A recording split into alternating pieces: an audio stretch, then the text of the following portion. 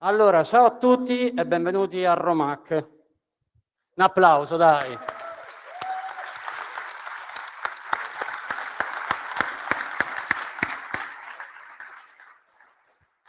Allora, prima di iniziare la conferenza è in inglese, so the conference will be in English.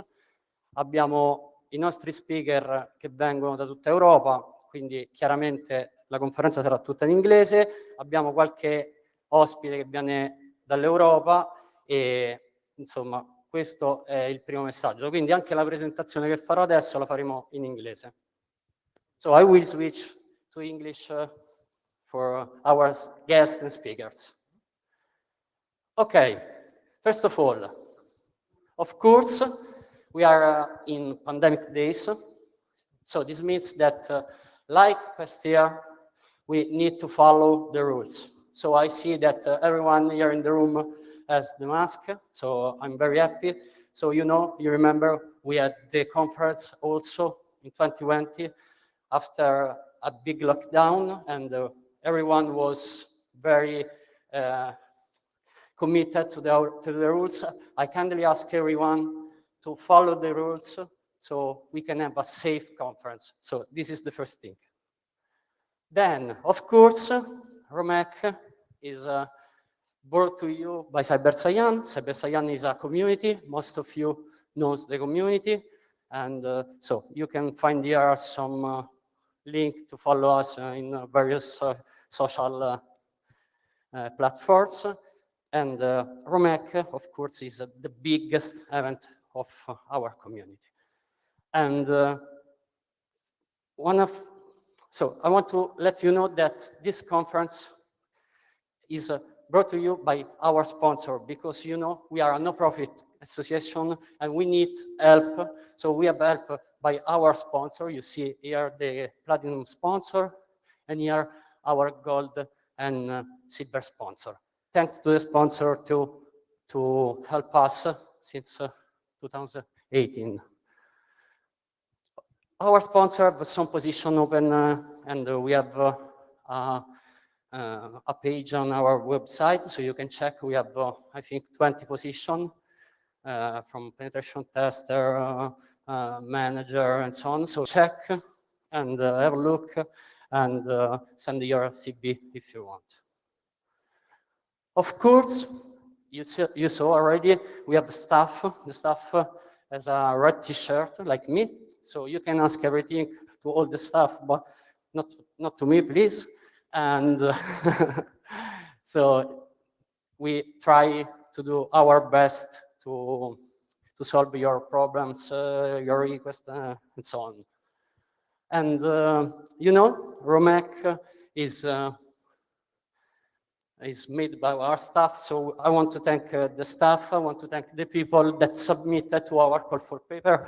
So we have just few slots, because we have 6 slots for the conference, but we received also this year a lot of interesting proposals, but we have to decide. And we decided with a team that is made by our directorate and 4 people that are here, Gerardo, Andrea, Smauri, and Andrea too. So I want to thank also our friends that helped us in choosing the agenda, and that I think is very interesting here.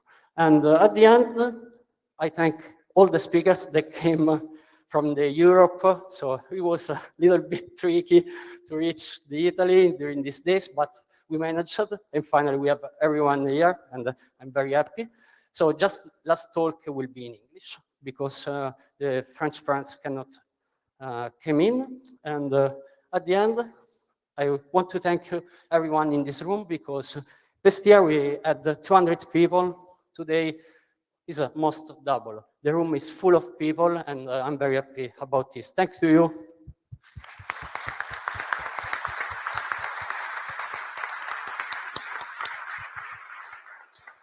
Okay, one more thing, the schedule. So you have on the back of your badge, and this is a summary. You have the beer, I saw already someone took some beer. We will serve the lunch at the ground floor. To be we think is better. So instead to serve here, so at the lunch we go downstairs, and you have to use the two paper you have in your badge to take the beer and the lunch. So I give the stage to Alberto. Thank you, Giovanni. As the last 2 years, we renewed the collaboration with ActiveBox. So we want to thank the ActiveBox team that made possible to run the CTF also this year. This year, the CTF was online. We extended the time to 36 hours, so we had a double of time with respect to the last year. And this year, we had a lot of players registered to the CTF. We had more than 1,000 people playing the CTF and more than 800 teams playing the CTF. We had just 8 challenges, plus one that was with no points, was added at the end. And we are talking about medium to hard challenges, also insane challenges. And it was a fun CTF. Okay. So we want to thank all the 800 teams that played the CTF. We had teams for all over the world. And we want to thank especially the first 3 teams that ranked in the first 3 positions of the CTF. The first one was DCC from UK that won the CTF. Second team was 7 Deadly Sins from Denmark. And the third one is Nightsack Mini from United States. All the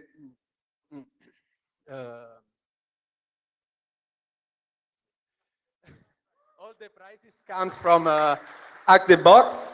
We had a lot of prizes from ActiveBox, and you can find all the write-ups from our GitHub. Thank you to teams that played, and thank you to ActiveBox that ran the CTF. Thank you.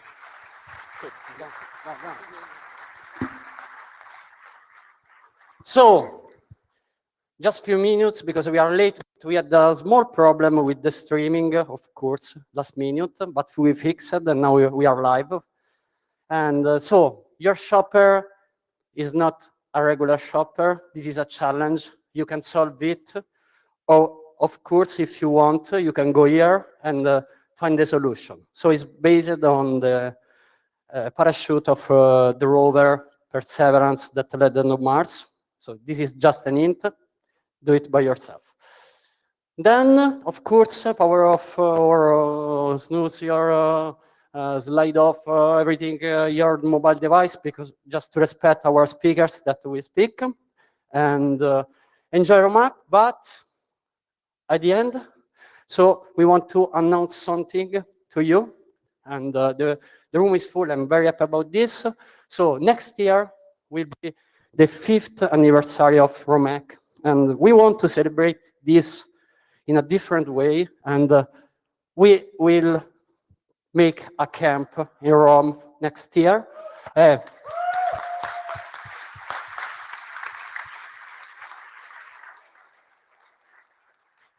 So this is something that we worked on the last 6 months, and is a big challenge for us, for our community, and we want to push ROMHACK to next level and interact with a lot of community from Italy, around Europe, the world, so we will see.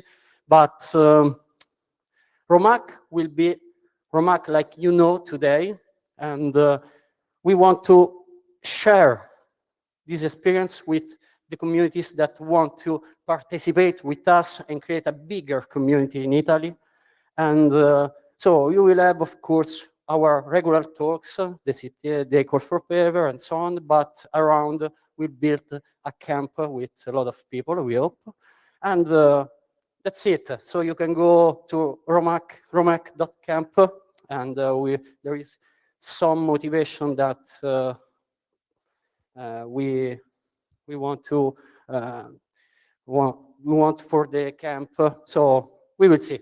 But next year, 23, 24, 25 of September, you can join us here in Rome and stay tuned and follow us because we will post soon some news about this. So now that's everything. So I want to call on stage the first speaker, that is Marco Ivaldi. Thank you. So Marco is a friend, and I'm very happy that today Marco is doing a introduction, keynote, I don't know. A keynote, okay. A keynote, That's it's fine. And I'm sure that you will enjoy the spirit and the presentation made by Marco. So thank you again. Marco, it's up to you. Thanks. Okay. Good morning. Welcome to ROMHACK. When Giovanni asked me, like in January, to open this year's edition of the conference with a keynote speech, I didn't have the slightest idea of what I could talk about. You see, never been a fan of keynotes myself. I always preferred technical talks that usually give you a bit more substance, in my opinion. So I was in doubt for a while, and then it hit me. What if I tried something different? And so today I would like to do an experiment with you. Instead of the usual, perhaps even boring keynote, I'd like to talk about memory corruption bugs. I'd like to show younger generations, that's supposed to be you, that at least some of you, that beside those related to web technologies that you might be familiar with, other kinds of weird machines can be extremely fun to play with. So let's begin with a quick survey. Who among you has ever exploited a memory corruption bug? Please, let's have a show of hands. Okay, okay. I see a few hands, good. And who has ever exploited a format string bug specifically? These are a bit old. Okay, okay, we have some people, good. Last question, who has ever exploited anything on Solaris? Come on, I know. Ah, I see one hand. Hello, oh, old timers. Hello. Okay, so regardless of your level of familiarity with these topics, I hope you will enjoy my last Solaris talk. So today I'm going to dissect a particularly challenging exploit, at least for me, that I put together and published a few months ago. It's a format string exploit that targets Solaris Spark systems. So it doesn't get much more old school than this. Of course, this is not going to be a crash course on Solaris Spark exploitation because we don't have the time. However, if you are interested in this topic, I encourage you to take a look at my article that it's about to be published in a major hacker magazine. Unfortunately, at the moment, I can't say anything else, but if you stay tuned, you will see that the article will be published, and more importantly, this major magazine that I'm not going to name will have a new issue very soon. And that's a great event in my opinion. Okay, time to talk about Solaris. Solaris is a commercial Unix operating system that was developed by Sun Microsystems in the 90s and was later acquired by Oracle in 2010. It's one of the most successful, in my opinion, Unix operating systems. And you really could find, in the early 2000s, you could find it anywhere in all kinds of enterprises. A little bit like Windows is today. Nowadays, unfortunately, in my opinion, it's considered legacy technology, but it's still maintained, and it will be for a very long time, until at least 2035, I guess. But but you can still find it in some critical environments, especially telcos. I've been hacking Solaris for quite some time. Here you can see my first and last release for this platform according to PacketStorm. And as you can see, they have a time span of about 20 years. I started hacking Solaris in the early 2000s because as a pen tester back then, as I said, I was encountering it very often, almost on a daily basis. And so I wanted to be able to hack into it to do a better job as a pen tester. To put things into perspective, the early 2000s were still the years of war dialing. We were still doing it. As a matter of fact, we should still be doing it also today, in my opinion. But anyway, back then it was still sort of popular. So we were still using ToneLock, we used Minicom, and we even still had X25 networks, even though they died shortly after, a few years later. What we didn't have were the amount of captured the flags that you have today. And of course, we didn't have bug bounties. So hackers from my generation had to invent something else to pass the time. And this is how, together with some friends and co-workers, we decided to buy some old hardware on which we could install Solaris to play with it. Solaris can run on Intel, but you usually find it on the Spark architecture. Spark is an early RISC architecture, arguably the most successful early RISC architecture that paved the way to more modern RISC processors that you might be familiar with, such as MIPS and of course the ubiquitous ARM that's in everybody's pockets today. Okay, so we talked about Solaris, we talked about Spark, we just missed one thing. What the heck are format string bugs? Well, story time. It was the summer of the year 2000. After a couple of FTPD exploits hit the bug track mailing list, two authors, Lamagra and Tim Newsham, published the first white papers on this new attack class, on this new bug class, the format string bugs. And then the fun began. Everything was vulnerable. Beside the network services, also local set with binaries were vulnerable, even libraries. And everybody was writing exploits for these new fun bugs. But what are they? From where do they come from? Like many other bug classes, format string bugs stem from the laziness of programmers who, instead of writing this, they prefer to write this, saving time, effort, and 6 bytes of source code. But what's the implication?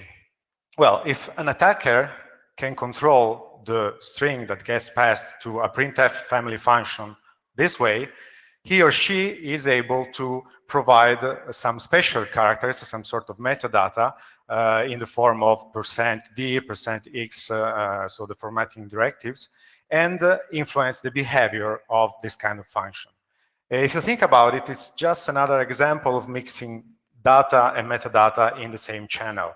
So it's a little bit of what happens when you exploit a SQL injection or other kinds of injection, or even what makes possible to exploit buffer overflow, either stack-based or heap-based.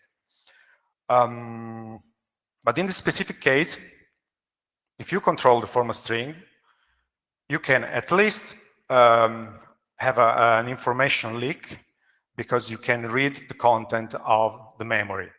This is usually done via the %x, %d, or similar formatting directive that take parameters straight from the stack. So you can read the stack memory, and that's really useful, for instance, to bypass ASLR or other similar countermeasures. What may not be so obvious is that this little mistake enables an attacker to execute arbitrary code, usually, not always, but that's usually the case. This is done via the %n formatting directive That's with some tricks enables you basically to write whatever you want, wherever you want in memory. And this usually leads to code execution, as we will see.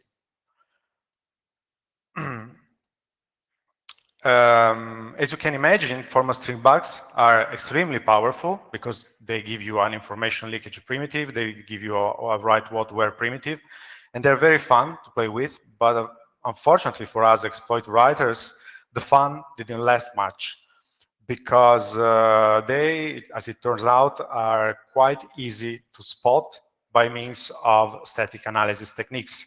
So they were quickly eradicated. Or were they? Please allow me to introduce our bug of the day.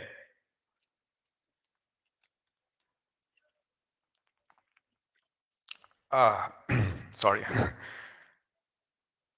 In 2019, at Infiltrate in Miami, I told the story of a zero-day bug that was 18 years old in the Common Desktop Environment, or CDE.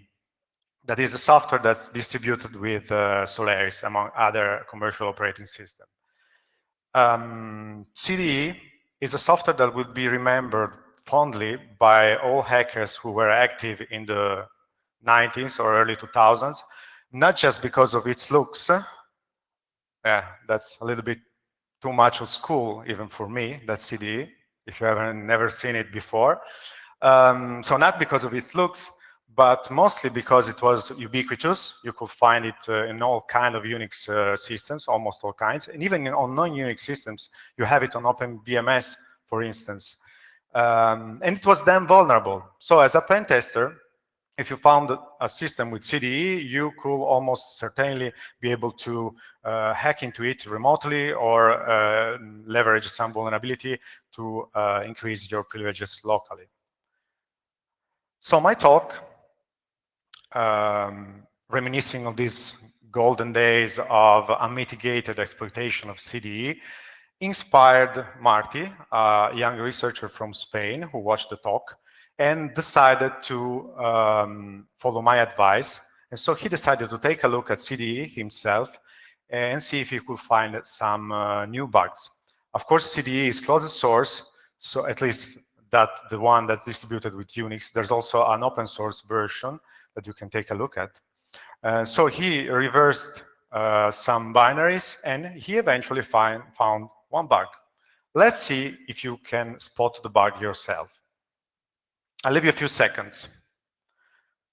So this is the decompile of the checkdir function of the dtprintinfo binary. That's a binary that's distributed with CDE that was plagued by, I don't know, many vulnerabilities in the past. So anyone can see where the bug is? Of course, it's in the highlighted line of code, the one marked with a vuln comment. That was too easy, but actually that was a little bit of a trick question. Only in this screen, I see at least 4 bugs. Only in the highlighted line of code, I see 2. There is a stack-based buffer overflow and a format string bug. This really was code from another era. Today, we're going to focus on the format string bug. As you can see in the highlighted line of code, the sprintf function parses the format variable that comes from the recdir environment variable. So this means that a local attacker who is in control of the recdir environment variable can pass an arbitrary format string to the sprintf function. And this means that it's game over, right?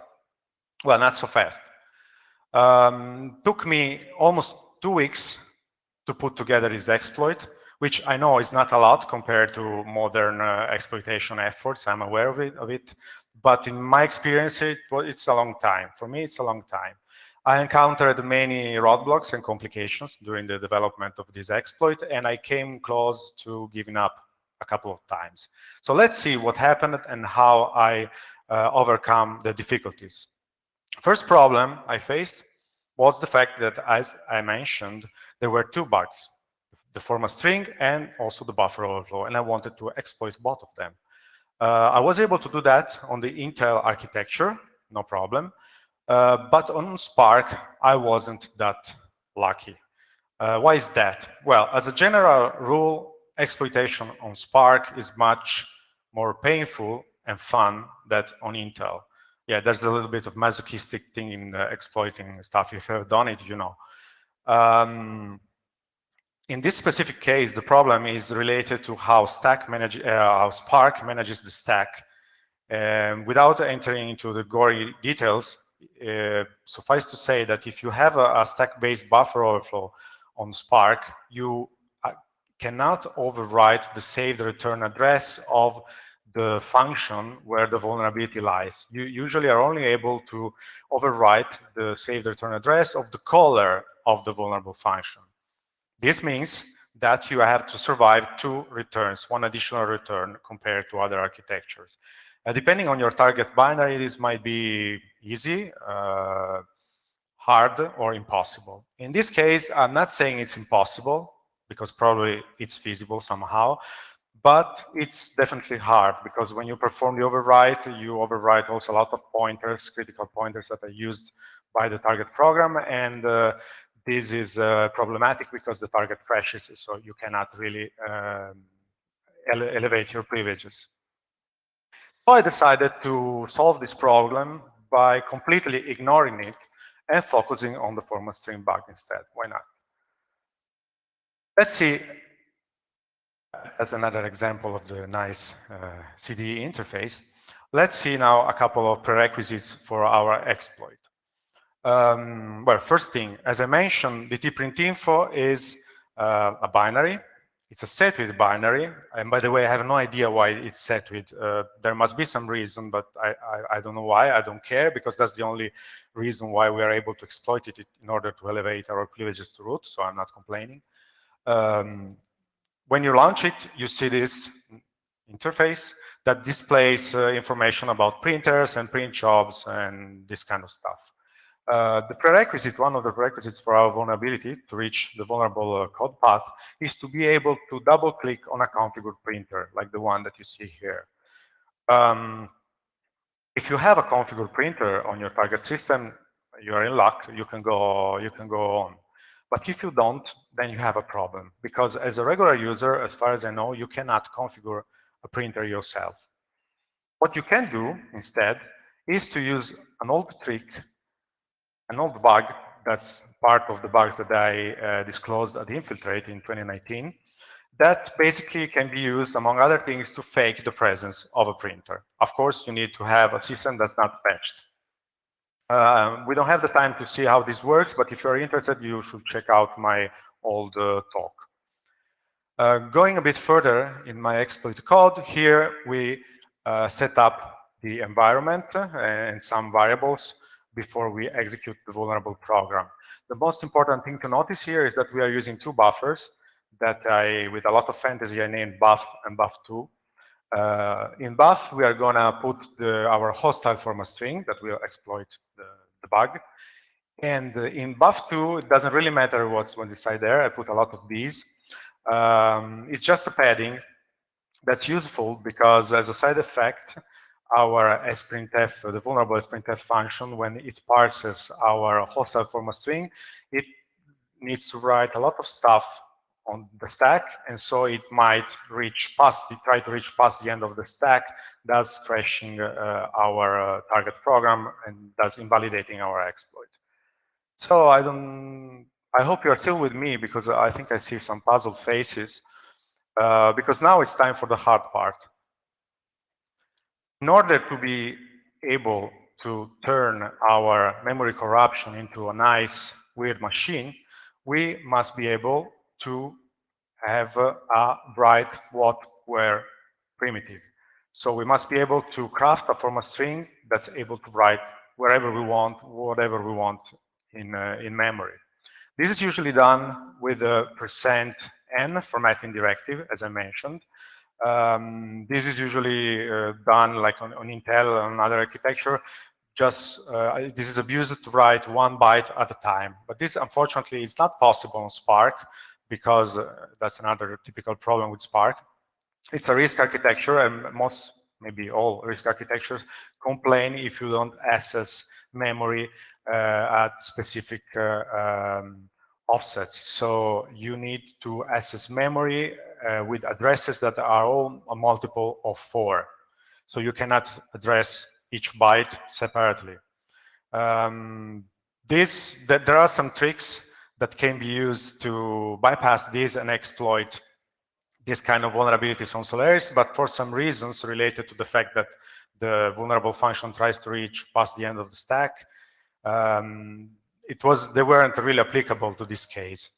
So what I did in desperation after a long time of trying and debugging is to figure out a possibly novel technique to exploit form a string in order on Spark in order to write 1 byte at a time. I don't know, I haven't read about it anywhere, so maybe it's something new, I'm not sure.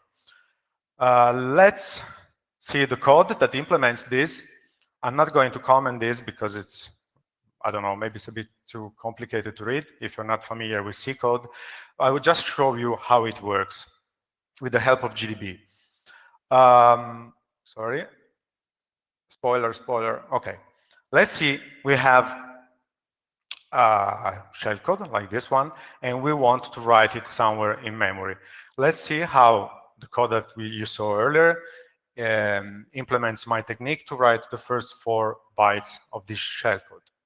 Oh, by the way, Spark is big endian, so you will see that the bytes in memory are represented in the natural order. They're not inverted like it happens on little endian architectures such as Intel. Okay, we write the first byte, the least significant byte, using the %n directive pointed to the target address. So far, so good. Then we use the %hn directive to write the 3rd byte. Also, that's pretty normal. Then we use the less known hhn directive to write the most significant byte. But then we are left with a problem. How can we overwrite the remaining byte? There's no there's no directive that enables you to do that directly. So I experimented a lot, and out of desperation, again, I tried something that was not supposed to work, that is not supposed to work. I tried this. So as you can see, I referenced a memory address that was not a multiple of 4, because I added 2 to the base address. And so our program was supposed to crash with a bus error, but it didn't. It worked. So I don't know why. I don't explain this, but I'm not complaining. This is what enables our exploit to work. And this happens a lot. If you've written exploits yourself, you know that sometimes it just works. Maybe you don't feel like investigating the reason why. So if you leave our exploit running, you see that it's able to craft all the shellcode in memory. We'll see shortly what the shellcode does. But first, we need the final piece of the puzzle. We need to decide where we perform our overwrite in memory, what we overwrite. So I turn to my old, with yellowing pages and all, Shellcoder's Handbook, published more than 15 years ago, in search of inspiration. And based on this book and on my experience, I identified a few candidates, a few memory areas that are good candidates for overwriting in order to hijack the control flow. Unfortunately, all of them seemed like dead ends. For instance, the PLT entries that are similar with GOTA entries on Spark, but let's not go too much into details here because it's a bit complicated. Anyway, they are like jump codes that get called when you call a library function. In the binary, they started with a null byte. So this was a no-go. We cannot use that in this kind of overflow. I even meddled with the function activation records, which is notoriously, at least in my opinion, a terrible target because it's not very reliable. They move a bit in the stack. I even managed to write a perfectly working exploit with just one small program. It works, yes, I published it. You can try it yourself if you have a Spark machine, but it works only when a debugger is attached to the target program. So that's not really useful in a real life scenario. That's another perk of Spark related to caching. So long story short, after a lot of dead ends, I noticed something. I noticed that libraries, so library binaries, not just regular executable binaries, also have a PLT section. And this PLT section doesn't start with a null byte. It's writable and it's executable. So it looks like a perfect target to me. If you will take a look there in that memory area, you see that you have indeed code, that's executable code in Spark assembly. It basically implements some jumps, some branches to the code of the function that you call. Depending on the function that you're calling, it branches to that function. Okay, so coming back to our pseudocode, our plan is to exploit the format string bug in the highlighted line of code in order to override the jump code in the PLT section of the libc of the string len function that gets called right after our vulnerable function in order to hijack the program control flow. But with what should we override it? Well, we have two options, basically.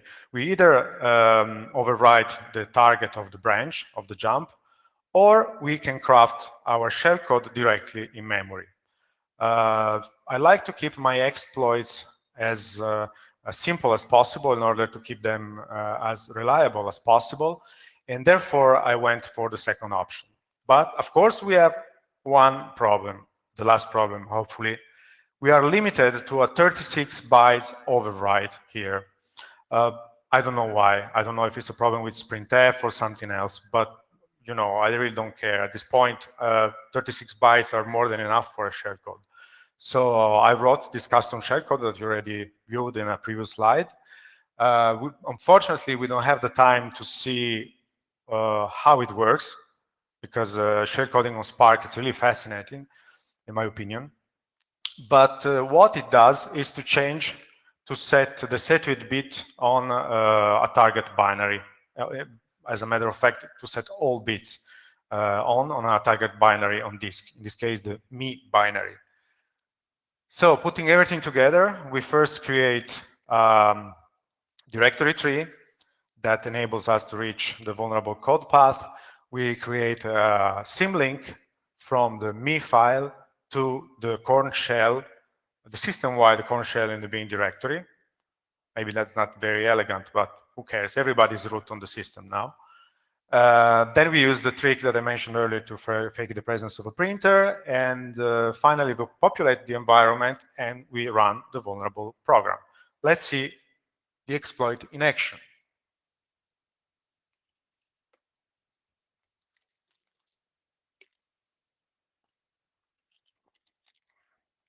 As you can see, the corn shell has regular permissions. Then we execute the exploit. That's normal. The illegal instruction is normal. And then the corn shell is set with root, and we are root. Applause. Thanks.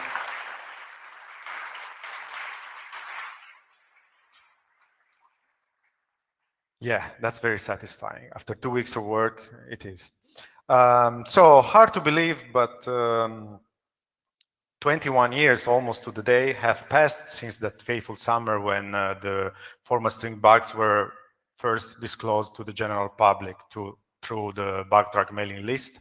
And it's also hard to believe that they weren't completely eradicated, because as I mentioned, they should be quite easy to spot just by looking at the source code, even with automated means. But unfortunately, or fortunately, it depends on your perspective, these kind of bugs have a way to creep back even into modern code. Just a few months ago, in June, this bug made some news, made the news. So basically, if you had an iPhone and if you connected to a Wi-Fi network with this kind of SSID, which is obviously a format string that exploits something, your iPhone, the functionality, the Wi-Fi functionality of your iPhone will be bricked, basically, until you do some recovery, but it's quite complicated. So as you can see, these kind of bugs can still affect even modern code, such as the iOS code. The specific bugs that I told about today were fixed by Oracle in the aftermath of my recent vulnerability disclosures. There was like a general cleanup of CDE code that's still distributed with Solaris 10. However, I have the feeling that there are still many bugs lurking just beneath the surface, just waiting for some inspired hackers to find them. That's just my idea. With this, I think I'm done. I'm done with the talk, and I'm also, I guess, done with Solaris. Took me a while, but I think I will do something else from now on. I would just like to leave you with one last thing. As an InfoSec professional, if you all remember one thing out of this weird keynote speech, it should be this. Hack the planet. Seriously.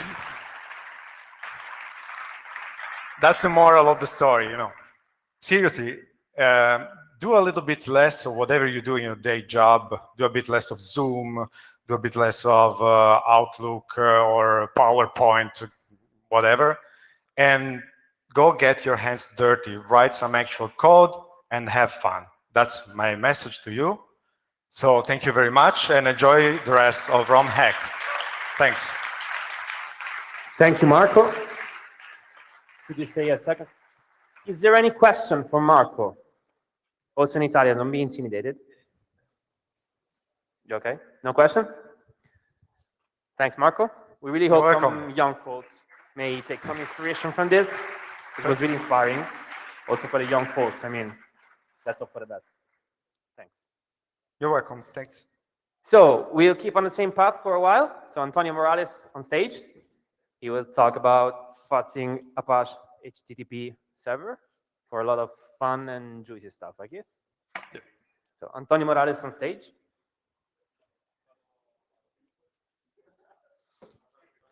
Funny talk.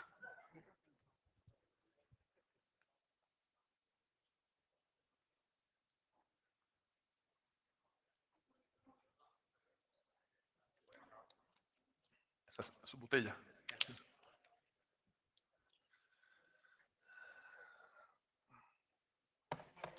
Okay.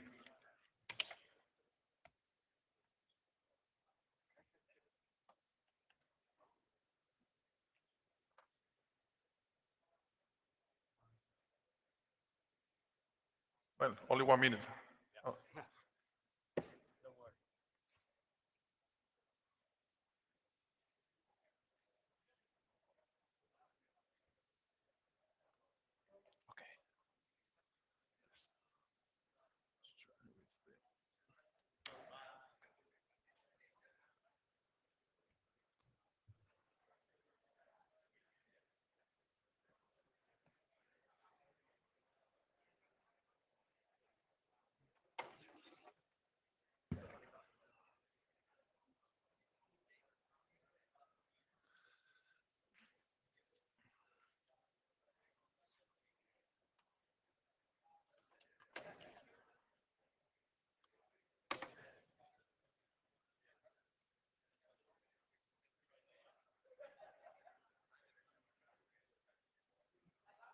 Okay.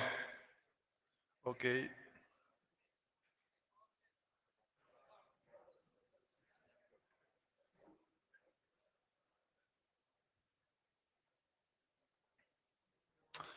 Okay, perfect. Okay, so hello. Let's start with the talk. Today I will cover some of my research on Apache HTTP web server, and I will show you also some of the vulnerabilities that I have found during this process. But first of all, who am I? Well, I am Antonio Morales. I work as a security researcher at GitHub. That is That is my Twitter handle, where I usually post most of my research. And inside GitHub, I'm part of a small team called GitHub Security Lab. Our main goal in GitHub Security Lab is to improve the security of the open source software. This is just an example of our work, and I encourage you to visit our website. This is the link to know more about our team and the research that we do. And in my case, I mainly focus on C and C++ projects. I'm also a fuzzing enthusiast, and more specifically, an AFL and AFL++ fan. And these are some examples of software in which I have been working on during the last year. But today, I'm going to focus only in the Apache HTTP server security. Okay, so the agenda for today has these 5 points. In the first one, I will show you a brief introduction about the Apache architecture. In the second one, I will show you a summary of my fuzzing workflow. Then I will go over some of the custom mutators that I have built and why I have built these custom mutators. After that, I'm going to explain some of the custom interceptors that I have created. And in the last point, I will show you some of the vulnerabilities and bugs that I have discovered. Well, let's start with the Apache architecture overview. Apache is one of the most well-known HTTP web servers. So I think that it doesn't need any introduction. So we can skip this slide. Okay, and Apache's architecture is composed of 3 main parts. The first part is the Apache core that includes some basic functionalities of Apache. Then we can find the modules. The modules implement most of the functionalities of the web server. And then we have the APR library, the Apache Portable Runtime Library. And between these modules, we have 5 different categories. The first one is the NPM modules. This type of modules are responsible for basic request handling and dispatching. Then we have the base modules. These are modules that are compiled and loaded by default. We also have the extension modules that are not normally loaded into the web server, except for a few cases. And out of the Apache distribution, we can find also the experimental modules. Those are available into the Apache distribution, but are not officially supported by the Apache team, by the Apache developers. And the last group is the external modules, that are those modules that are not included in the Apache kit. And a very important type of modules are the NPM modules, the multiprocessing modules. These provide an interface between the Apache server and the operating system syscalls. Between the tasks that the NPM handle, we can find, for example, creating the network connections, listening for requests, and accepting requests for the clients. And NPM also can handle the creation of processes and threads. And it's important to note that we can only have one NPM running or loaded at the time. Well, between these 3 main modules, we can, or best said, we can differentiate 3 main modules on Unix systems. The first one will be the pre-fork configuration that implements just a pre-fork web server without threads of any type. That is how the old versions of Apache used to work in the past. The second NPM configuration is the worker NPM. This NPM implements a hybrid multi-thread and multi-process server. In this NPM, each process creates a fixed number of threads. And the last one, that is the newest one, is the event NPM. In that case, it's an asynchronous implementation. And the main difference with the worker NPM is that the event NPM is able to reuse a single thread for new connection. So it doesn't need to open a new thread or for every new connection. And then we have the third main component of the Apache architecture, the Apache Portable Runtime. APR is a supported library for Apache. It provides a set of APIs that make possible to use the same functions across different platforms, across different operating systems. And some of the capabilities of APR includes are the memory pools and memory allocations that I will explain after. Also handle the file input and file output. Provides also shared memory functionalities. And for example, other things as multi-threading or time routines. And this is the Apache operation diagram. It has three different phases. The first one is the Apache startup. This first stage includes the parsing of the configuration file, the loading of libraries, and the initialization of the system resources.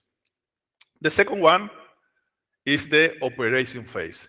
In this stage, the first thing that Apache does is to call to the set UID function in order to change to a regular user, from root to a regular user.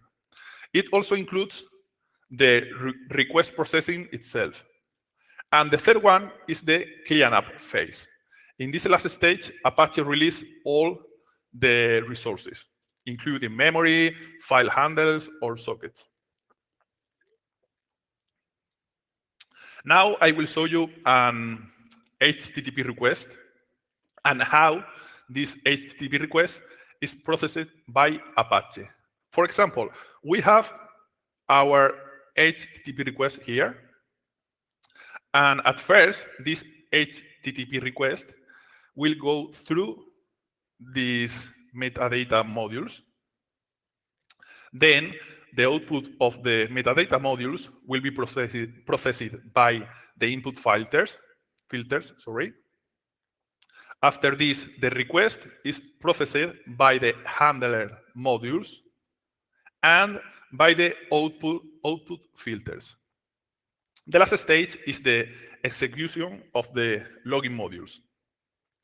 And amongst the metadata modules, for example, we can find modules for URL pre-parsing or modules for HTTP access and authentication. As a filter examples, we can find, for example, modules for encryption or for compression. Well, now I'm going to explain some of the most relevant aspects of my fuzzing workflow. I have divided my fuzzing workflow in 4 different parts: choosing a fuzzing engine, socket fuzzing, important code changes, and fuzzing modules. Well, choosing a fuzzing engine. When it comes to the fuzzing engine, I don't have any doubt. AFL is my choice by default. AFL++ is a fork of AFL, but it includes a lot of new features in comparison with the original AFL. Amongst these features, I can mention, for example, custom mutators, or power schedules, or multiple instrumentation modes.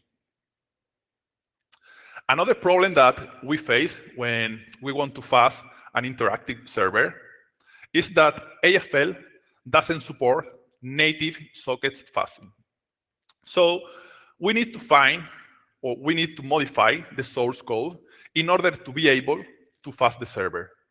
For that, my approach was to add a small code snippet into the npm code that I showed to you before.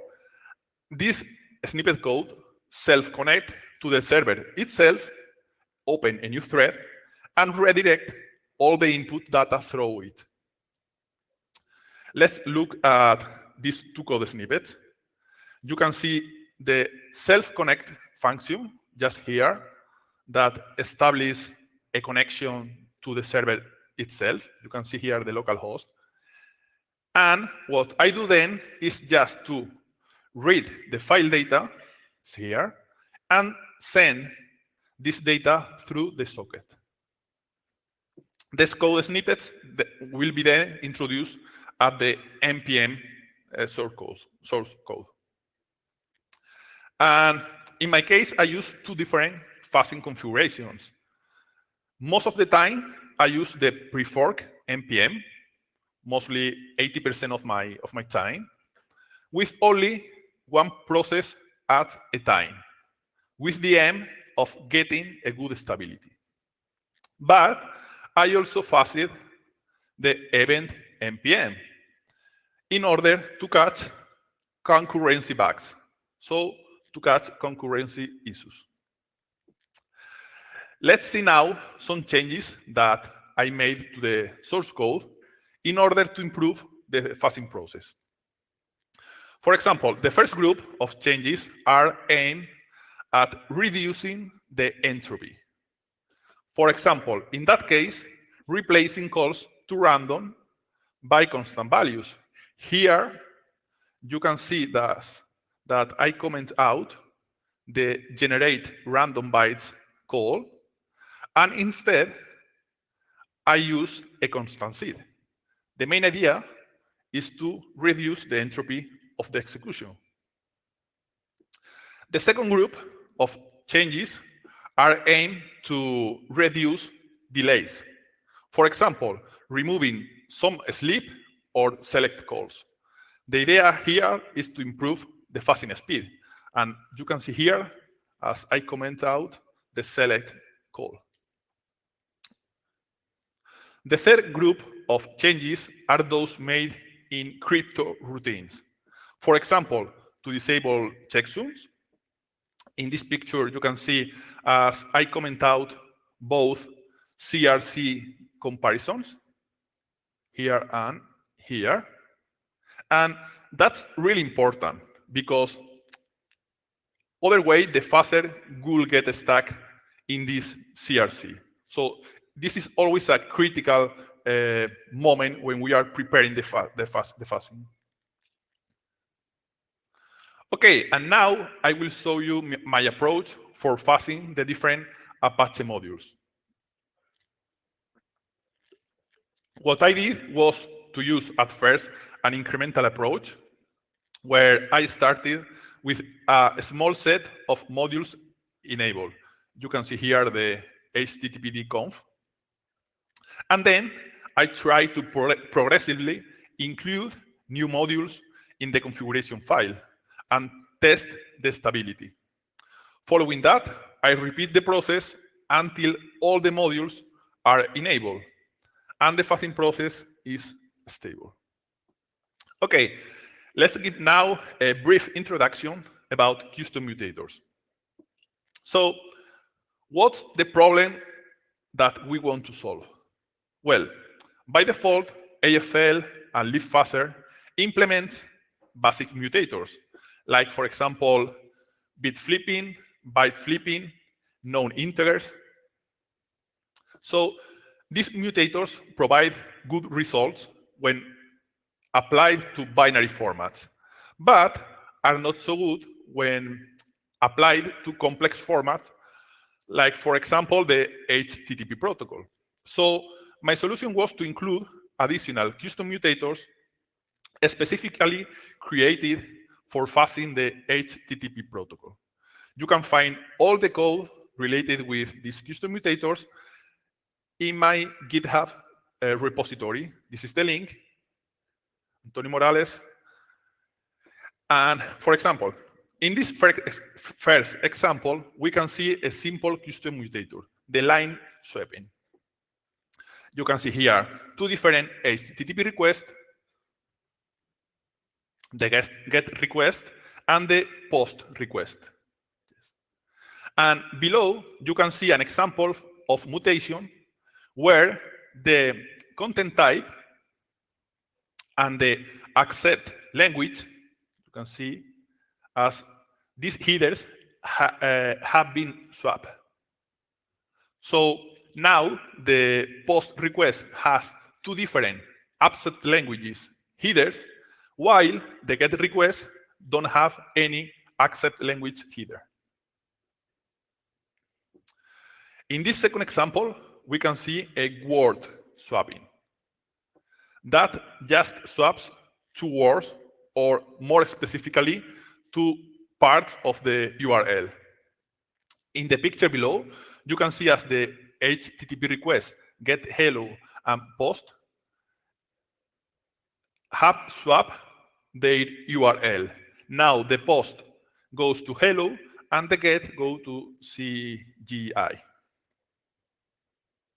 Well, but I have implemented also some other custom mutators, obviously. For example, I implemented a charset brute force mutator. These mutators were inspired by Hascat password cracker tool. And for example, I implemented things like 2 bytes brute force, 3 bytes brute force, strings brute force, digits brute force.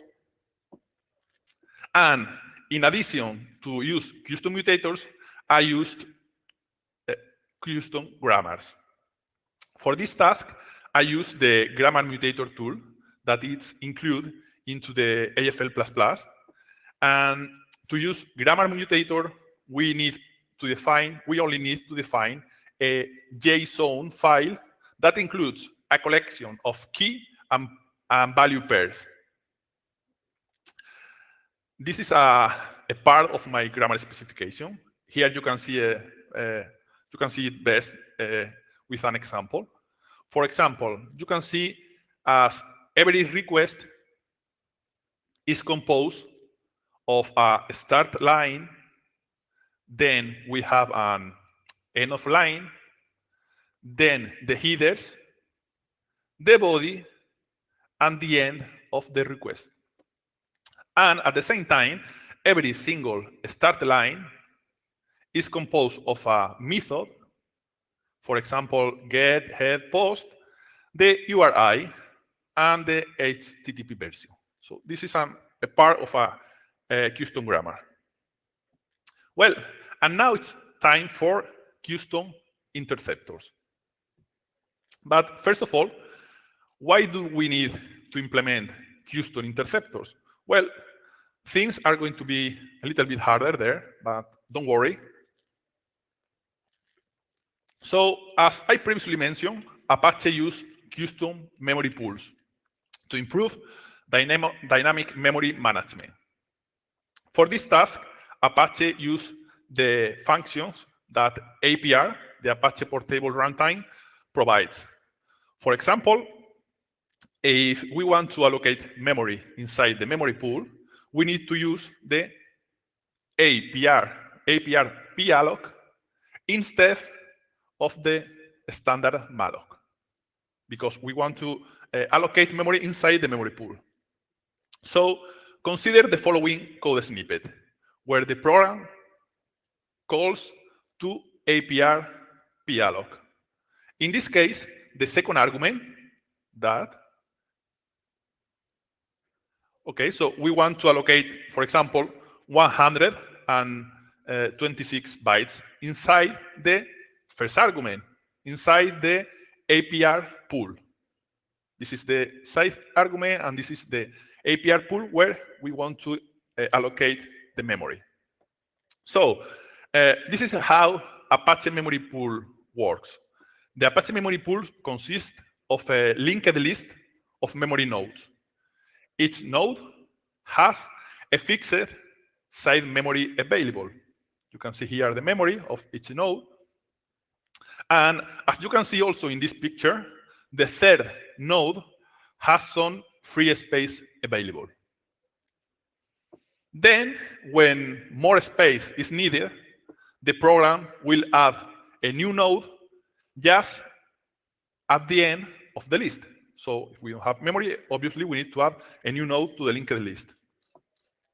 And this is the code of the allocator alloc function.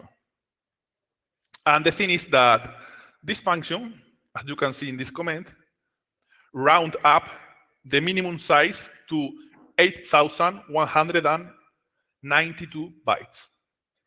And of course, this will be a problem for address sanitizer. So for example, I can show you a scenario where we make a call to APR palloc with a size of 126 bytes. Here you can see the output of the debug. So, and this is the output of the debug in the allocator alloc function. So, we have made a call to APR palloc with a size argument of 126 bytes, but address sanitizer has poisoned a memory area of 8,192 bytes. So the result is a total area of 8,066 bytes, marked as writable by address sanitizer.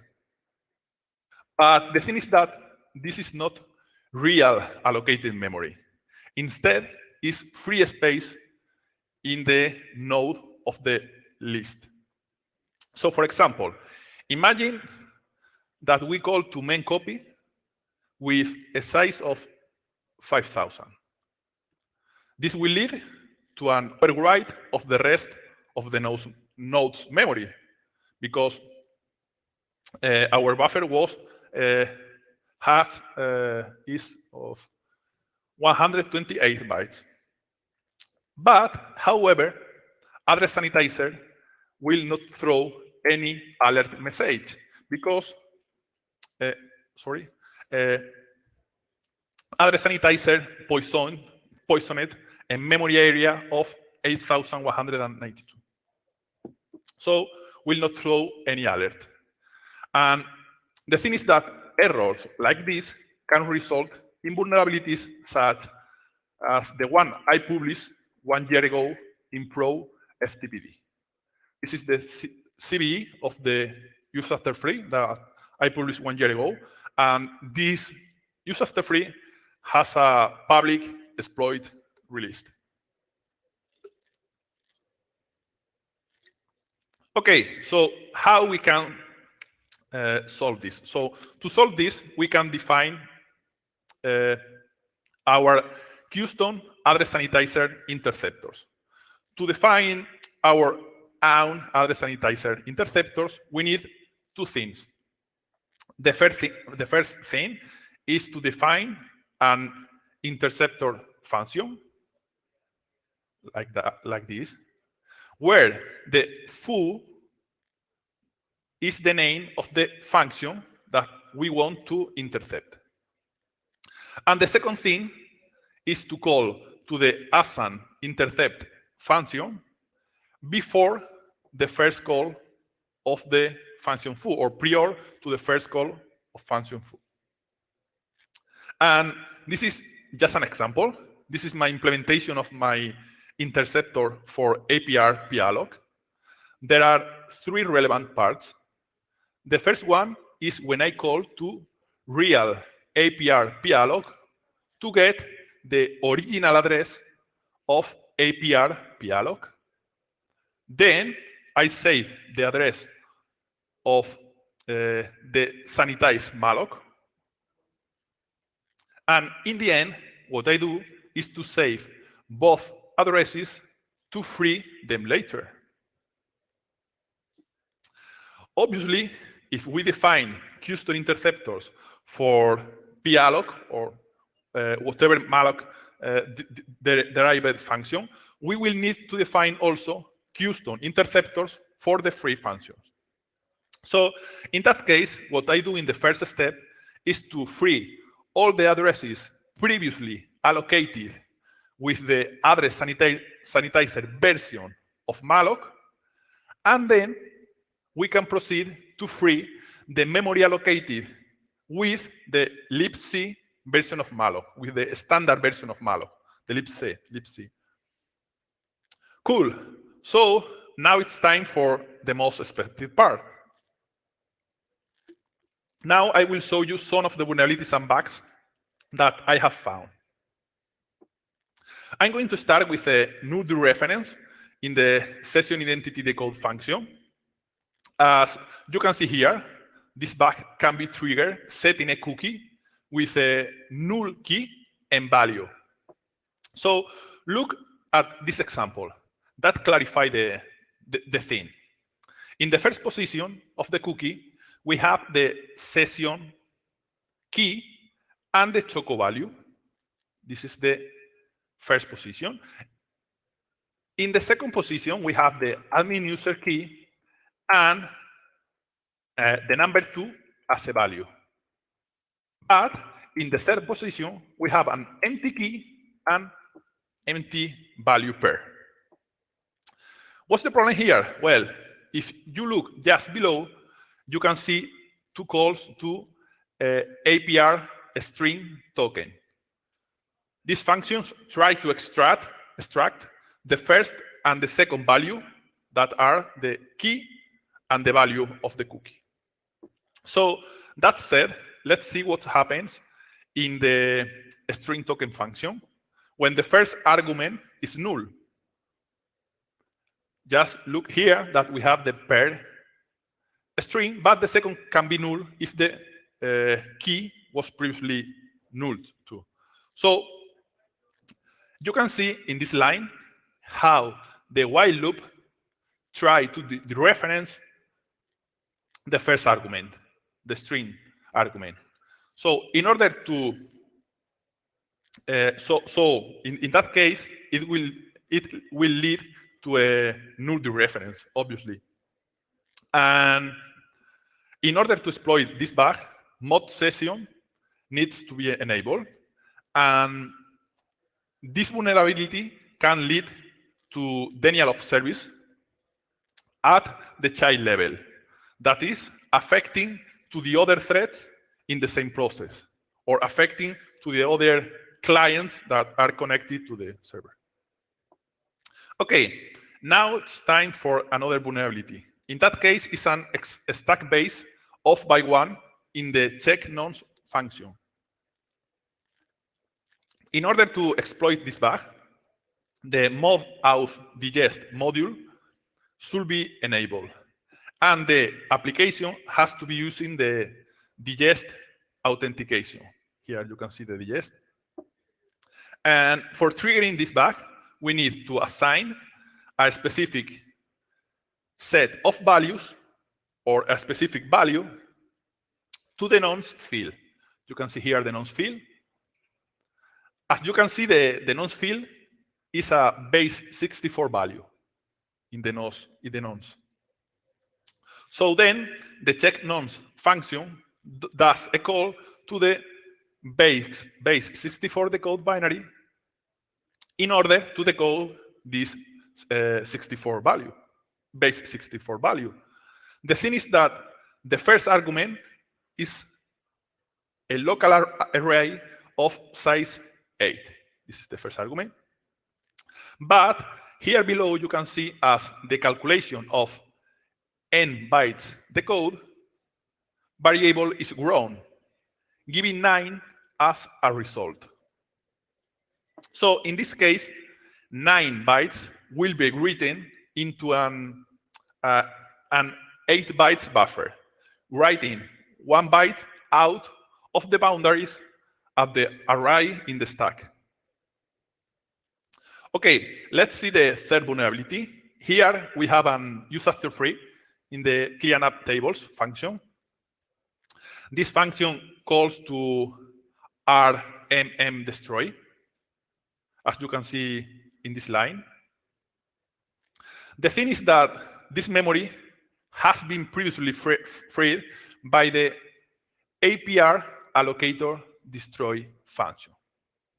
So when we are trying to access to an address that is no longer valid, it will lead to an use after free, or in this case, sometimes to a use after free and some other times to a double free. It's important to mention that this vulnerability can only be triggered in the one process mode.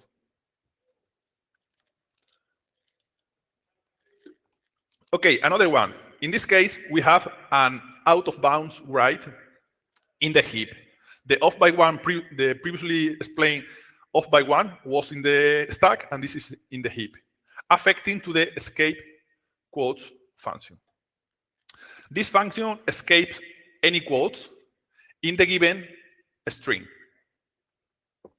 The origin of this bug is a calculation mismatch between the length of the input string and the size of the allocated outstring buffer. Here you can see the allocation for the outstring buffer. So in this first code snippet, I show the code that is used to calculate the length of the input string. And in this second picture, you can see that the code for calculating the size of the output string is different. As a result, if we provide a malicious input to the escape quotes function, it's possible to write out of the outchar array. That is, it's a pointer to outstring, the outstring array. Unfortunately, this bug was previously reported by Google OSS Fast just a few days before I found it, so it was a bug collision. And now I'm going to explain something totally different. In this case, this bug is a race condition leading to use after free and affecting to the Apache core. So during my fasting research, I found multiple bugs that I wasn't able to reproduce again. After going deeper in that, I discovered a kind of race condition between the allocation function, like for example that, alloc, and the destroy functions of APR. This leads to a corruption of some nodes of the memory pool. And sometimes the program will try to release a node that is already present, or a block that is already present in the free pool. At this moment, it's important to note that it only happens when the NPM is the even NPM. That is the standard de facto nowadays. And at this moment, I'm still trying to figure out how to exploit this vulnerability in a deterministic way. That is the problem with this type of race condition bugs. Of course, there are some stack traces examples. I have a lot of them. In this case, we have an use after free. As you can see here, it's an use after free. Look at this stack trace. We have the APR allocator destroy, the starting with the NPM in the event NPM. But look at this one, for example, to here. A totally different stack trace, but related to the same problem. The stack trace is totally different, as you can see. And it's the same problem. You can see here even the same read size of 8. And the thing is that that thing or this problem is not a new problem. This is a problem that has been reported a few times. Not exactly the same problem, but this type of problems has been reported in the last years. For example, I would like to mention to Hanno Bock that reported this bug at first time, or this type of bugs, 3 years ago. If you are interested, you can check it in the following link, their original reports. And for now, the position of Apache security team is to not consider these security issues as a problem unless we can show a practical exploit. So I'm working on it. And something similar happened the last year with Pro FTPD. We found a new software free in the memory pool of Pro FTPD that at the same time is based on the memory pools of Apache. And at this moment, there is a public exploit that has been released to exploit this vulnerability. But anyway. And during my fuzzing session, obviously, I found a lot of other minor bugs. So I would like to show you one of them. That is an integer overflow in the session identity decode function. In that case, it's not a dangerous bug, but I think that it's interesting to show one example of how trivial or how easy it is to trigger this bug. For example, you only need to send a log web-dap request. Here is the request with a long timeout value. But don't get messed. I mean, this is not an overflow. I mean, we provide a really long timeout value, but it is an integer overflow. I'm sure that most of you are able to identify what is the problem. Marco, I'm sure that you are able. Okay, perfect. That's perfect. Here we have the addition of two integer values, you can see here, that will be stored in another integer value. So if these values are big enough, we can overflow the returned value, because obviously we cannot store in an integer the addition of two maximum integers. That is a typical integer overflow. Since this bug is triggered with a log request, moddap should be enabled in order to be able to trigger the bug. Okay, and now I would like to say one last thought. Apache HTTP security has been extensively studied by researchers, but at the same time, there is still room for discovering new vulnerabilities, for example, using fuzzing. And in the coming weeks, I will release new details about Apache HTTP security, including new bugs. So stay tuned. So that's the end.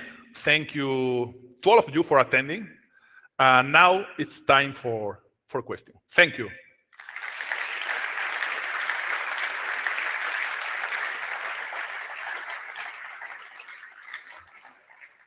Thank you, Antonio. Is there any question? Yeah. I know I already asked yesterday, but I think this might be something interesting for everyone. How much time did you invest in this specific research? In that case, or in general? In this specific case? Well, I'm not going to, I don't know. I'm not able to estimate exactly, because I mean, I put a lot of effort, but it depends. It depends. It can take, I'm not going to give you a number. I don't want to. Maybe later I can give you an answer privately, you know. But it takes a lot of time. Yeah. No. Yeah, no. I mean, at the first slide, or well, you can see that in the last year I have been working on too many different projects. So you need to be able to find vulnerabilities in a lot of projects in the same year if you want to work as a security researcher. Yeah. Yes. Anyone? Any other question? Any other question? Yeah. Come on.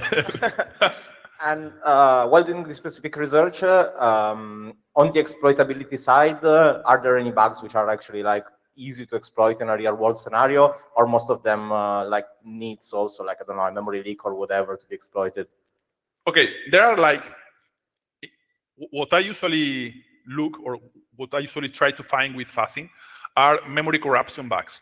So there are like two big type of bugs. There are logic bugs and memory corruption bugs. So logic bugs, for example, if you are able to find a logic bug, probably you only need one bug to be able to exploit the server. But nowadays, if you find a memory corruption bug, it's very common to need at least 2 or 3 different bugs because probably you will need a memory leak, probably you need another great primitive, like for example, I don't know, a stack buffer overflow or use after free, heap overflow, and then you will probably need another vulnerability to escalate privilege. So yes, probably it depends on the type of vulnerability. In this case, 1, 2, or 3 vulnerabilities. Yeah. Okay. Thank you very much.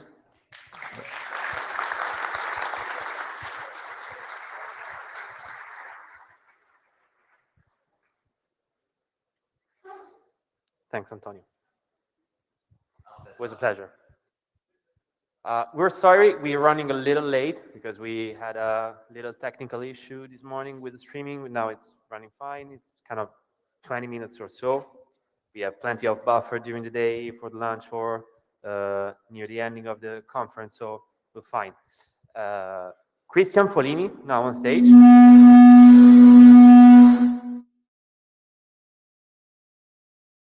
Oh, good. Okay. Christian Folini, now on stage. He will talk about securing internet access to internet voting with the mod security core rule set. So we're keeping on the same track, deviating a little bit. And after this, we will get a lunch break. So stay with us. And Christian, the stage is yours. Okay, welcome to my talk. My name is Christian Folini. I have 15 years of production experience running mod security, and I'm a co-lead of the OWASP mod security core rule set. So as it goes, I'm no longer an attacker. So unless the exciting talks we just heard, that is going to be relatively boring because this is a blue team talk in blue font and we try to defend stuff, and it's unfortunately very boring work, and I'm sorry you have to endure this before lunch because everybody wants to go to lunch, but there is a talk and we'll see. Okay, let's get going. Mod security is a web application firewall. The OWASP mod security core rule set is a rule set on a web application firewall. Now, web application firewall, that's highly commercial, it's highly contested. It's a lot of vaporware, it's a lot of bullshit around.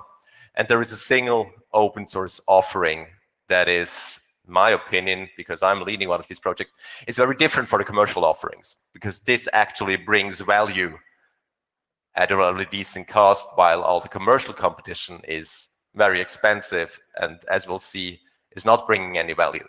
We're looking at internet voting here, which is kind of, at least in theory, should be high security. And the only way to pull off a high security setup with the help of a web application firewall is the OWASP mod security core rule set. Not only in my opinion, but that's also what my customers wanted. I came to the conclusion this is our only way to protect this. So what I'm going to do today, I'm going to introduce you to this core rule set project. I'm going to introduce you to internet voting in Switzerland, which has a long and adventurous history. And we're going to apply this for a high security setup.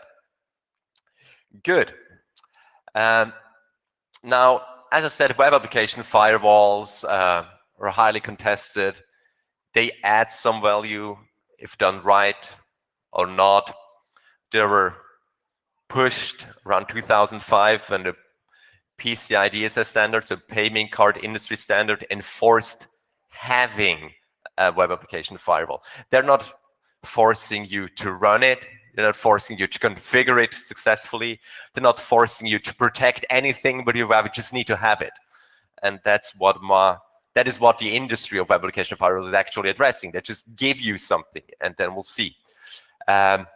Still, web application firewalls are used in a way they use a seatbelt in a car, and I advocated their use a seatbelt in a car because you're not driving around with a seatbelt and the idea, hey, I'm immune to car crashes now. If I'm going to crash, nothing will happen to me. No, that's not the case. The case is they give you decent baseline protection should the bad thing happen. Should you end up in a car accident, then you're better off with a seatbelt.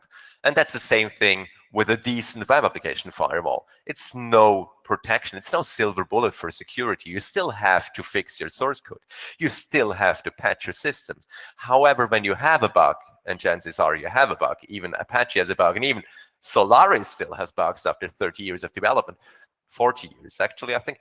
So chances are that your application are equally having bugs. So putting a new security layer in front with decent configuration will actually improve your security posture. It's no silver bullet, but it buys you time. And chances are, if an attacker is attacking you and he sees that you're well protected with a WAF and he cannot even attack the backend system, he'll walk off to the competing system, to your competition actually, to the other bank around the corner, or maybe to the different country with their internet voting. Ideally. So that's why you use a web application firewall, not because it's perfect, because it's good return on investment. Okay, so we had introduction talk on Apache already. I'm using mod security on Apache. In Antonio's presentation, there were third-party modules on the bottom on the right side. Mod security is one of these. So mod security is a module that you add to Apache, and it turns Apache an Apache reverse proxy or gateway server into a web application firewall. So that's a third-party module to put on top. There is a lot of competition. As I said, there are 80 commercial offerings around the globe, or the last time I checked, there was a list of about 80 of them. I would say half of them are probably based on mod security. So that is, people had an existing product, typically a load balancer or something, and then customers act for more security and say, we need a WAF now. How can we get a WAF? Let's take mod security and put it on top of a load balancer. Now we have a WAF offering for the huge market. So that's how you end up with 80 global commercial offerings, web application firewalls, half of them probably based in mod security. And very often that's all they do. They just put mod security hands off. You're a customer, you're in charge now. So mod security is a decent piece of engineering. It gives you granular control down to the byte level. So it inspects the traffic coming into the web server, going out of the web server. It's built for Apache, but it's running an alternative system as well. You can run it on Nginx successfully these days. And it does pattern matching. HTTP requests, as Antonio demonstrated, it applies regular expressions or other rules to the requests, and then if it sees something bad, then it can react. It's relatively simple in theory, and in practice, of course, it's horrendous. It's really complicated. It's ugly stuff. It's ugly regular expressions. We have regular expressions that spread thousands of bytes, and you don't want to read them by hand. It's really rough. But mod security is transparent. There is no artificial intelligence here. This is not crowd enabled. This is not next generation. This is just, it's like a clock in the end. It's a lot of wheels, and you have tiny screwdrivers that you adjust stuff. So you can get the hang of this. You can understand this. And if you don't, then you can join one of my courses. I teach people mod security usage. So that's the baseline. That's the engine. And now we're putting rules on top.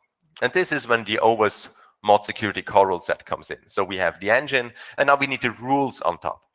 Most people don't want to write the rules themselves. That's relatively complicated, and the rule language is really annoying. So they take a standard rule set, and the most widespread rule set is the call rule set, the OWASP call rule set. I said half of the commercial offerings are based on mod security, and I would say 2/3 of the commercial offerings on the globe are using CRS, meaning mod security is only the engine. I mean, you can replace the engine with an alternative implementation and still run the same rules. And that's what a lot of commercial offerings are doing. They hate mod security for various reasons. It's resource hog. It does a lot of things that you're not interested in, so you can do a leaner implementation that's still able to run CRS. So we have like 2/3 of the commercial market running CRS, and it would be nice if these commercial offerings would sponsor our projects in case you happen to work for one of these. So that's the Coral set. I'm running this project together with several friends, and we have Andrea in the second row. He's one of our team. Hey, Andrea. Good. So does it actually help? Yeah, it does. What you see here is Burp attacking a vulnerable application. The application has lots of bugs on purpose because it's meant to test security scanners. The idea is to run the security scanner against a vulnerable application and then see how many of the bugs can Burp discover. Here, Burp did 4.5 million requests. That's a really strong Burp. It's a pumped up Burp with lots of plugins enabled, and the guy running Burp was really an expert. And he discovered around 40 bugs here. 1,000 requests reported a bug, and behind these 1,000 findings were then 40 individual bugs in the application discovered. In the second column, you can see a default CRS installation. That's the 5-minute installation. That's the apt-get install or a git clone installation of CRS. Mod security is installed, rules on top, and then we run the same 4 million requests again, and you see that over 80% of the vulnerabilities can no longer be exploited. A vulnerability class that Burp is not able to exploit anymore is SQL injection, for example. Now, I'm not promising you that this is removing SQL injection. Of course not. It's merely hiding it. And I'm not promising you that a skilled attacker, a persistent attacker, is not able to exploit SQL bugs anymore. Antonio and Marco would still be able to pull this off, but they would have to invest a lot more time. Maybe not 2 weeks, but let's say a couple of days, and they would probably or ideally give up in the meantime. So a standard software vulnerability scanner is no longer able to exploit existing bug, which buys you time, of course. Situations are a wee bit different with cross-site scripting because they're harder to detect, they're harder to protect against. And whilst the local file inclusions here and not present in this vulnerable application are remote command execution bugs, they're relatively easy to detect for us, even if the bash shell is really a pain in the ass. But we're pretty good on that side. Cross-site scripting a bit weak, but the general rule of thumb is what can be detected in HTTP traffic, we do detect by at least 80% of the cases. There are numerous exploit cheat sheets around for cross-site scripting. Payload all the things is a famous GitHub repository that lists a lot of payloads, and we generally do like 80-90% by default. And by default is, of course, not yet high security, as you imagine. For a high security setup, we want to be more aggressive with the rules, and this is where the additional columns come in. We call this paranoia levels, and a default installation gives you baseline security, and then we're adding more rules in higher paranoia level. This goes up to 4, and the more rules you get, the more aggressive the rule becomes, and the more false positive you're getting. So it's like in a decent in default installation, we try to keep you without false positive. Your application is supposed to continue to run. But then if you have a bigger security appetite, then we're adding more aggressive rules for you, and that brings you false positives. Good. Here is a report from Thomas Makkonen. Yeah, he's a Finnish guy. He compared several offerings. cloud offerings based on CRS or not based on CRS, and their efficiency against standard attacks. Thousands of attack requests. It's not 4 million as in the Burp case, but 10, 15,000 requests. By the way, I'm linking all the resources here on my Twitter account, so you may want to follow it. And I've scheduled the tweets, so you have the links there. You don't have to type them. He is confirming, if you see the red dot, the SQL injection line, the third line here. I told you Burp is no longer able to pull this off, and he reports an efficiency with Google Cloud Armor based on CRS of 90%. So the second column to the end, this one. So this is almost the same that we reported in the previous slide. SQL injection is really good if you're using a CRS-based Cloud WAF offering. However, if you're going with the AVS WAF or the Fortinet managed WAF, that's the commercial competition, and they're really violet or red originally. We have a bit off colors here. So they go like 20% of SQL injections detected, and you pay money for this. While as this, the naked CRS offerings for free, and it does 99%. So choose wisely here. So why is that? Why are commercial solutions so widely worse than the open source solution? And if you choose an open source solution based on a commercial offering, you have to make sure that the commercial offering is not crippling you. I don't know what Cloudflare is doing with the remote command execution, but we're pretty good. And they crippled this at 23% of detection rate. I don't know what these guys are doing. But you really need to evaluate this when you're choosing one of this. Why is that happening? I need to tell you a little story here. And you probably know the story, but I'm putting it in new context. We start with a boy.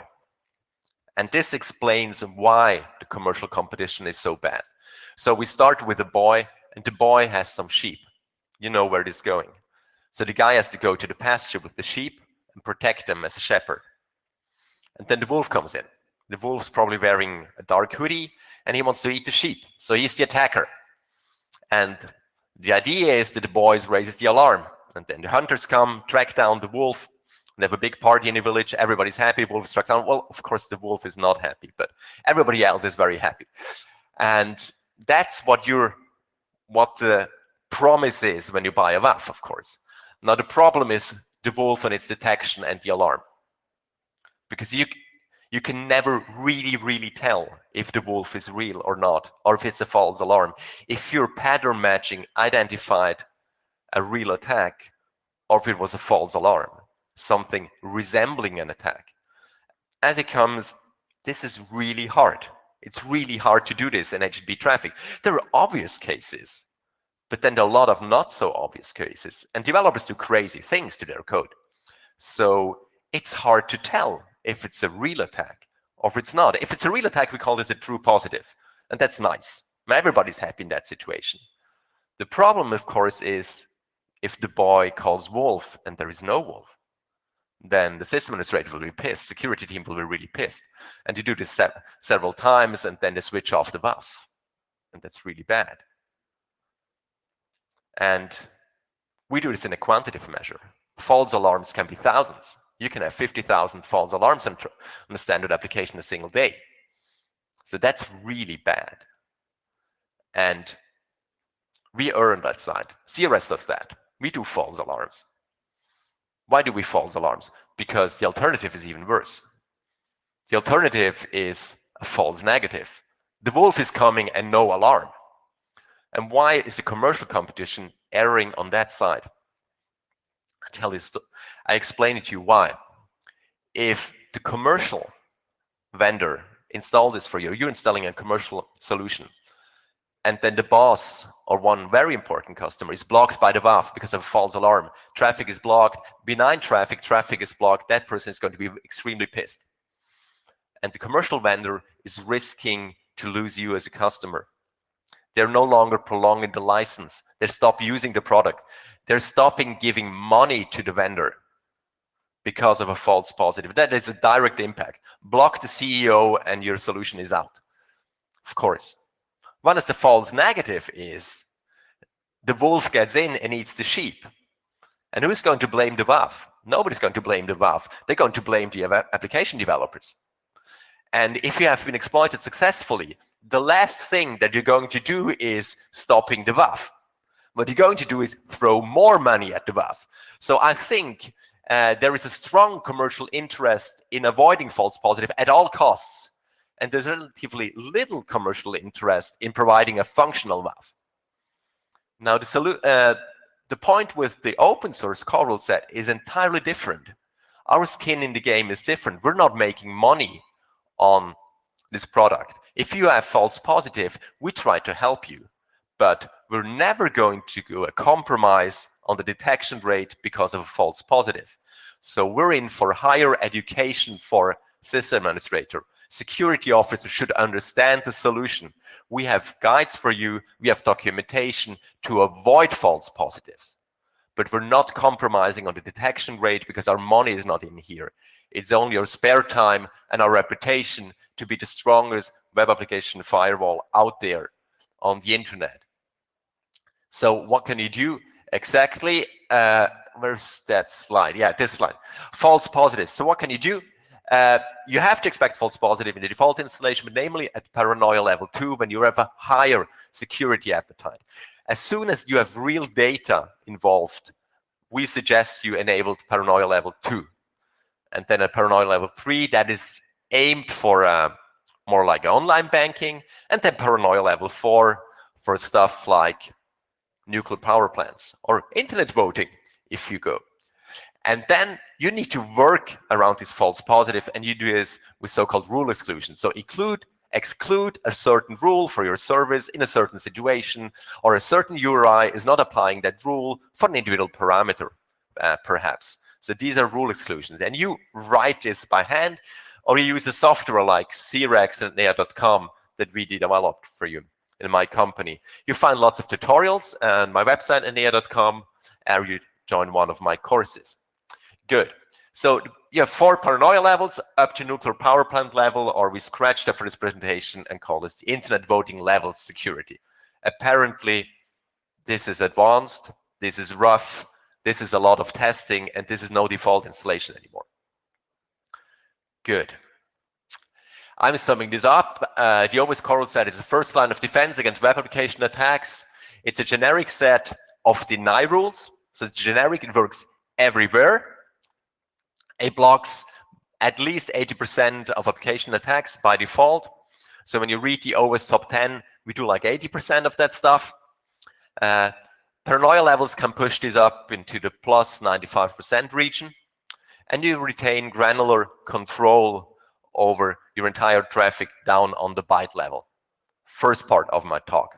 Now let's move over to the internet voting in Switzerland. So this is how this is how physical voting works in Switzerland. You go to the voting office and place your ballot. But that is not what Swiss are doing. Far over 90% are using mail-in ballots because we're a semi-direct democracy where we vote at least 4 times a year. So we're not electing our parliament 4 times a year, but we do yes-no referendums constantly. Actually, tomorrow is a yes-no referendum to allow a marriage for gay people. For homosexuals, they get married tomorrow by a margin of probably 60-70% yes votes is expected. That's happening tomorrow. We do this 4 times a year. So this is a streamlined process, and everybody's all constantly in election or referendum mode, and we do this by mail. And mail comes with a lot of problems. This is a process designed. It was the first really mapping of the mail ballot voting process in Switzerland by a friend of mine called Christian Killer. That's his real name, Christian Killer, and his professor, Mr. Stiller. They developed this process. Look up the paper. Don't try to read the small font here.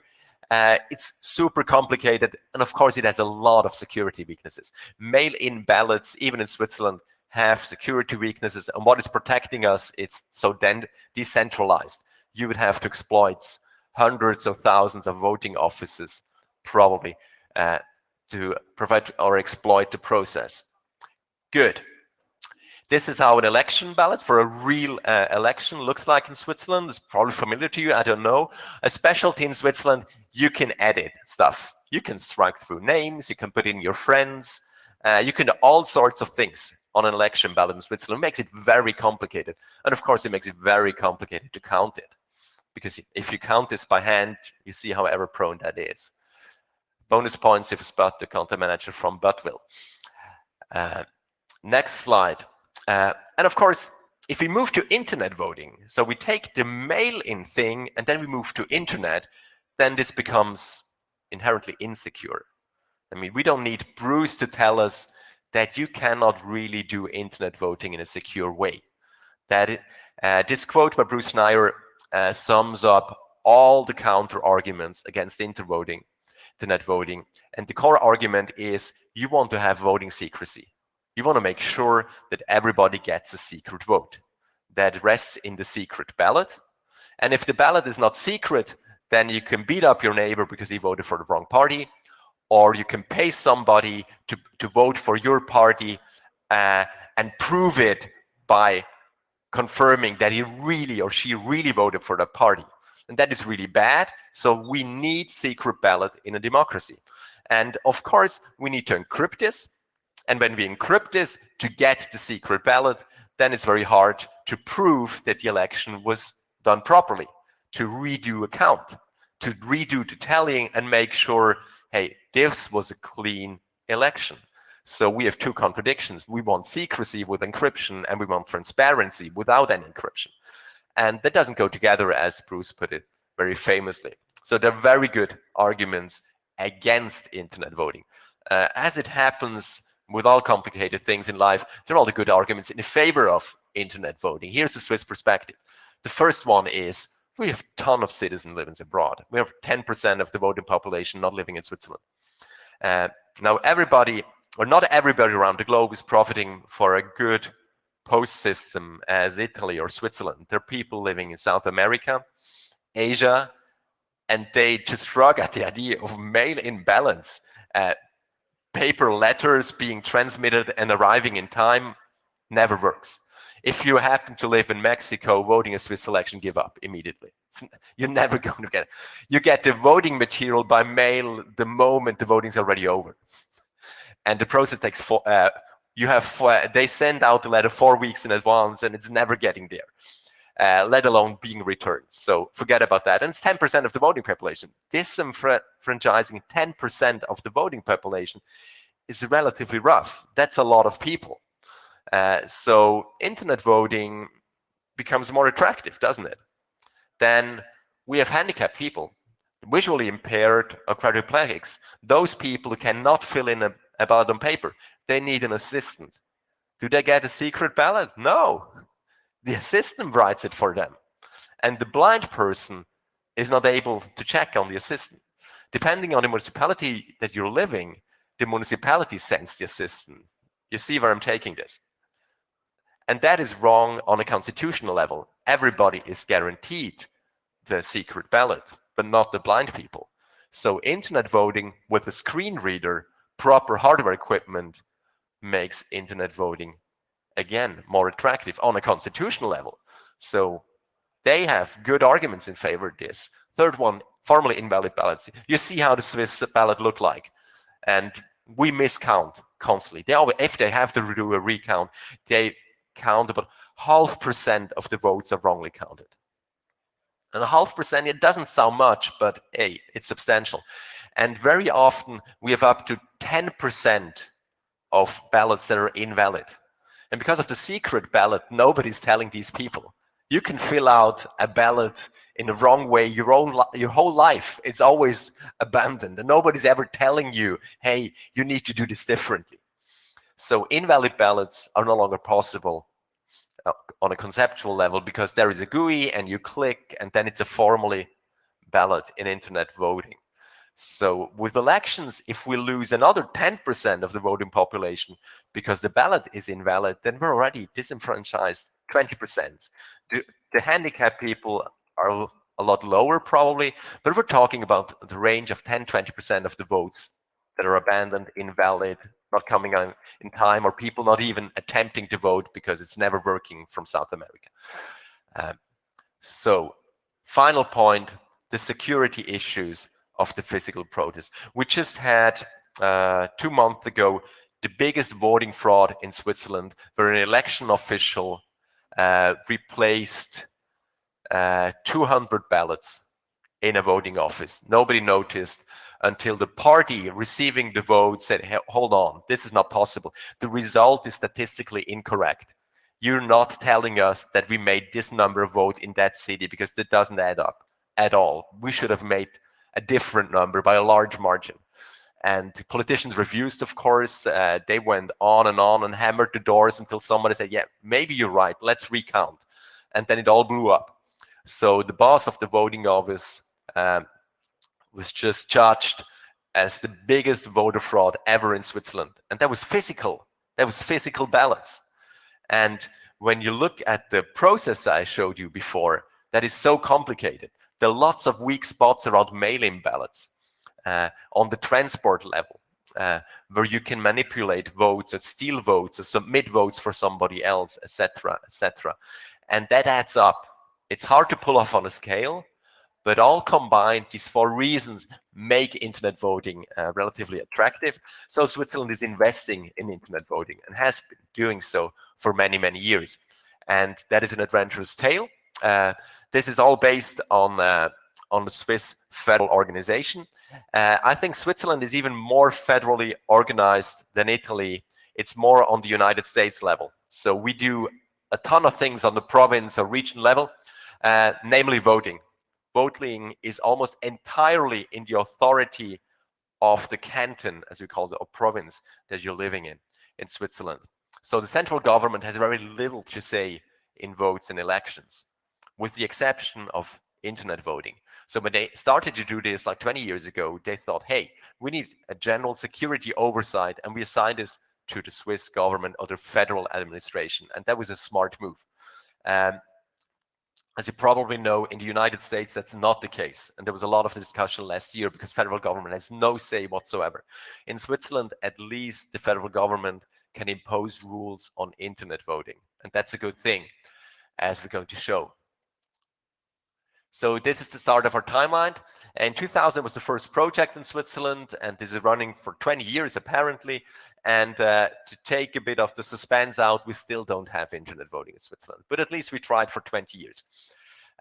2004, Geneva did the first trial. So Geneva is second UN place, and Geneva had this historical mission to bring the world internet voting. They really understood this as their mission.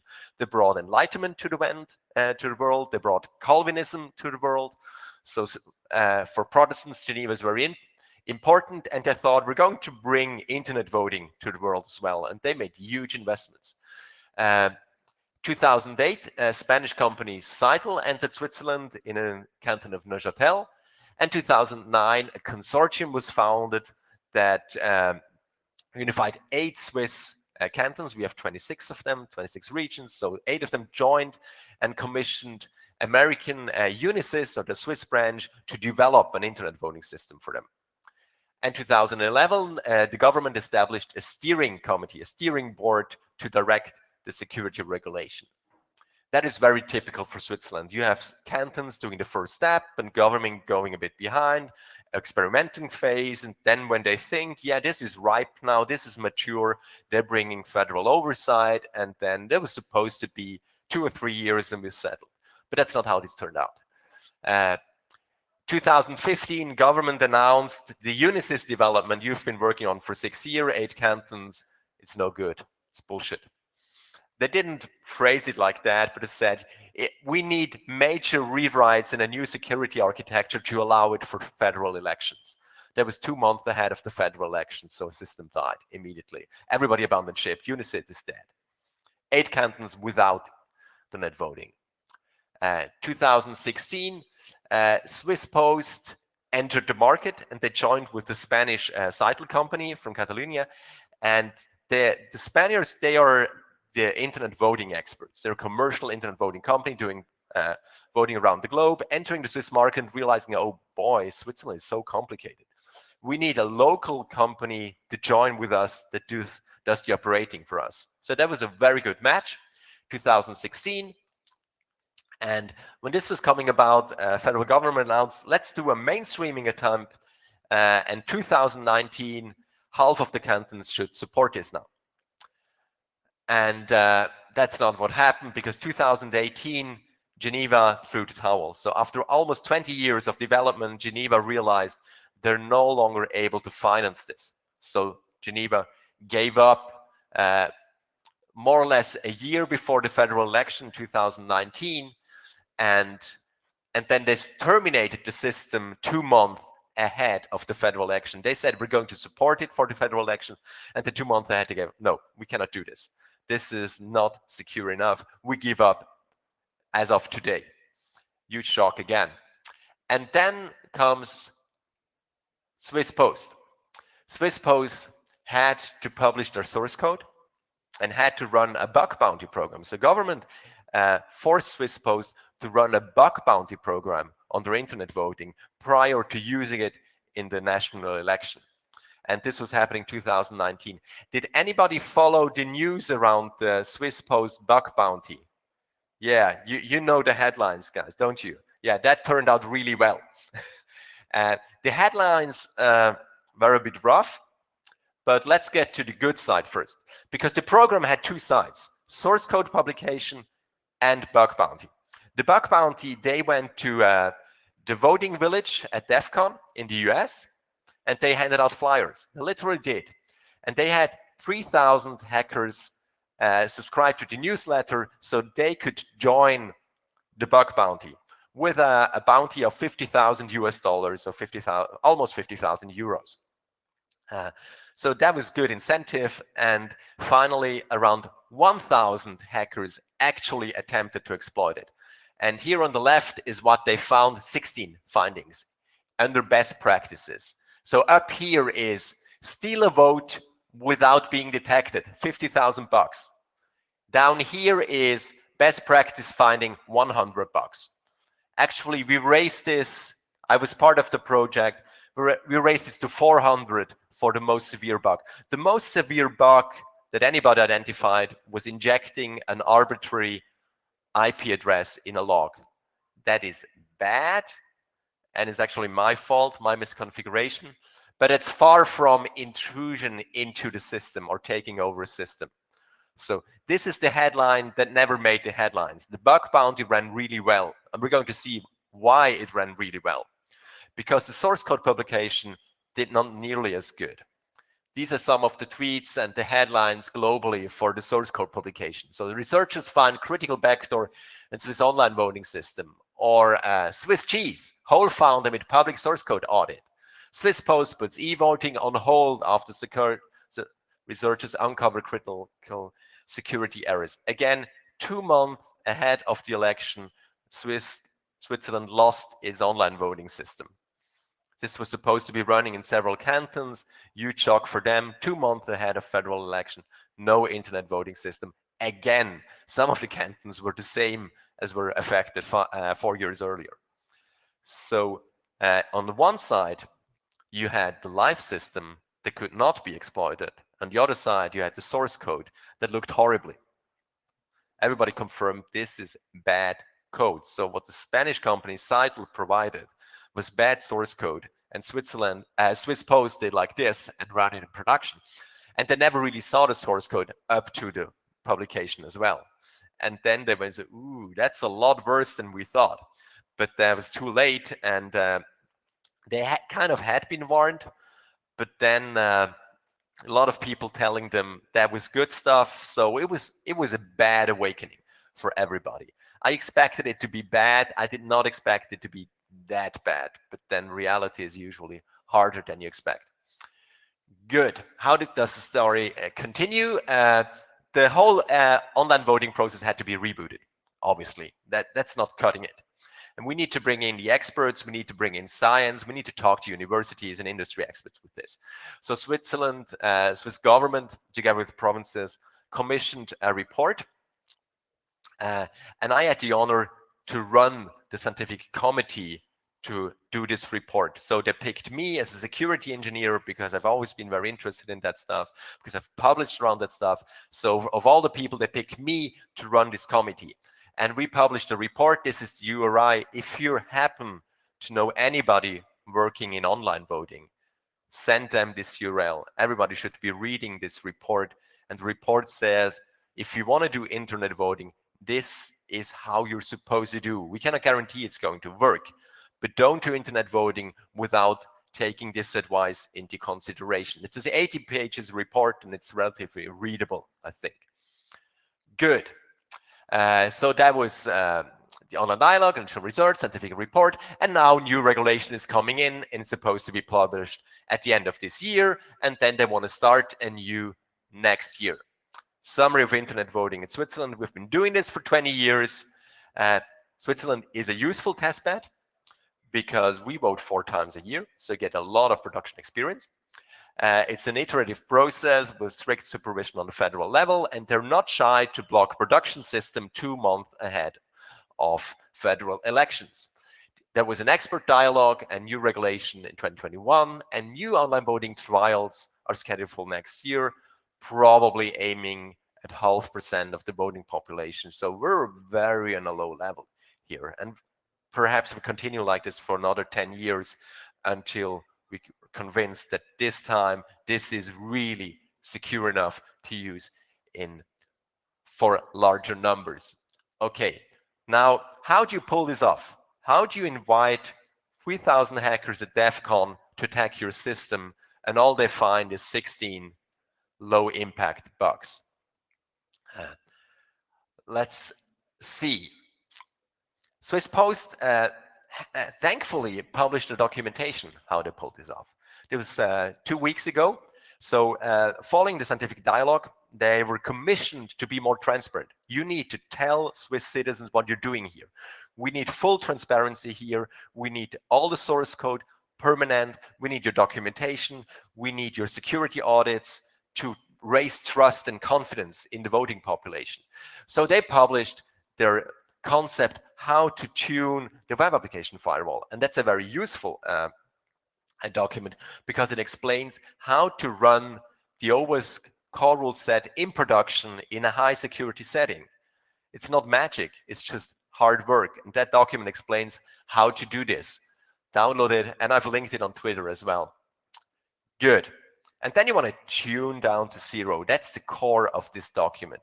You have false positive. Of course you have false positive. You enabled crazy rules. You have thousands of false positives. And what you do, you tune them away. You train your rule set to do away with this. And I was working on a process. As I said, I was working for Swiss Post as a contractor, and they didn't believe me. They didn't believe me that there were false positive. They were real, and we need to tune this, and we need to test this. Like before we go to production, we really need to test it. Of course, they learned it the hard way. They did a demo in front of a very important politician, and the politician ate a false positive, and he was blocked from voting. The next day, they launched a testing campaign with millions of HTTP requests. They hired a professional test engineer to run millions of requests over several months, and we tuned away every single false positive. And in the end, we ran for 2 years without a single false positive in production. So for 2 years, 8 or 10 voting periods, people voted and not a single false positive in the log files. So that works. And in the absence of false positive, you start to trust in the alerts, because then whenever you have an alert in your log monitor, you know this is an attacker. Because before that, you're never quite sure, is this an attacker? Is it a benign user?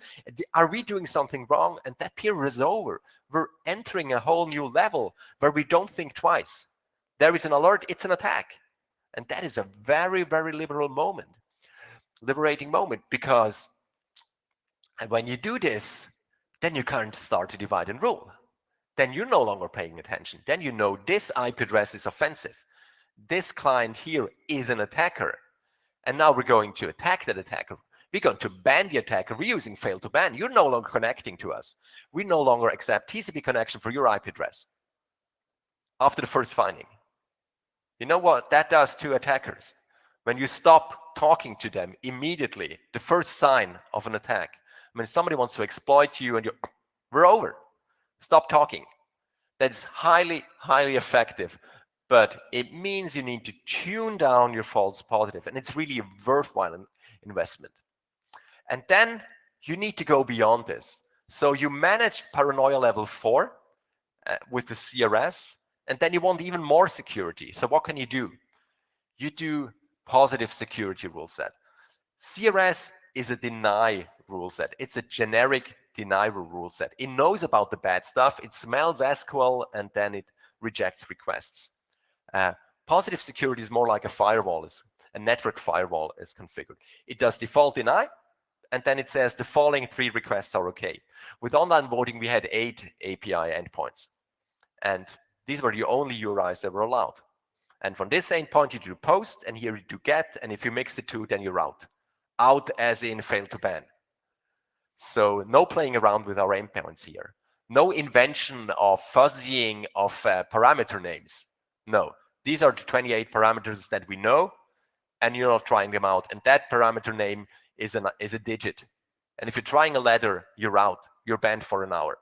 So it's highly effective. Actually, it was so effective that for the bug bounty, we had to disable fail to ban. Because government said, if you're doing that, you're pissing off the testers, and then we'll get bad press. So we had to switch off the fail to ban. With default deny, you list the allowed resources. You can go as deep as you want. And with that, reduce the attack surface, of course, because you're building a default deny wall, as in a castle, and then you open tiny arrow slits where you accepting requests. Good. And then, as I said, you have all the means to identify the attackers now, and then you divide and rule, and you apply fail to ban or some other harsh measure to keep them off your services. What else can you or could you do? You could monitor the flow of your application. Mod security and CRS is not doing that. It's purely request-based. So new request starts from scratch. Unless we apply fail to ban, starting from 0 again, start with our detection. And of course, we could combine requests. We could follow sessions. We could say, hey, why do you access this endpoint if you haven't accessed that endpoint first? So you could follow the flow of the application.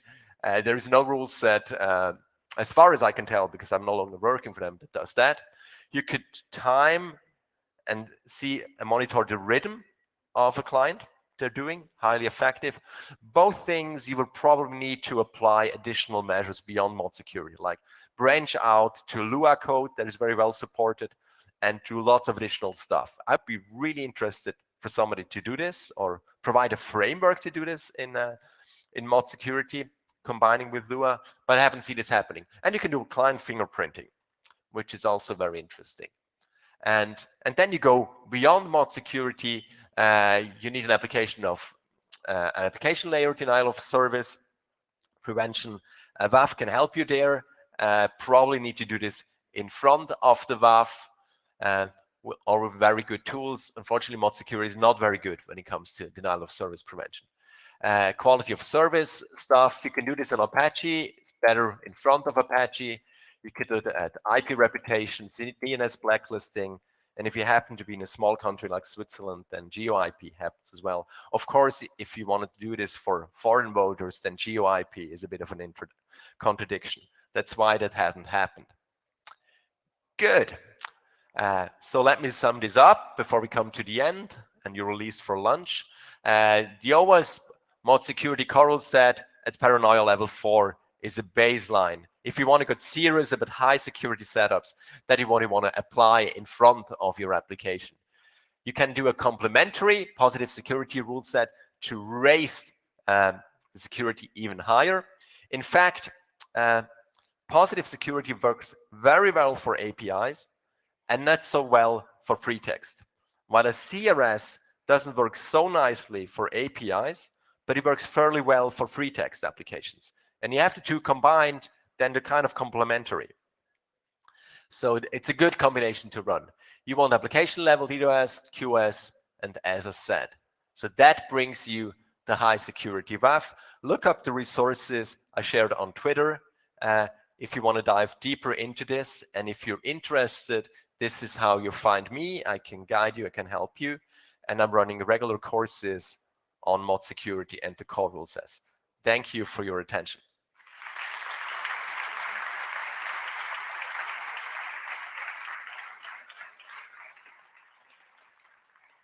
you very much, Christian.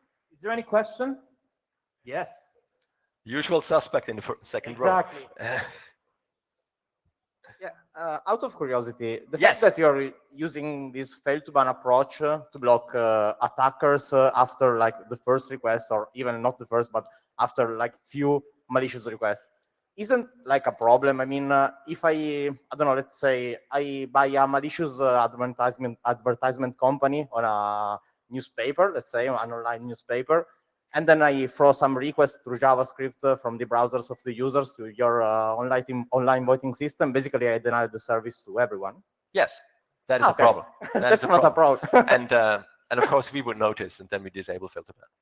Okay, I then mean, we go after that's the something you will advertising. disable in that case. Yeah, I mean we're monitoring the fail to ban, Okay. and if the fail to ban would in production one attacker per day, because who's attacking Swiss online voting system? Relatively few people do that. So we would see very few fail to ban activations in production. And then with suddenly thousands of IP addresses, then, hey, all the alarms go off. What is happening there? And then you see, hey, look, we have a problem here. And there is an important thing about DOS. I mean, DOSing an internet voting system means you stop the election. And an important detail is the electronic voting stops 1 day ahead. So when the system collapses, you can still go to the voting office. And that was a very important denial of service defense. That doesn't work for foreign voters, but it works very well for local voters, where you say, hey, look, this is always open. For 4 weeks, you can do electronic voting, but on Saturday, it's over. And you didn't manage to vote. If the system died, if your browser died, or whatever happened, you go to the voting office on Sunday, and you still do your vote. So the malicious attacker abusing fail to ban is not really a real world scenario that we took very care of, because it wouldn't be so bad. Okay, thanks. Thank you very much. Any other question? There was one, wasn't there? That's Okay. cool. Okay. Thank you, Christian. It was a really Okay. nice approach. Thanks. Stiamo per servire il pranzo. Cortesemente.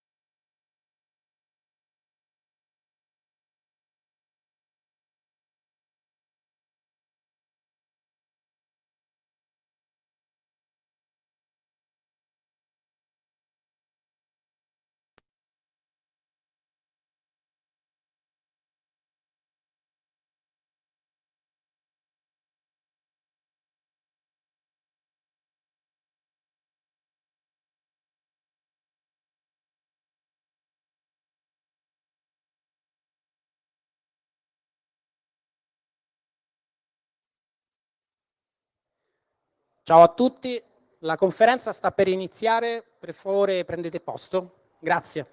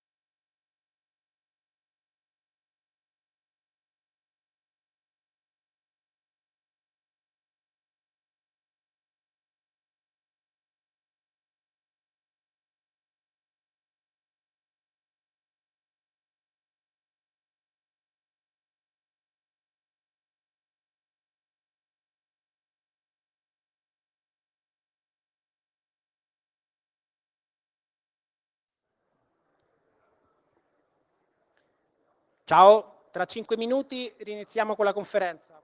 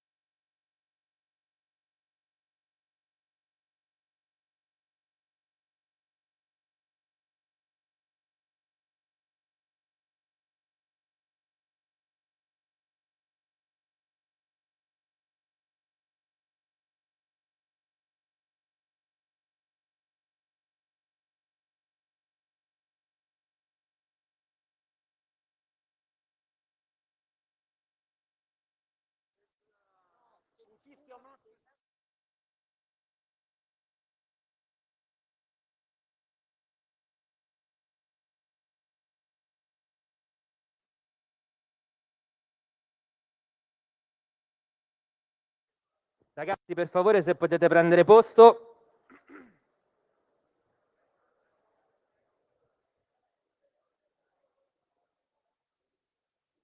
C'è fila sulla birra, raga, non rientreranno mai. Vi chiediamo scusa per il piccolo inconveniente del pranzo. Siamo riusciti in qualche modo a gestirlo, però ci sono stati dei ritardi. Mi dispiace per gli ultimi serviti perché hanno avuto pochissimo tempo per godersi l'ottima pizza con la mortazza romana. For people joining online, we had some issues with the lunch, so we're running a little late, something like 15 minutes later, but that's fine. So, Dirk-Jan Mollema on stage, talking about breaking Azure AD join endpoints in zero trust environments. So the stage is yours. We already covered some these arguments online because we had a streaming a few months ago. It's on our YouTube profile, so you can see. We had Microsoft point of view, we have penetration testing point of view, but this is kind of a vertical and really interesting talk. So, Dirk-Jan, the stage is yours. Thanks. Thank you.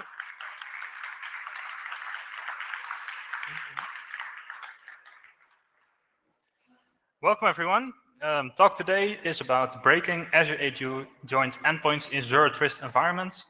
Really excited to be back in a physical conference. It's really good. I hate online conferences. So thank you all for being here. A little bit about myself. I'm Dirk-Jan Mollema. I live in the Netherlands, and I do a bit of a mix of penetration testing, red teaming, and security research. I like to write tools that help me doing my work better, and well, some of the better known tools are Minim6. I wrote Python port of the Bloodhound gatherer, and for Azure I also wrote RowTools, which is one of the Azure tools. I have a blog and I have a Twitter account where I write about my research. Today I want to get started with talking a bit about Azure AD, what it is, and zero trust, really short. And then we'll dive into the technical content, looking at Azure AD device join, how it works and what it does, and how trusted platform modules or hardware-based security plays into that. Then we'll start a topic about primary refresh tokens, how we can interact with them from an attacker's perspective, and what fun stuff we can do with it to play. We'll talk about registering devices in Azure AD on a less official way. And as a bonus, I'll talk about bypassing multi-factor authentication if you're an Intune admin in Azure AD. So just to make it clear, today we're talking about Azure Active Directory, not to be confused with on-premise Active Directory. It's completely different, even though it's called partially the same. But if we're talking about Azure AD, it's really the identity platform for all of Microsoft's online services. So that's Office 365, but also the Azure Resource Manager where virtual machines are stored. They all use Azure AD as a identity platform. And also other third-party SaaS applications that you can integrate with it. You can have the authentication done by Azure AD. So we're not talking about infrastructure as a service, or platform as a service, or virtual machines in Azure. This is really about the identity part. I'll also be talking about zero trust. It's a bit of a buzzword, but in the end, zero trust, at least the way that Microsoft explains it, is really about combining identity information. And that can be from user identities, so that's what you see on the top, and also a device identity. So the idea is that if you combine those two, then a user is using authentication on hopefully a trusted device, and based on that, zero trust can make decisions whether or not you're allowed to access, for example, sensitive information. So of course, user identities is a fairly well-known topic, all with passwordless and Windows Hello, very interesting.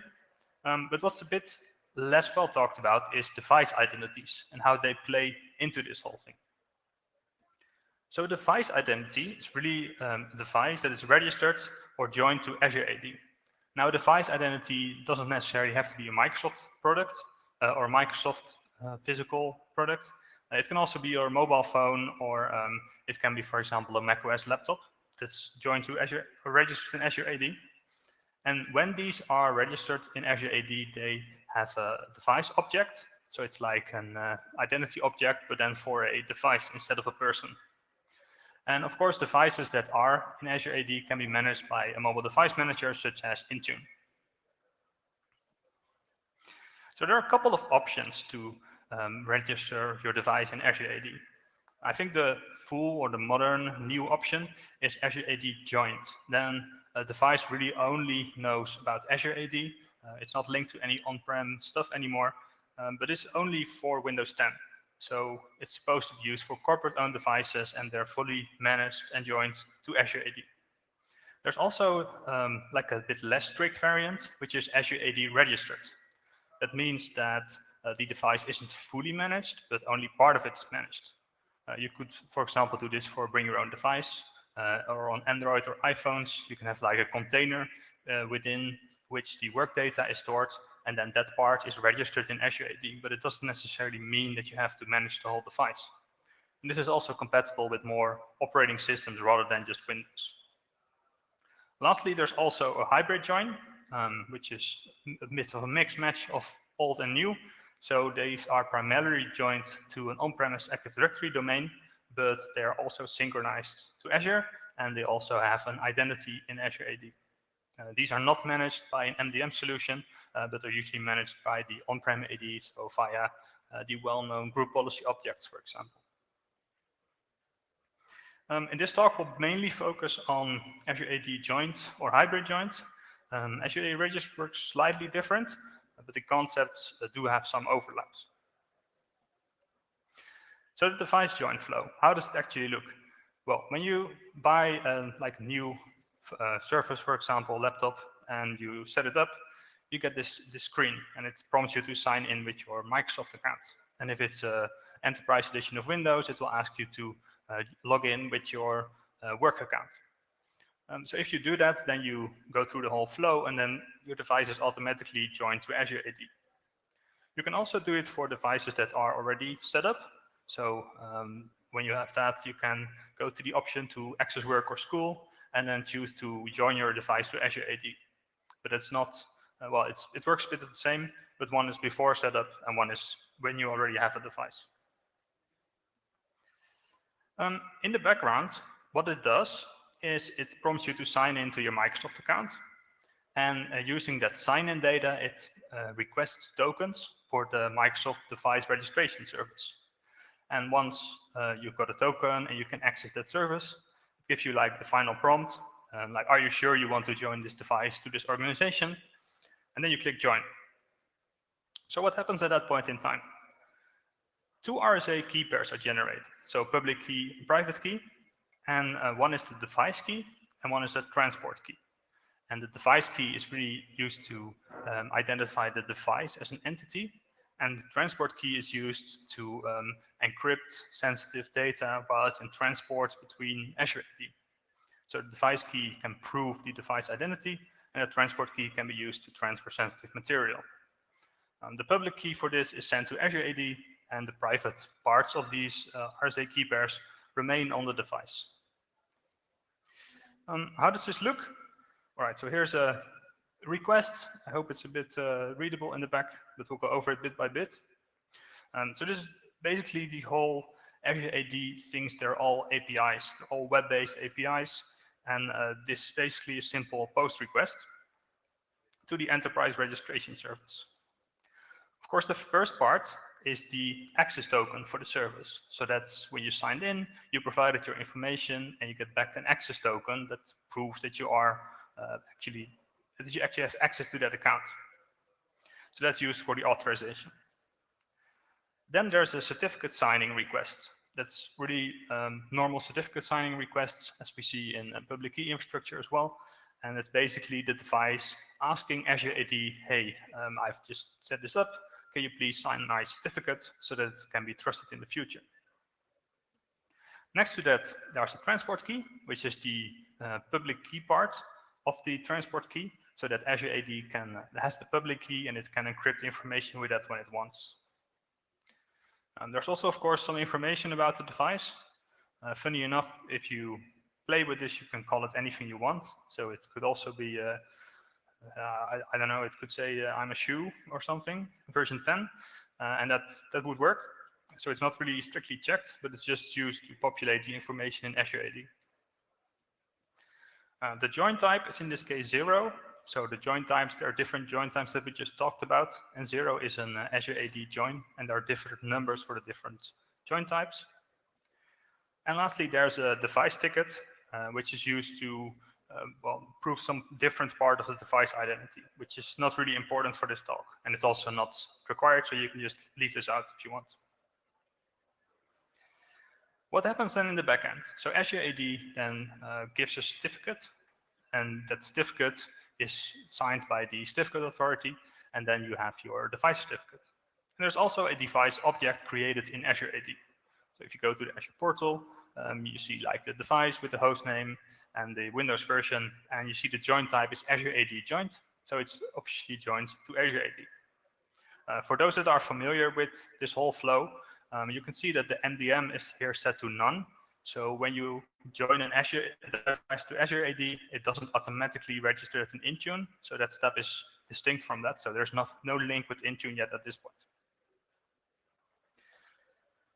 What you get back is hopefully a 200 OK from Azure with a certificate, thumbprint, and of course the certificate that's signed by Azure AD, as well as some of the membership changes. So when you join a device to Azure AD, different users and different groups get added to the local administrators group on the device.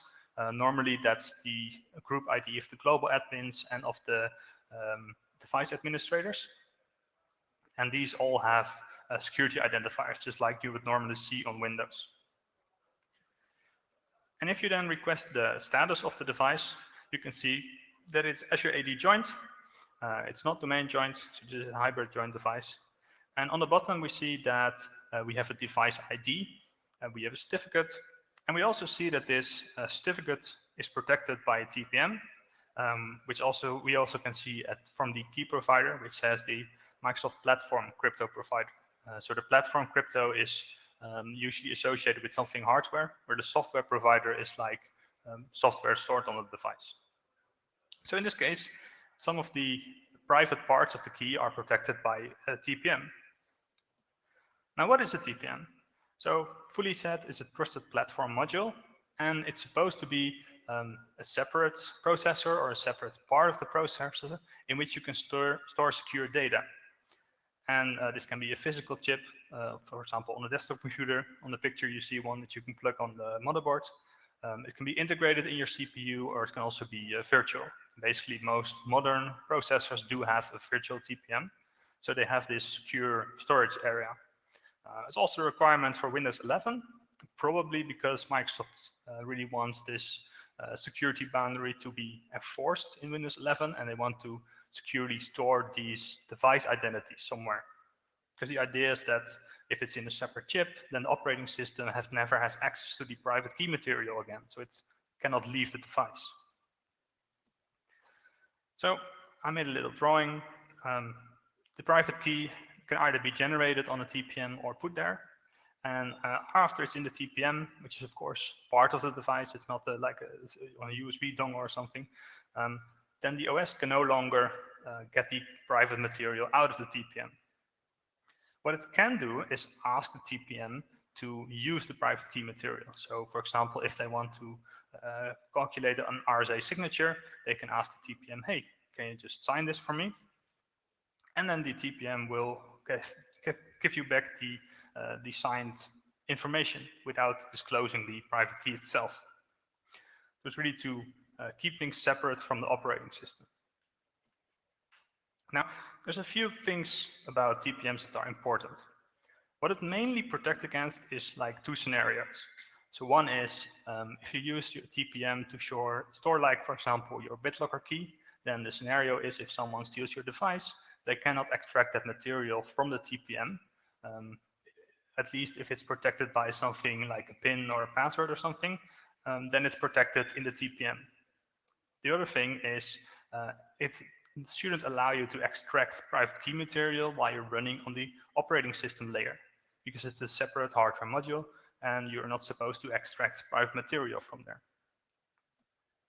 What it doesn't protect against are like physical hardware attacks. So there are some scenarios known in which you can just like sniff the pins of the TPM, and whenever the exchange is made, for example, for the BitLocker key, then you can extract that. So that's not something that it's supposed to protect against. And also, TPM does not prevent you from actually using the key material that's in the TPM. Like if you're on the operating system, you're running a system, you can ask the TPM to do whatever. And if you want to sign like 1,000 requests, the TPM will happily do that. It only prevents you from extracting the actual material and sending that somewhere else, for example. So it's supposed to stay on the same system, but it's not supposed to protect you from actually using the material while you have high privileged access to the device.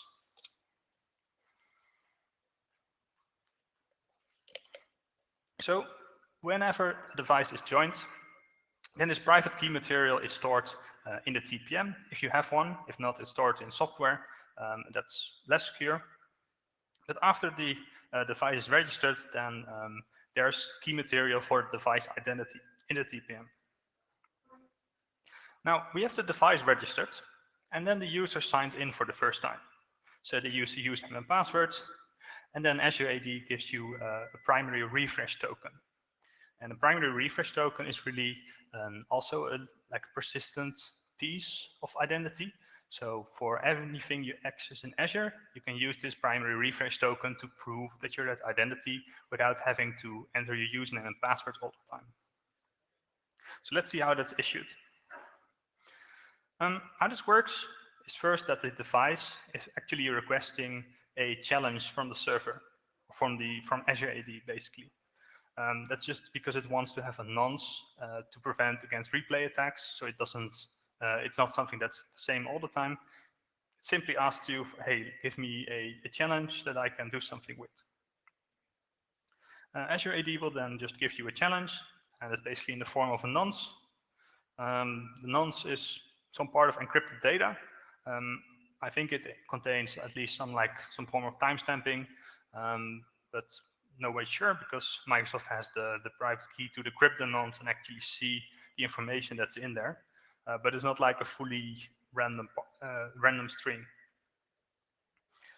But we can use this nonce, and with the nonce and with the private key, you can generate a piece of data, then sign that, and then Azure AD will accept that as coming from the device. How does that look? So it's just sent a request to the server, and if you're familiar with the OAuth things, then you see that there's a grant type, which is a special one. It's a JSON Web Token bearer, and there's some request which contains a lot of gibberish. It's actually a JSON Web Token that's in this request, and if we decode that, we see some data in there. So we see the client ID, which is our device ID. We see the nonce that we requested. We see some other parameters like scope and the group identifiers. And most importantly, we see that the passwords that the user just entered is sent to Azure AD. So basically, it takes the username and passwords, it puts that JSON Web Token, which is signed by the device key. So it asks TPM to sign this part, and then it sends that off to Azure AD. Azure AD can then verify that this was signed using the correct private key because it has the public part that was sent to it when it requested the certificate. So Azure AD can verify this came from a legit device, and it can issue a primary refresh token. Which is really just like a regular refresh token. It's a JSON Web Token, it's encrypted, you can't really see what's in it, it's one big secret. But it's here basically, and this is really the part that's really important because this is a token that's valid for 90 days, and it will give you access to anything in Azure AD as that account. So it's a very important piece of information. It is, however, not really secret by itself, because the primary refresh token is only a token. It contains information, but just having it doesn't really prove anything. The important part is that you have the session key. And this is the session key, which is encrypted. So the device can decrypt that using the transport key that it generated earlier, and then it has the session key for the primary refresh token. And the combination primary refresh token session key, that is what can be used to sign in. There's also some expires in, which is actually inaccurate, because it says here that this is like 14 days in seconds. And Microsoft finally updated the documentation to mention that it is actually 90 days. So this is valid for 90 days if you don't renew it. So to summarize what we just learned, there's a private key for the device, there's a transport key, and there's also the session key for the JSON Web Token. These are all stored in the TPM. So you're not supposed to access that anymore. The computer can use the keys, but it cannot like extract the keys from the TPM and use it somewhere else. Even if you have the highest privileges. And all these three information things are used to facilitate single sign-on on anything that's connected to Azure AD. So when you go to Office 365, it will automatically sign you in. It will use this primary refresh token. It will use the session key to prove to Azure AD that it has the session key. And then it can just sign you in and everything works magically. Of course, if we are actually on the device, we can also interact ourselves with the primary refresh token. And this is the whole thing with single sign-on, which has been true since ever, and TLM and Kerberos. If you're on the device, you can basically single sign-on to anything that's, that the user has access to. And the same is true for a primary refresh token. So if you have an application running on the device or a backdoor running on the device as the user, you can simply call some RPC protocol and say, hey, I want a cookie, which will let me do single sign-on in Azure AD. And if you ask for that, then the system will handle the whole flow of going to LSAS, talking to the TPM, and it will give you a cookie which can be used for single sign-on. There's two references here. One is the RPC approach that Lee Christensen blogged about. It just uses the correct RPC calls to extract this token. I also used a different approach, and basically I emulated the Chrome extension that allows for single sign-on, because Chrome doesn't yet do single sign-on natively. So I just wrote a small program which basically calls the same helper application as Chrome does and requests cookies that way. So just to demonstrate, if we want to use this tool that I wrote, I call it the road token, because you can get tokens with it. You first have to request a nonce once again, because every time you sign in with a primary refresh token, it basically asks for a nonce. And this you can just do from your attacker host. Then you pass that nonce to the road token tool, and the road token tool will call the Chrome helper, which is just an executable on disk. It will send a request, and the system will process that and gives you basically a cookie that you can use with Azure AD. So here we see that I'm using the primary refresh token cookie, which is a signed cookie containing the token itself and a signature that it was that's calculated with the session key. So this is the cookie that allows for sign-in, and you see that this issues a token, even though I requested this on a different machine. But because I used the single sign-on data from the actual host, then it passes validation and gives me tokens. And this is also just in JSON Web Token, so we can decode it, and we can see that Azure AD thinks this token was requested from a managed device that was also domain joined. So if you use the single sign-on token, Azure AD just thinks that it was actually from that device, and you can also bypass policies that require you to be, for example, on a hybrid join device. This basically also works to satisfy multi-factor authentication, because the primary refresh token will often have the multi-factor claim like built in. So if you do single sign-on with that refresh token, then Azure AD will also think that you're using multi-factor. All right, so this is from a regular user session. If you have administrative privileges, it becomes a bit more interesting.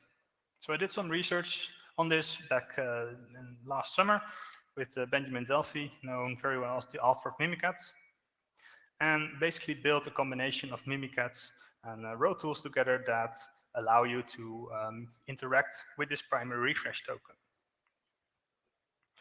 So if you use this Mimikatz plugin, it's called the Cloud AP plugin, and it will dump like the primary refresh token information from LSAS. Now, if this primary refresh token is not, or the session key is not stored in a TPM, then the token will basically be in LSAS, and you can just steal the refresh token, steal the session key, and then you can use that wherever.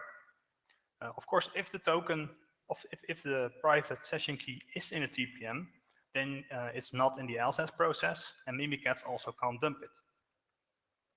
So then what? I really started looking at how this interaction with the TPM works. I did a lot of difficult stuff with reversing WinDBG, but in the end, it was quite simple, or relatively simple, just monitoring calls to all the crypto APIs using API Monitor, which is really an awesome tool. I eventually found out that it uses the function encrypt key derivation. And when I looked what this does, it actually says, all right, this function creates a key from another key. And the function returns a key in a byte array. So what does it mean? That it basically takes the key that's in the TPM and it derives a different key from that. But at that point, this key is no longer in the TPM, it's in the LSAS process. So that's quite interesting for us. Just to put the flow a bit in context, how it actually works is it generates some random bytes, and this is called the context. And it puts the random bytes, it submits it to this function, and then a key is derived from the session key. So it basically talks to the TPM, and it says, hey, here's some random context, now give me a derived key from that. This derived key is used in combination with the primary refresh token to sign the JSON web token, and that together, that's the primary refresh token cookie that you can actually use to sign in.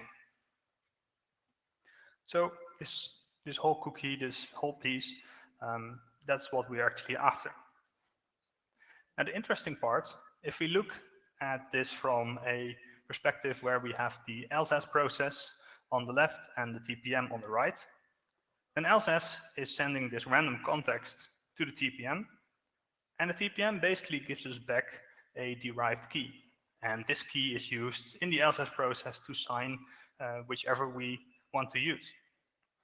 But the thing is, this LSAS process, that's running a software. So this is what we have full control over. So what is stopping us from actually just sending, requesting random contexts from the TPM and getting like 100 derived keys that we can then use to actually sign primary refresh token cookies whenever we want? Well, turns out there's nothing actually stopping us from doing that. So Benjamin made a nice function in Mimikatz. You give it the key material required to talk to the TPM, you give it the context, and it will give you back the derived key. And if you do this like 100 times with different random contexts, you can just get a list of future context derived key combinations that you can use many times in the future to use that same primary refresh token. We then go back to row tools. So this is once again the Python code that I wrote to actually use this. And you can then submit the primary refresh token cookie, but also the context and the derived key. And then it will automatically unpack the cookie, request a new nonce, put the new nonce in the cookie, and re-sign it using the context and the derived key that we obtained. So to summarize this a bit, if we're administrator on the device, we can steal the primary refresh token and the session key if it's not in the TPM. If it isn't a TPM, we can still require as many context and derived key combinations as we want, which actually allows us to use the token indefinitely without needing access to the device. If you want to read the longer version about this, it's on my blog. And there's also the details of all the reversing that I did to analyze this. So this was basically my summer holiday last year. Going actually to places is more fun, I can tell you. So after that, there was some more research that I did. So let's talk about how we can actually move further with this. So there are some downsides on doing this attack, where we need to be administrator and steal back the tokens from the TPM. First, of course, we need to be administrator. Not all users are administrator. You need to actually dump LSAS, run Mimikatz. That's quite noisy. Most endpoint protection things actually try to prevent you from doing exactly this. And if the primary refresh token expires, we can't request a new one because we don't have the private key material for the transport key or the session key itself. Also, if the device is disabled, then our primary refresh token loses its validity as well. So there are some downsides to this. So I came up with something new, and we're basically combining the two things that we just talked about. Like, we know how the registration flow works. We can register our own device, and that would give us a primary refresh token. And we know how to get an access token as a low privilege user by using single sign-on. So I thought, what if I register a new device using single sign-on? Would that work? Well, the answer is it does. So this is how you do that. Basically, you request a single sign-on token, which is specifically scoped to the device registration service. So normally you would authenticate with your username, password, and MFA, and then get a token for the device registration service. But if you're already on a device, you can just use single sign-on and request a token for the device registration service, just as you would for basically any other service in Azure. Then I wrote some other tools to actually register the device, so to do the whole flow of creating a certificate and then submitting the right request, which is all partially adapted from the AAD internals module by Dr. Azure AD, which is some really great tooling if you're into Azure AD hacking. But this basically takes the token for the device registration service, submits the request using a private key that it generates on the fly, and then it gets back the signed certificate from Azure. So at this point, we have our own fake device with the key that we control, with the key that's not in the TPM, and with the key that's not on the endpoint anymore that's heavily monitored. Now the next step, we obtain a primary refresh token. We can do this using only the username and password for the user. And if we do that, we get the primary refresh token, and we get a session key, which we can decrypt because we have just registered our own device with the key material that we own.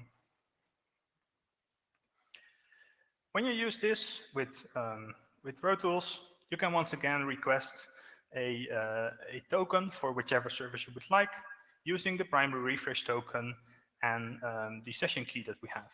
So this just gives you a token for basically anything that you would want. Now the fun part is, you can request single sign-on tokens as a limited user. These access tokens, they will contain the MFA claim because the user performs multi-factor authentication at some point. If you then use that single sign-on token to register a new device, you will also get a primary refresh token, which also has that MFA claim. And we didn't use MFA at any point of this. We just used a single sign-on token, and we used username and password. And in some cases, you don't even need the passwords, because if you use federated authentication, you could use NTLM or Kerberos to ask a SAML token and use that to register your device and get the primary refresh token. So we only did some single sign-on, and we got a free primary refresh token with multi-factor authentication from a limited user. pretty cool. Some upsides and downsides of this technique. It is separate from the old device.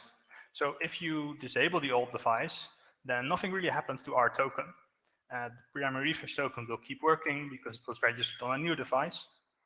And of course, it doesn't have to be like a physical laptop.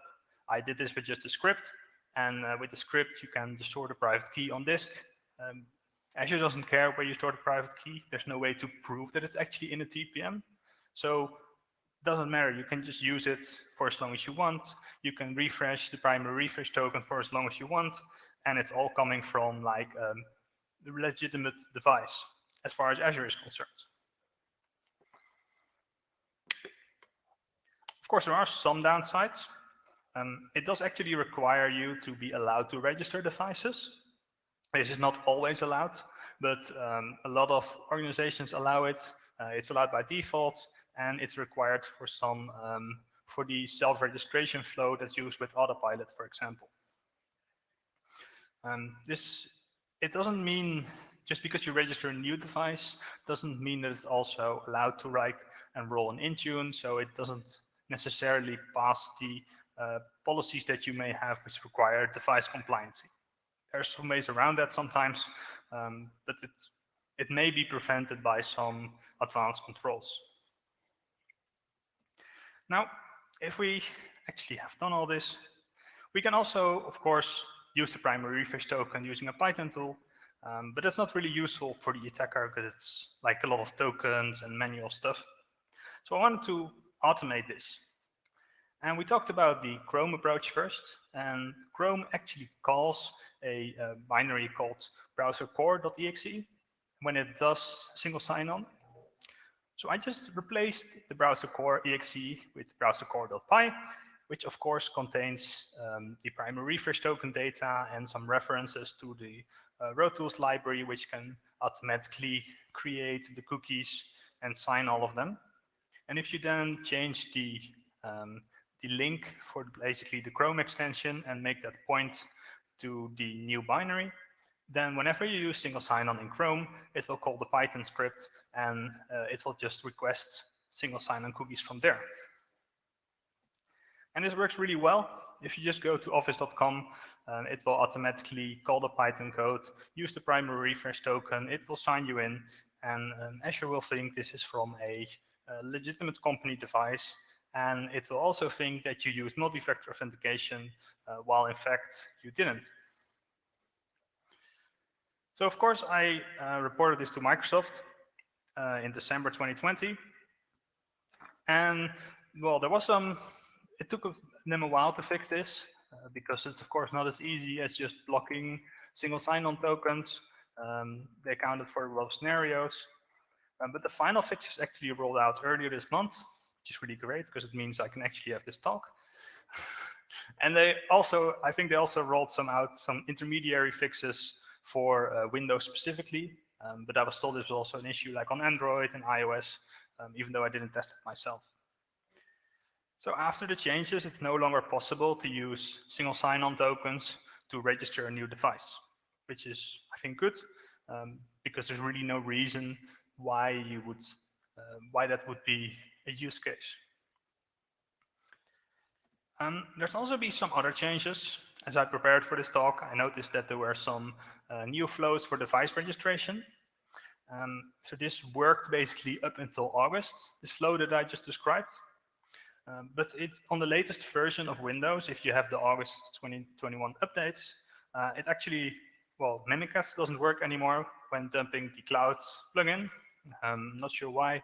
I asked Benjamin and he said, well, probably because they changed some ways of how it's stored in memory. And I think they also partially changed how the TPM is involved in signing like this whole cookie thing. So there's like a V2 key exchange method now. I have to research this and see if it's also no longer possible to like hijack the TPM flow and extract keys as you want. So I'm curious how they did that, but I don't know yet. So as a bonus, this whole scenario can also be used to bypass MFA if you have some administrative account privileges. Now, how does that work? If we look at the registration flow, like the legit registration flow, if you register a device using multi-factor, then Azure AD automatically sets you as an owner of that device. Then after you sign in again, then the MFA claim, which is like stored on the device, so the device will have a property which authentication methods were used to register it, and MFA is one of those. And if you then sign in for the first time, Azure AD will just copy the properties that were used during registration to your primary refresh token. So if you use multi-factor authentication to register it, then the first issued primary refresh token will also have the multi-factor claim. Now this is done because the user that registered the device, so the owner, is the one that's signing in. If the user is not the owner, then it wouldn't transfer it. So as we said, the MFA claim is copied, and if you use the primary refresh token then to ask for tokens, then the MFA claim will also be present on the token, so that you did multi-factor authentication once at the beginning, and at the end you can keep using it and don't have to enter MFA all the time. And there's a flaw in this one, and the flaw is here. Because it really issues these tokens, it transfers the claim because the user is the owner, and the owner of the device is assumed to be the one that actually registered it, but it's not actually validated. So there's no proof that it was the owner, or that it was the owner because it registered it, or that the owner was like changed in between. And here's just like, you see the MFA tokens. So what you can do this, if you are someone who can edit the owner of a device, then you can just add like a new owner with the device that you just registered. You can do that using the Azure AD module, for example. So in this case, I'm just connecting to Azure AD and using the PowerShell commandlets to add a new owner to the device as a device admin.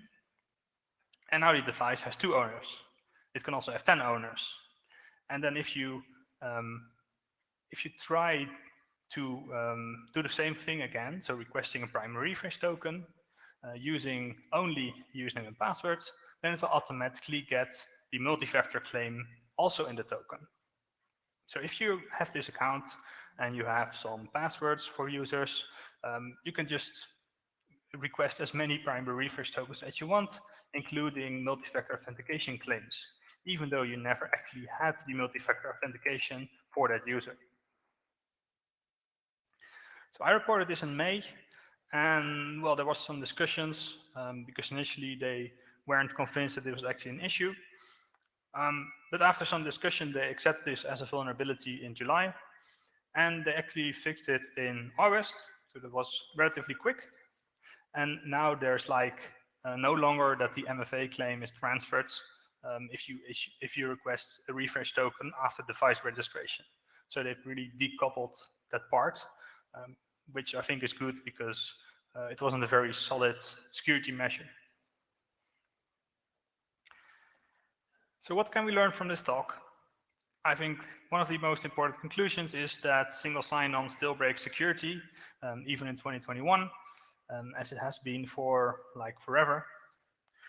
Some way to defend against this is to monitor for strange device joins, because users shouldn't be registering new devices every day, and certainly not with strange names or operating systems that you don't actually use, such as ShoeOS. It's a bit weird.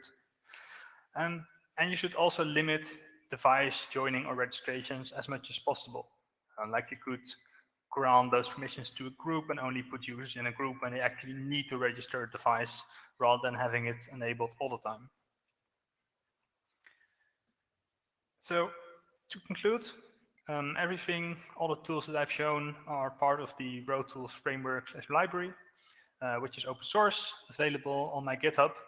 I don't have the tools in there yet for the device registration and primary refresh token things. I'll probably do that somewhere soon when I write a blog about this. If there are questions, welcome to ask, also via Twitter or just whenever I'm around here.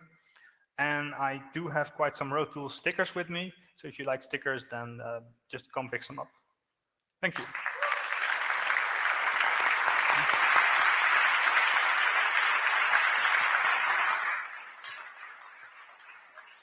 Any questions? Yeah, well, why not?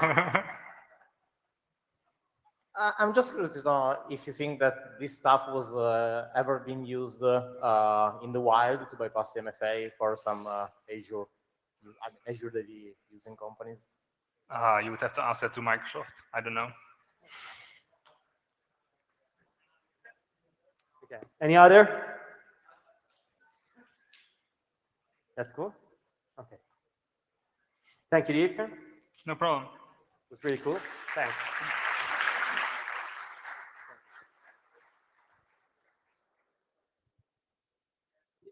Piccola informazione per chi è presente e stasera parte, non resta con noi per l'aperitivo. Abbiamo dei sacchi del pranzo giù comunque disponibili, quindi se siete in partenza e volete uno snack o whatever, la cena, feel free. Servitevi pure.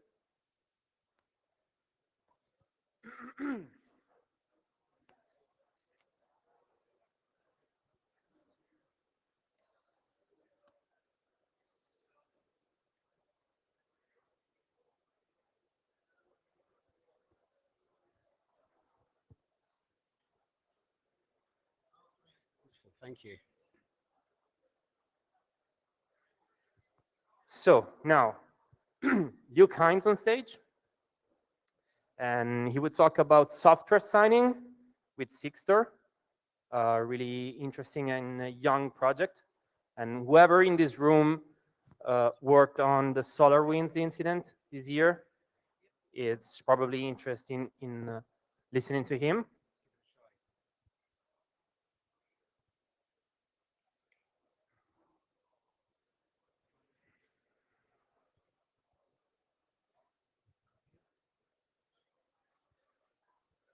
If everything's ready. Great. Maybe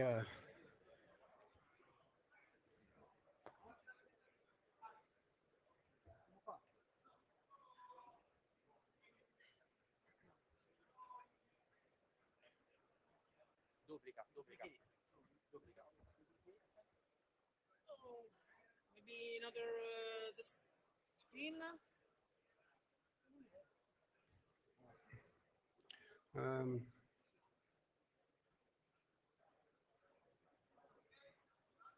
Launch. Okay. So big the screen.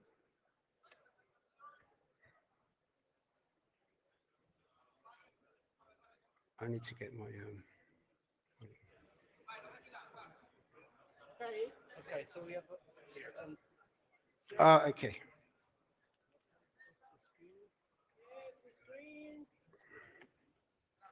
Great. Wonderful. So everything is ready. It's okay. Luke Hines, thank you Great. for being here. Okay. The stage is yours. Wow. Hello, everybody. So many people. So it's great to be here. It's a bit of a mission to get here. What with COVID and Brexit, there's lots of forms, but I managed to get here, so I'm here. And yeah, it's great to be here. And thank you. So first off, sincere thanks to the guys. It's putting on a great event here, and it's just good to see communities come together again. We've all had some difficult times, so yeah. So I'm here to talk to you about Project Sigstore. And ironically, this is a lockdown project. It was started during lockdown, okay? And but I'll do a little bit of an introduction to myself. So I work at Red Hat, and a security engineering lead. In our office of the CTO, we have a group that focuses on emerging technologies. And so I've got a team of about 8 engineers, some really great folks.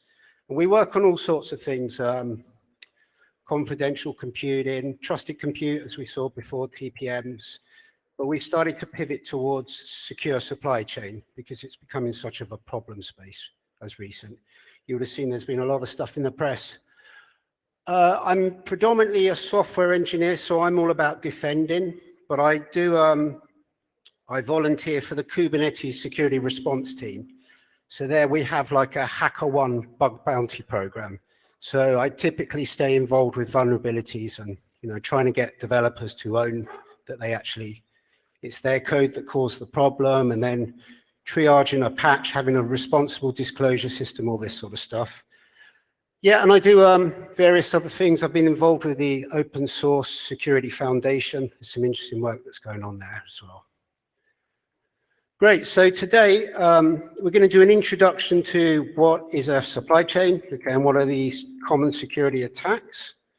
Okay, we'll give some examples of those attacks. They're going to be very high level.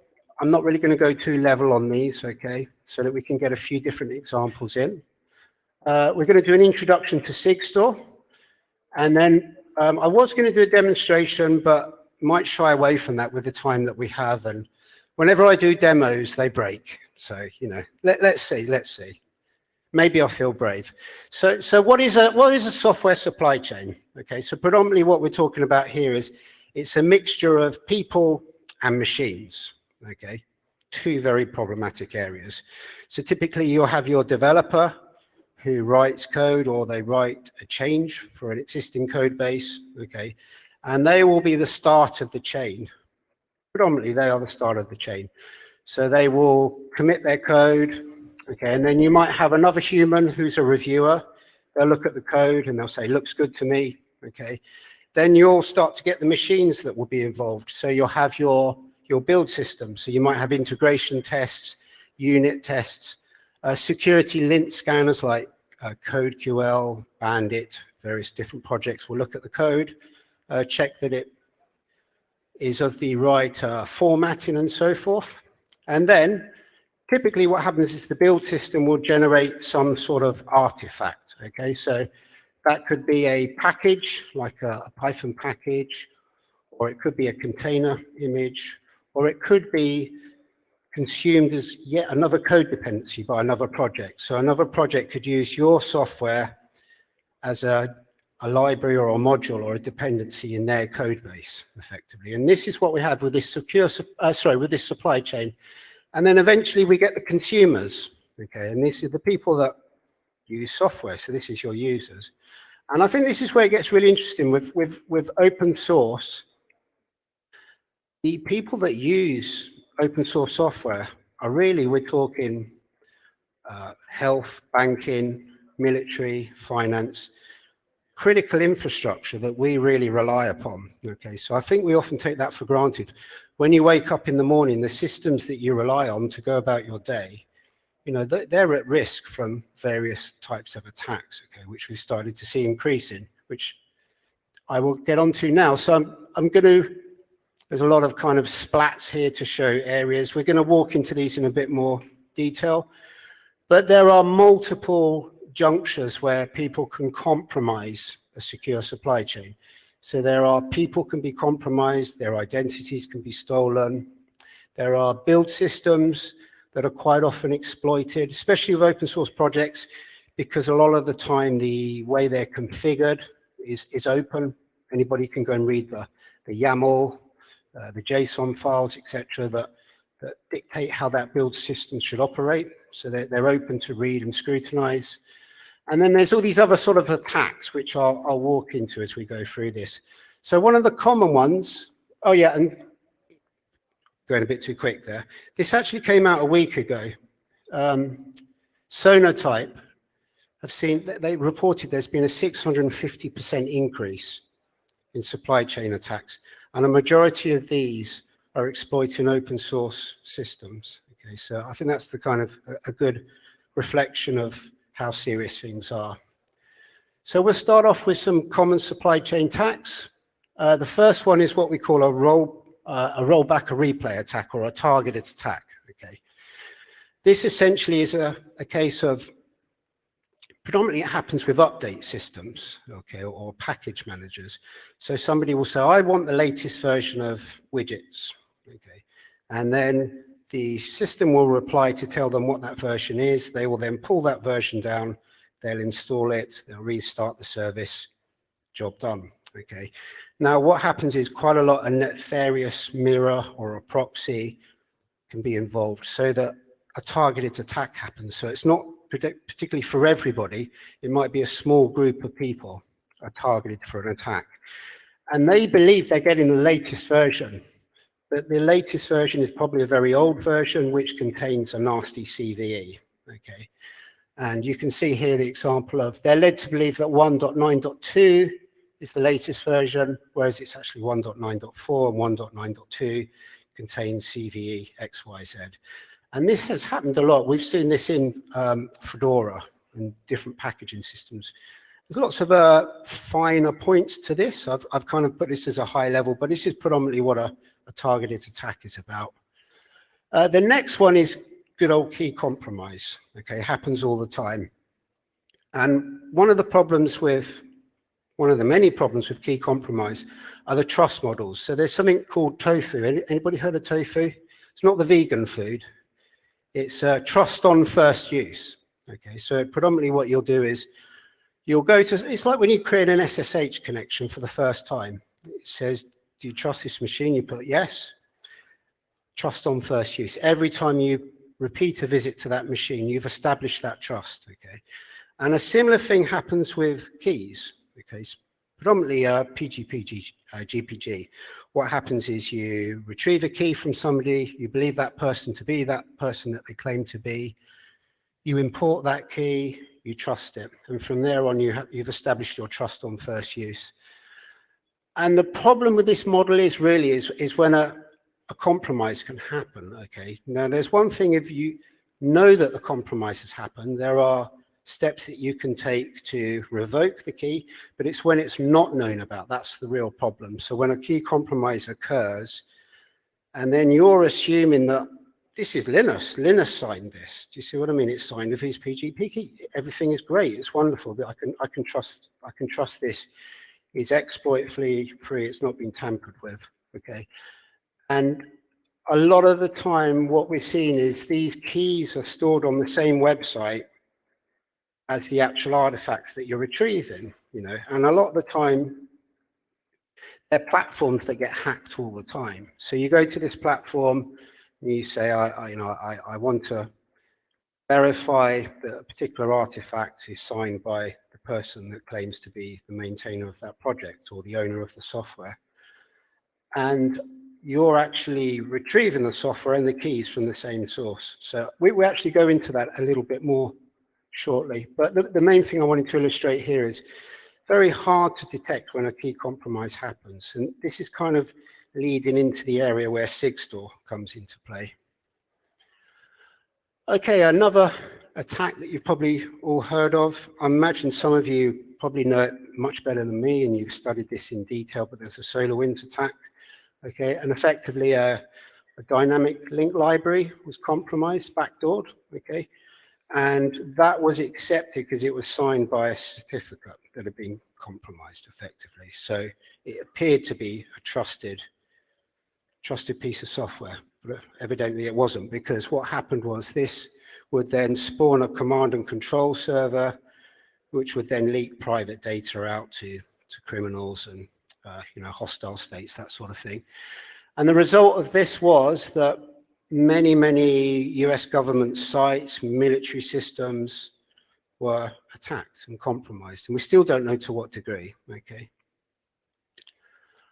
Another one, this is around swapped hashes and artifacts. This one happens so much. Linux Mint, the Linux distribution, some of you might have heard of.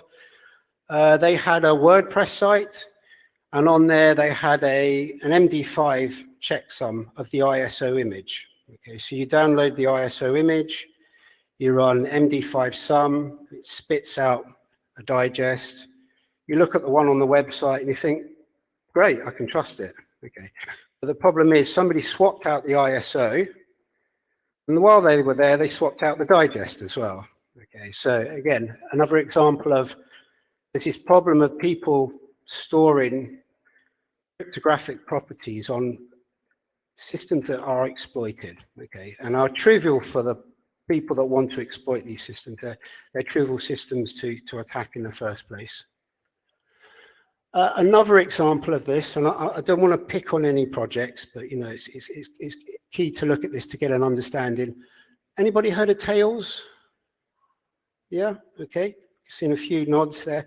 So Tails is a Linux distribution that is, so I guess core to its philosophy is privacy. So it's utilized by whistleblowers, journalists, people that need to leak information, okay, and are probably targets because of those actions that they're taking.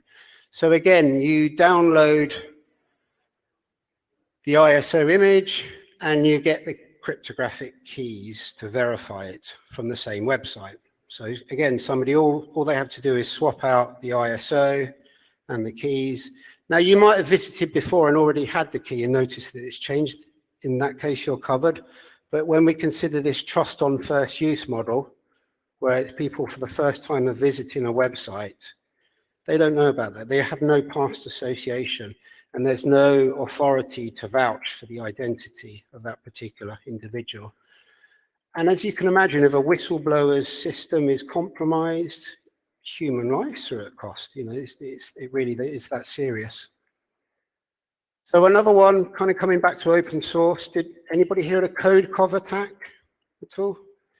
So CodeCov is short for code coverage. Okay, so the idea is that your code is passed out and they calculate how much coverage of unit testing you have. So do you have a good unit test coverage for your software? A high score suggests that your software is highly tested. So it should be robust and relatively bug-free.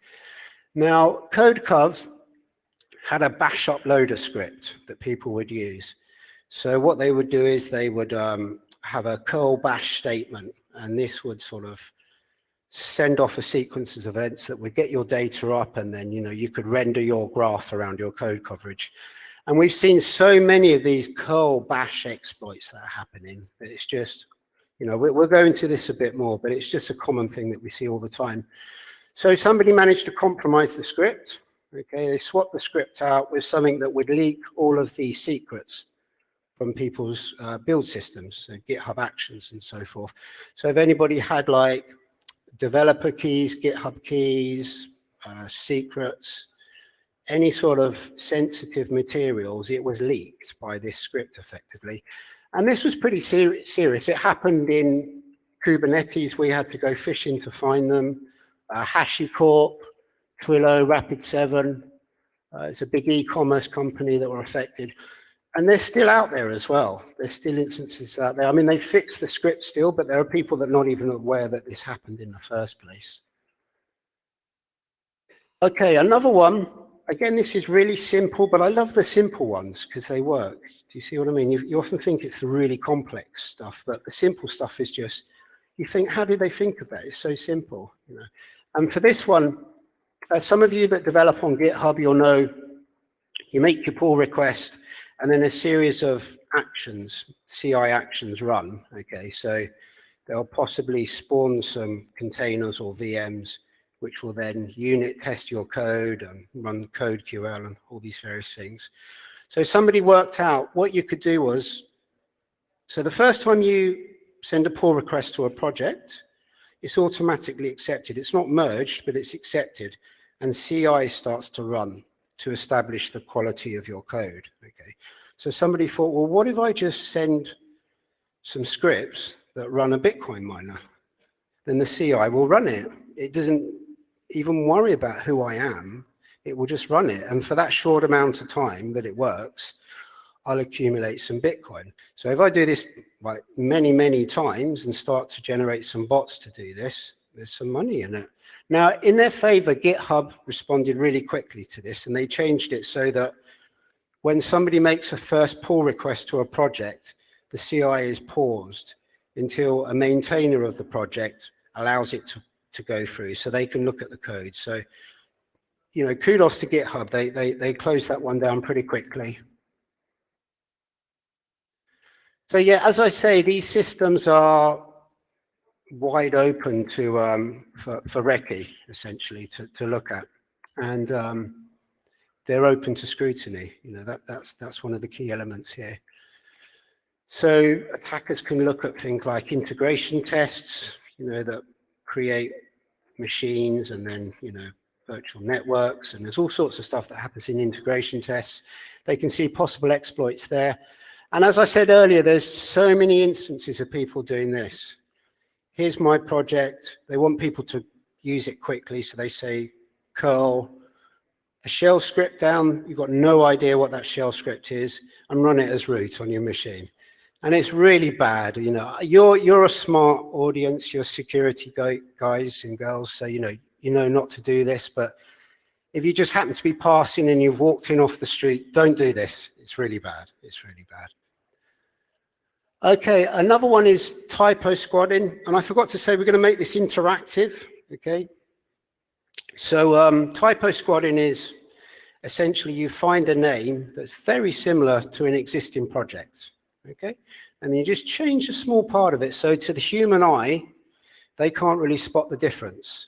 Okay, but then you're then able to have somebody pull down your package, which is malicious, and run. Okay, and this is especially key when, let's take Python. Okay, they have their dependency requirements.txt. Some of them have like 25. You know, nobody reads over all of those. You know, you just don't see what I mean.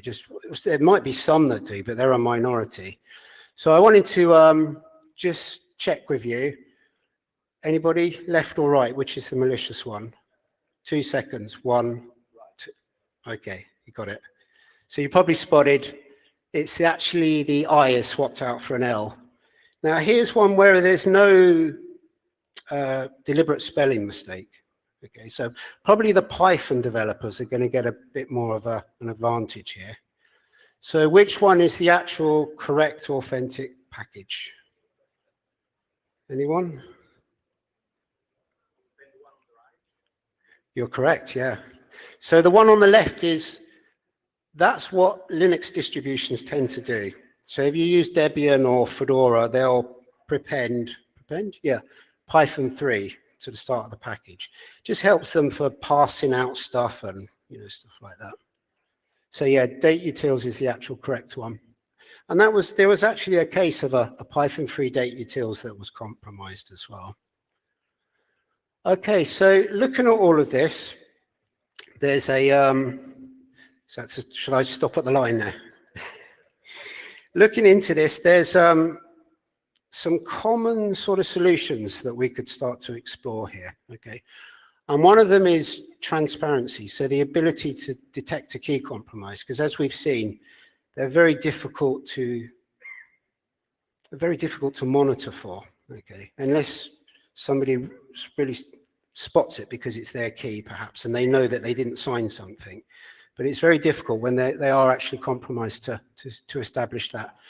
There's this whole thing of tofu that we described, okay, and trust on first use, and having non-repudiation, okay, around the identity that's making a claim. There is being tamper resistant, okay, so people can't change digests and manipulate metadata and so forth to cover up any sort of bad actions. And then there's timestamping, okay, trusted timestamping. This can really help protecting against the targeted attacks that I described earlier, such as replay attacks. So I started to look at these and I thought, what would be a useful technology to address some of these concerns that we've seen, okay. So I had a hunt around, is there anything existing that we could utilize? So this was where I came across a technology called a transparency log, okay? And a transparency log uses an algorithm called a Merkle tree, okay? It's nothing to do with the German chancellor, okay? It's actually Ralph Merkle invented the Merkle tree. And a Merkle tree, they're used quite widely. BitTorrent uses a Merkle tree, Bitcoin transactions utilize a Merkle tree, and Git has a kind of Merkle tree as well, okay? And a Merkle tree, to put it simply, is what you do is you build a tree of hashes, okay? So you have digests, okay? And what they tend to do is, if you have 4 blocks, okay, say you've got a file, you split it into 4 pieces. Let's use the BitTorrent technology as an example. So you've got Star Wars AVI, okay? You split it into 4 pieces, and you capture a digest for each file part. Okay, so now you've got 4 digests. 2 of them are concatenated together, and then a hash is generated of that. And then you step up the tree from 4 to 2. Then those 2 are concatenated together, a hash is made, and then you have your root hash, okay? And your root hash represents the entire integrity of the tree. If anybody tried to tamper with any single part of that Star Wars AVI file that had been seeded, I guess they call it, for BitTorrent, then it would break the entire structural integrity of the tree. Okay, and Git does a very similar thing here, and TPMs that we spoke about before, they use this, they call it a hash extend. Okay, and the good thing about this is it's computationally very inexpensive to hash stuff. Okay, symmetric hashing is very resource unintensive. Okay, but it's incredibly expensive to try to go the other way. Okay, it's practically impossible. We're kind of getting into the realm of quantum computing and all that sort of stuff. Okay, so this is actually the technology where I noticed this was utilized in an interesting way is called certificate transparency. Okay, and certificate transparency has been around for a while. If you don't know about it, chances are you're already using it. So we'll, how are we doing for time? Okay, I'll keep going. Okay, so I'm going to give you a kind of quick context of what certificate transparency is, because it helps frame how we leverage this for software sign-in transparency. So before certificate transparency came along, what you would have is you'd have your website admin. Obviously, this is a black hat in this instance. You'd have your browser, and then you'd have your CA, your certificate authority. Okay, so the website owner or admin would say, right, I've got this domain, bigbank.com. Can you sign this for me? Here's my CSR, my certificate signing request. This will go off to the CA. So it'd usually be a commercial corporation like GoDaddy or VeriSign or somebody like that. Okay. And they would go, right, let me do some checks to make sure you are who you claim to be. So make a TXT record against that domain. Prove to me that you own that domain. Okay. They go, right, we're good. Everything's good. Here's your signed certificate or your bundle. Okay. And then you have to try to work out how the hell do I get this to work in Apache or Nginx. Okay. Then what happens is the browser, I'll come back one, the browser then wants to visit bigbank.com. So they ask the CA via the root store in the browser, okay, can I trust? And the CA says, yeah, you're good. Okay, and then everything looks great. You get the green padlock. Okay. Now the problem with this model is all of our trust is going into this single entity, the certificate authority. Okay. Now if they're good, it's okay, but we're having to make a kind of a very loose decision of trust there around the CA. Okay. So what a few folks came up with was this idea of a certificate transparency log. And what happens now is, so the certificate transparency log utilizes this Merkle tree. Okay, so certificates are sort of hashed into the tree. Okay, and so we get exactly the same flow as before. I'm bigbank.com. Can you sign my stuff? Here's your signed certificate. And then the browser wants to visit the site. But what happens now is the CA has to put the certificate chain into the certificate transparency log. Okay, and something I didn't mention earlier with Merkle trees, they're immutable, so you cannot change them. They're impossible to change. Okay, so they're considered append only and immutable. Okay, so that goes into the transparency log. Now the browser, when they want to visit a site, they have a header saying expect CT, which is that I'm not going to trust this unless it's in the certificate transparency log. Not so much trust, I'm not going to serve this unless it's in the certificate transparency log. So we then have an extra entity at the top, which is a monitor. So then the monitors can monitor the log for domains being signed, and they can see they have non-repudiation because the certificate that was signed for the website is fixed to a root CA. Okay, so the CA cannot deny that. Non-repudiation means that I can't claim something isn't true because it's provable with cryptography, essentially. Okay, and the reason this came up is because a while ago, Google and Facebook and a few others, somebody went up to a CA and said, hey, I'm Google, can you sign my certificate? And it went, sure. And then somebody had a TLS certificate saying they were Google on Facebook. So you can imagine the damage you could do if the power that you would have if if that was given to you. So now the likes of all these big providers, they all now monitor these transparency logs. So Let's Encrypt run one, Cloudflare, Google, quite a few others, they run these certificate transparency logs.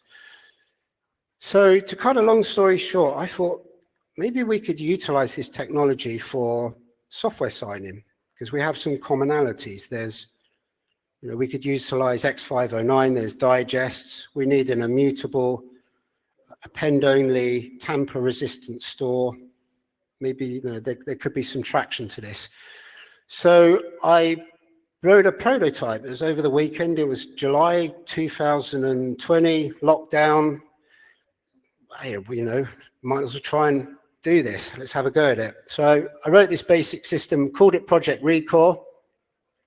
And then, like any open source project, I wasn't really quite sure what to do next. So I started to share it with some people. So there's a guy from the Google open source security team who I'm quite good friends with. And I shared it to him. I said, Dan Lawrence, what do you think? And he said, this is pretty cool. I'd like to work on this. So then we started to collaborate and it started to build. And we built this system called Recall. Okay, so we had this software sign-in transparency log. And we thought, great. And we started to talk to people.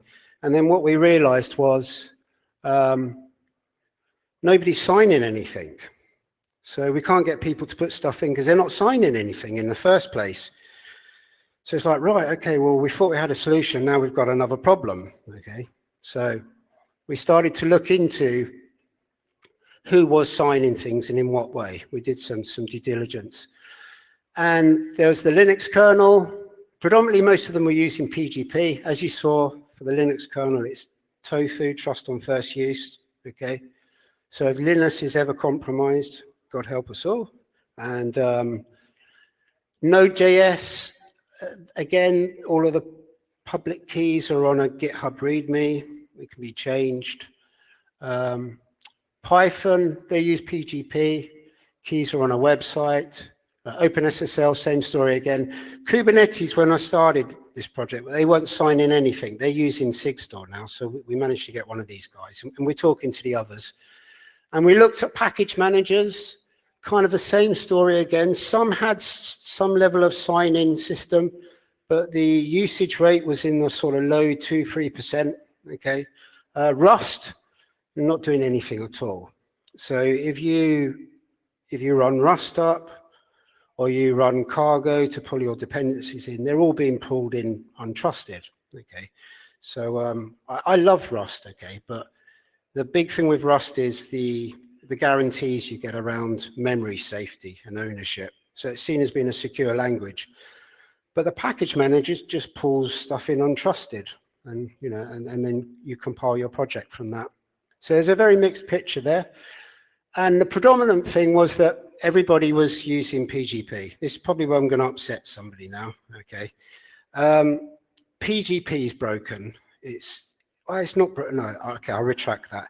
In certain scenarios, it's very useful still. Okay, like my own company, Red Hat, we sign things with a GPG key, but then we've got a hardware security module that's locked in a room that you need to sign to get access to. Trying to replicate that setup as a small open source project is really difficult and it's expensive. Okay, and the general consensus is, I mean, look, we've got some pretty heavyweight crypto folks here are just saying it's days over for PGP. Okay, and the adoption has never really happened. I mean, it was amazing technology when it first came out. The idea if you could sign emails, you could encrypt emails. Okay, but the majority of people just do not use it. I mean, you're all security folks, and be really honest with me here. Who's got PGP set up for their email? So a quick count, I'd say, is about 8 or 9 of you out of 100 maybe. Okay, so it's just not got the adoption. So we thought we can't really go with that. We need to use a different protocol here. So again, what projects or technologies can we utilize here? Because one of the other concerns that people had was managing the private key. Okay, how do I do that? What if I lose my key? What if somebody steals my laptop? So we have to try and solve that issue for them. So for here, I'm talking about the 95% who are not really, don't have a YubiKey and are really into kind of crypto management and stuff like that. So something that's predominantly used a lot is OpenID Connect. Okay, and the nice thing with OpenID Connect, you get some very user-friendly security tools, two-factor authentication that are built around it. So for a majority of users, they can get their head around using this stuff. Like my wife uses 2FA for her Gmail account and stuff like that. So it's very easy for the majority to adopt. I'm not talking the hardcore security geeks here. Okay, so we thought, how could we utilize this? Could somebody sign something with their OpenID? Okay. So we then sort of pivoted from Recore to becoming SigStore, which is what the project is. Okay, and now we have this, and I'm not going to try to walk you through that. I've got an animated slide that'll be easier to do. It's a bit too much to take in, but we combined all of these technologies together to create what we now call ephemeral key signing. Okay, so I'll show you what that looks like. So we have our user, they've got their artifact that they want to sign. There is a new system that we have called Fulcio. This is like our PKI certificate signing system. There's Recore at the bottom that you know about. That's a software sign-in transparency log, the Merkle tree. And there's also a certificate transparency log. Okay, so we've got these various parts of the system. And what happens is the user generates a key pair. Okay, this happens locally. It's ephemeral. It's just, they don't even touch disk. They're encoded to memory. Okay, so they'll create a key pair. In this instance, it's elliptic curve, P256. Okay, they'll then contact our system, and the system will then send back an OpenID Connect session. Okay, that user will then select a provider, GitHub or Google or whoever there is. There's about 20 of them. Okay, and what they will then do is they'll receive a token and they will sign their email address and send it back as a challenge. Now, we're not taking any security guarantees from that email address. It's just an arbitrary bit of data. What we want them to do is prove that they have the key pair. That's all it is. That could say Mickey Mouse. Okay, so we don't have to worry about the user as the source of the email. Okay, the actual email identity we get from the provider. Okay, so our service will talk to GitHub and they'll request a scope of your email address. So that will then come back. Okay, and then what we do is we generate an X509 certificate based on the public key of the key pair that you have that has your email address in, and it's time stamped, and then it's stored and frozen into the transparency log. So we then have, we've sort of captured in time that somebody owned a key pair that has an account with an identity provider at a particular time in a very small window, and we put that into the transparency log. What happens is the user then, split second later, they sign their artifact, okay, and the signature, the certificate and the digest are stored into a second transparency log, the signature transparency log. Okay, now they can discard those keys. They don't have to worry about the private key being compromised because it's very short-lived. Okay, and then what this gives us then is a trust root. So you can now verify an artifact has been signed by a particular individual that is in control of a particular account by querying the transparency logs. So you're able to establish that lhines at redhat.com signed an artifact at a certain time with a certificate chain which goes to our root CA. Okay. Now, immediately when people see this, they think, well, what if somebody's account gets hacked? Okay, that can happen, but then it's in the public transparency log. So you can then monitor for your email being used. So if your email came up and you'd signed something that wasn't yours, or you weren't aware of sign, and then you'd know, somebody's compromised my account. So we're actually looking at building systems like, have I been pwned?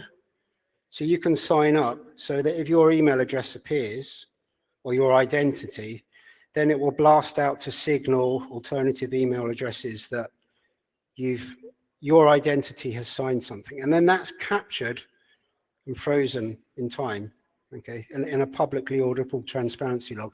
So that then gives us a trust route to verify it, and we no longer have to worry about managing the private key.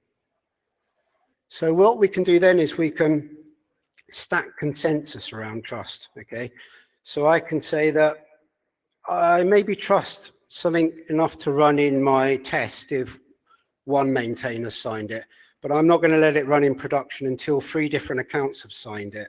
So then you're stacking up the security guarantees by having more entities actually attest that they signed a particular thing, okay?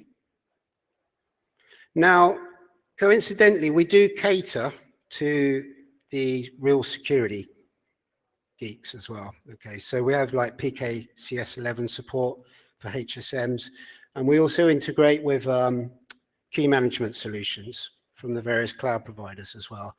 So that previous one, that's for your kind of developers that just don't do security. Do you see what I mean? They're the ones that aren't signing anything. So for them, we balanced usability against security guarantees. And it's a pretty good balance, but if you want to be hardcore and use a YubiKey, you can do that with our transparency log. So in Project SigStore, we've started to create clients. These are the tools that sign things, okay? And one of them is a project called CoSign, which has seen some really good adoption. And this is for signing containers. So you can sign a container and you can discard the key afterwards, and the trust route is captured in the transparency logs. We also are developing a tool called SGET, which is to address the curl bash scenario that I described earlier. So somebody will be able to pull down a file, verify the integrity of that file, the identities that signed it, and then execute it, only if those checks pass, okay? And then we're also working on clients for Ruby Gems. We've got some stuff for commit signing. There's some folks looking at signing WASM modules. The Python community are looking to implement something. We're working with various different communities to build clients as well. So it's really, the project's really blown up. There's a lot of people starting to contribute now. So it's really great to see. The other thing as well, we have our root CA is open. Okay, so when we created our root CA, it happened live on Twitch, okay? And all of the establishing of our root CA is captured in a Git repository, and we had people verify everything. So we had people ask questions like, what's the price of Bitcoin? What's the temperature in Rome today? So that people could obviously see that it wasn't a pre-recorded event, it was happening live. So we use this for our infrastructure, okay? And there's 5 key holders, and it's a mix of academia and corporate. So we've got some folks from NYU and Purdue University, and then there's myself and another guy from Red Hat, and there's Dan from Google. And then if any of us go missing for some reason, we can swap out, because you need 3 keys to swap out a previous key holder. Or if somebody's key is compromised, then we have key compromise resilience, okay? So we can quite relatively easily swap somebody out. So we will rotate people every 6 months. And we're making this available to other open source projects to use for free. So if you need a trust root, you don't have to go and spend how many $100. You can come and see us and we'll create something for you. So our sort of vision at the moment really is, what we want to do is we want to be to software signing and provenance what Let's Encrypt was to TLS, okay? So an interesting thing happened when Let's Encrypt came on the scene.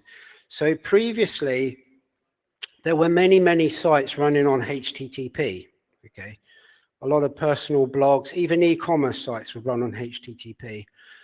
And a lot of this was because it was just hassle to get a certificate. You had to go to somebody, give them money, scan your passport, send it to them, wait for them to reply, prove who you are. There's all this faffing about that would happen for you to get your certificate. And Let's Encrypt came along and they made them free, okay, and they provided the tooling so you could get them like that, okay. And then an interesting shift happened. It became socially unacceptable to run a site on HTTP. So now if you go to a site and it's HTTP, it's like, ew. You're like, am I going to get a virus or something? It just feels a bit dirty. Do you know what I mean? Because everybody expects HTTPS now, not even your power users, you know. So we managed to shift the paradigm. And that's what we want to do for software. That's our vision in SigStore, is so that it's no longer acceptable to pull in packages and dependencies from the internet and run them in your software without them being trusted. We want that to become a bit kind of, that's not good, essentially. Okay, so that's our kind of our driving vision.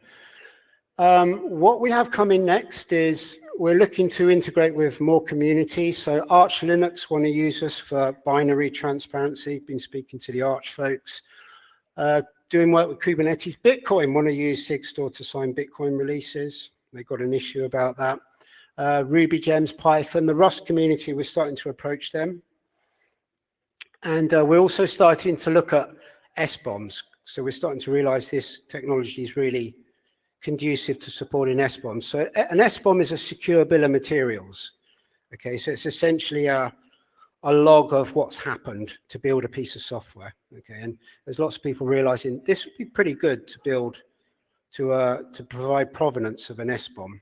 Okay, and just before I go into that, I just realized one thing that's missing here. So we're running a public service right now, so you can use SigStore to start signing things, but we are not fully launched as yet. We're in soft launch. So what we're doing at the moment is we're seeking funding. Okay, so we're approaching various people to fund us.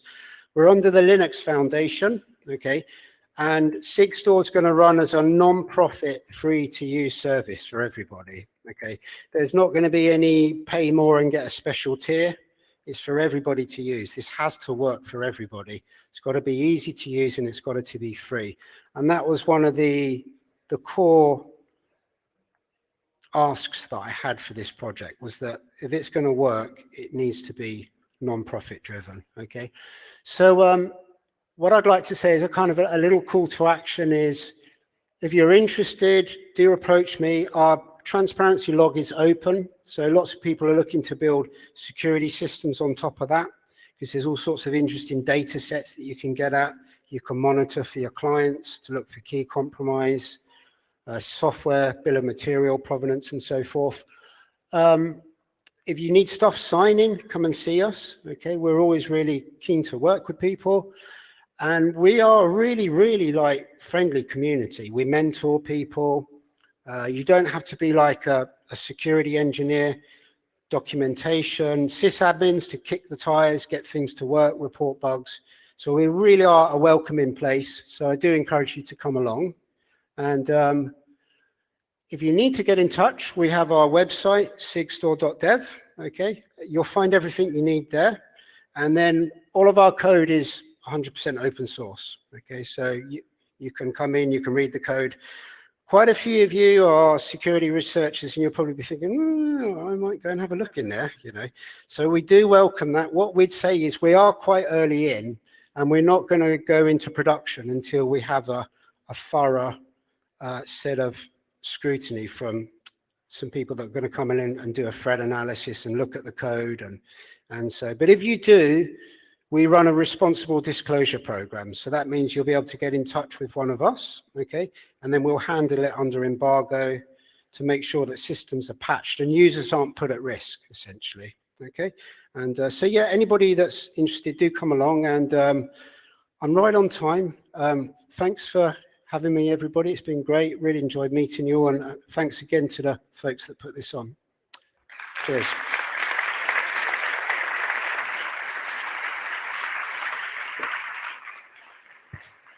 Thank you very much, Duke. It was really good. Is there any question? Yes. Thanks for a very good talk, Luke, and very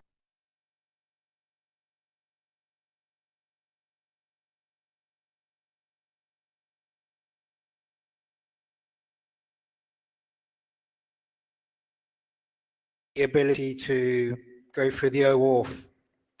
Yeah, there is no human interaction. Yeah, okay, unattended. Very good point. So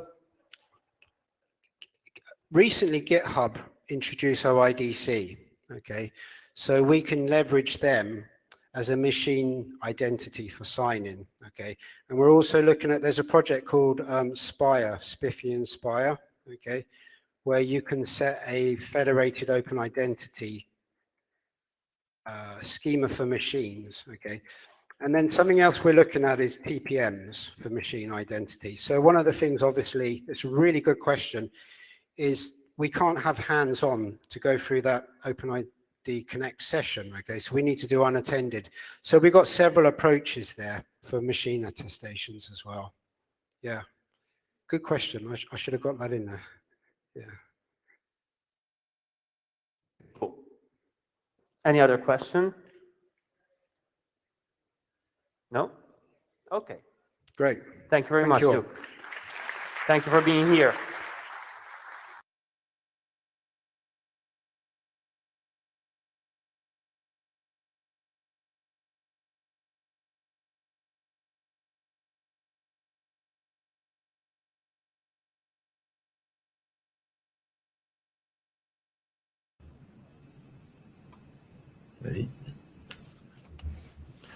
Hello, do you hear us?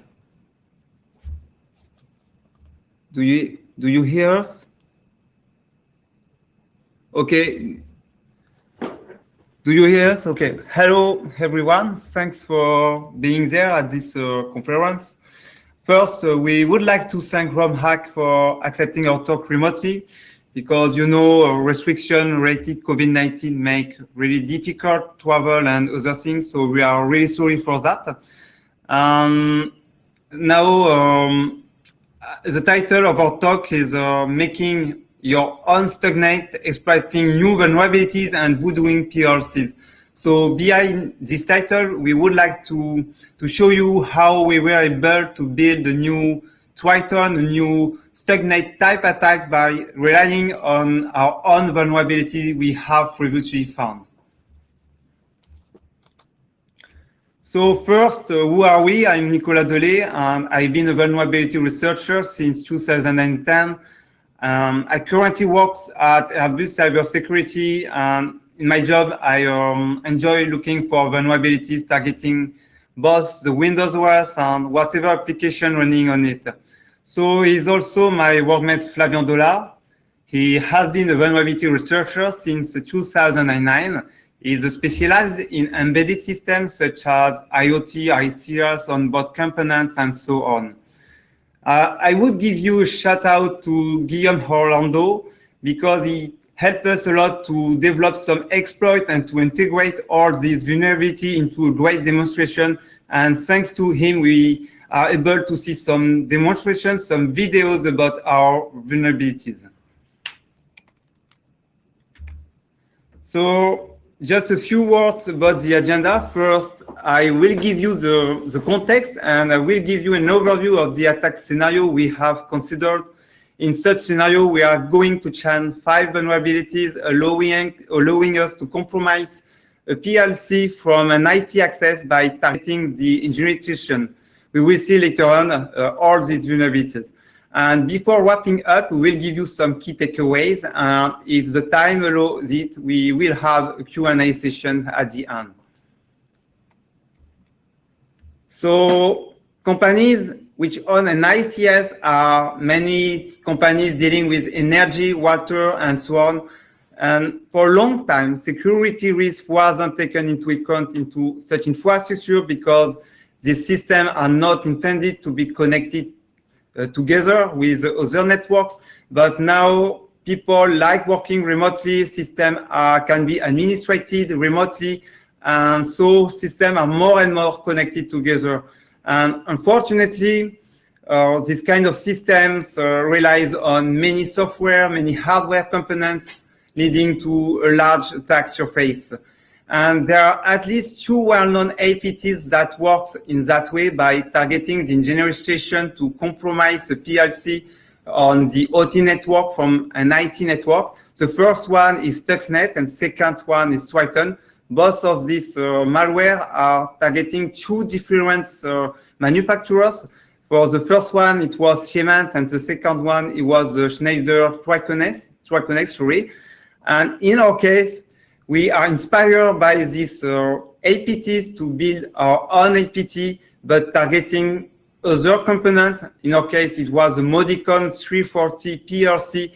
This is a PLC really used in the industrial world, and we are targeting as well the Schneider EcoStruxure software running on engineering stations. So like I said, we want to compromise the OT network by targeting the engineering station because this engineering station can be both connected to the IT network and the OT network at the same time. Even though recommendation advocates not to connect such a station both on the two networks, in the real life you can see that. But you can also imagine that this station is first connected to the IT network to do some stuff, and then disconnected from this network to be connected to the OT network to do what this station is intended to do. The engineering station is intended to do, for example, loading a new programs, update a new programs on PLC, and at this moment, if the engineering station has been compromised, the OT network is in danger. So what we need to achieve this kind of attacks, first, we want to find a remote control execution to access the engineering station from an IT access.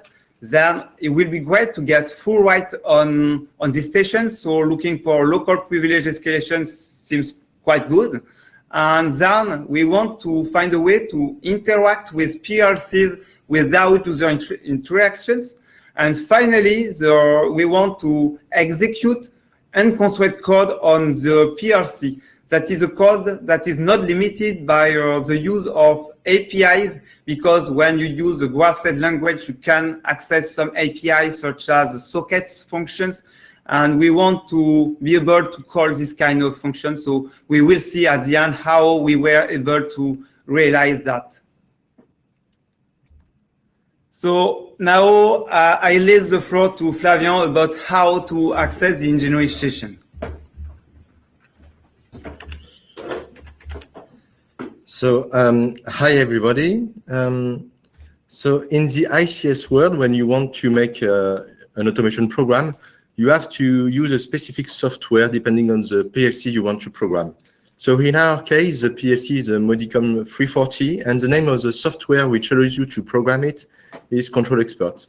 And Control Expert and most of the engineering software provide a very cool features called the simulated PLC. And with the simulated PLC, you can test your automation program before deploying it on the real one. So here is the workflow. You design your automation program with the language you choose. So for example, ladder or graph-set. And then you compile it, and then you deploy it in the PLC. And as the physical PLC, the simulated one is listening on the 502 TCP port, and the protocol behind this port are Modbus and UMass.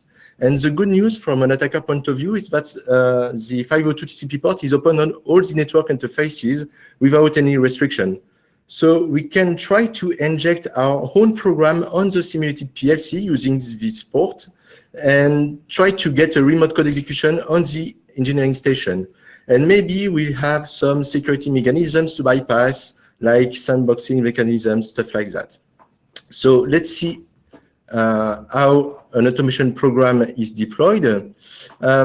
So in order to look at the format of our compiled automation program, we must do a little of reverse engineering in a Control Expert. So we identified functions in codeengine.dll that are in charge of the compilation step. And you can see at the right top of this slide that the classes ending by engine are in charge of the compilation step. So by making a little research on our favorite disassembler, which is IDA, we can see that Control Expert is able to build an automation program for 3 different architectures, which are ARM, Sonix, and Intel 32. In our case, the simulated PLC is running on a classical computer, so the CPU architecture is Intel 32, And in order to identify which function were called, we put some breakpoints on all the methods of the Intel 32 classes. And at the end, we saw that our automation program was transformed to Intel 32 native machine code. So this is very interesting because maybe this native code is executed as it by the simulated PLC. So I mean, without any check or any sandbox mechanisms. And yes, that's the case. In fact, if we patch the native code generating during the compilation step with our own shell code, and then we let control experts deploy it to the simulated PLC, then our shell code is executed. And you can see at the right of this slide that our malicious calculator was started by the simulated PLC process. So there is no sandboxing mechanism. So great, now we've got our remote code execution on the engineering station. Unfortunately, we faced two other problems. In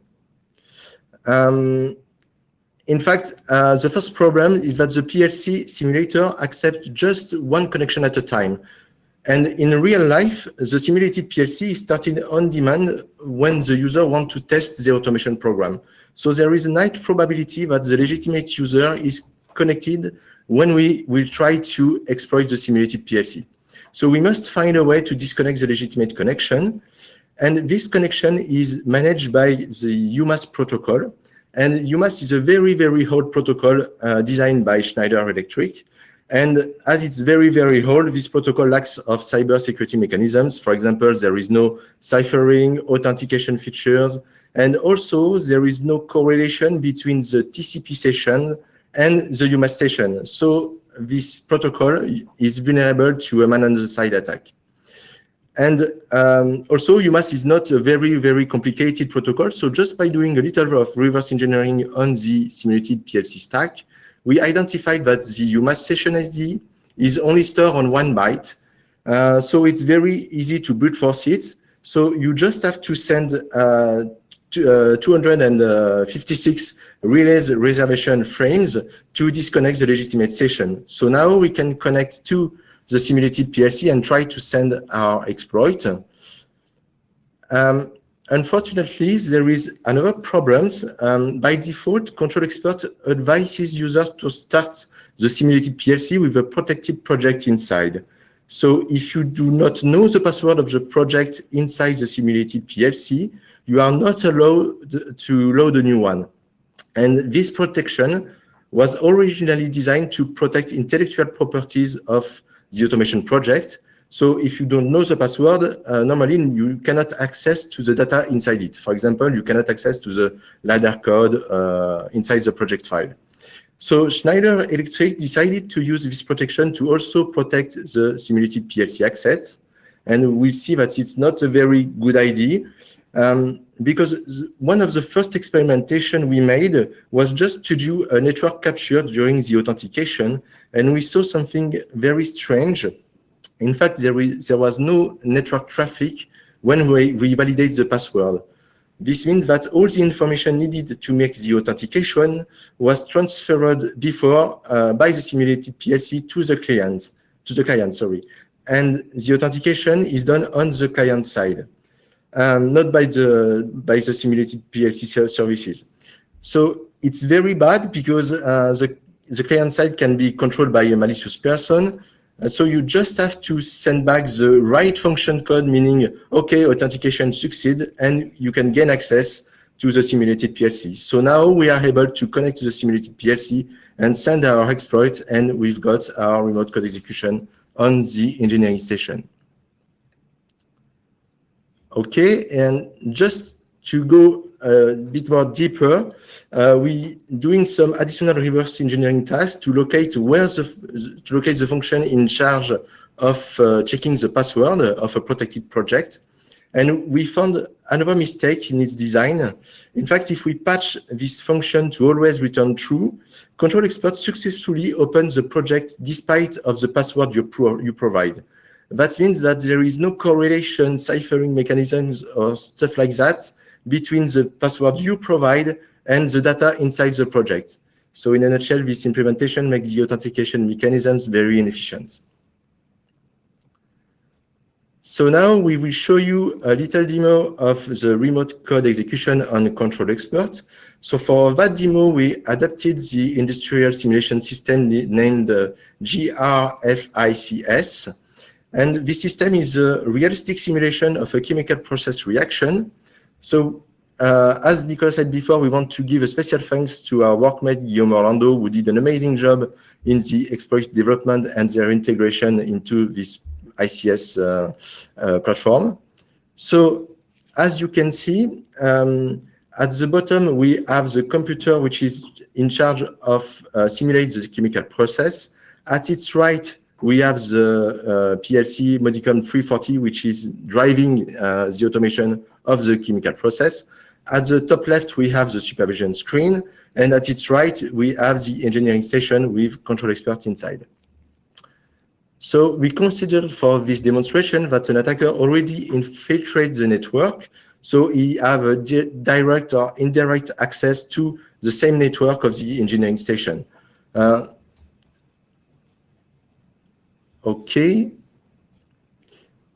So in this demo, the attacker will exploit the three vulnerabilities that I described before. First, he will disconnect the legitimate UMAS session.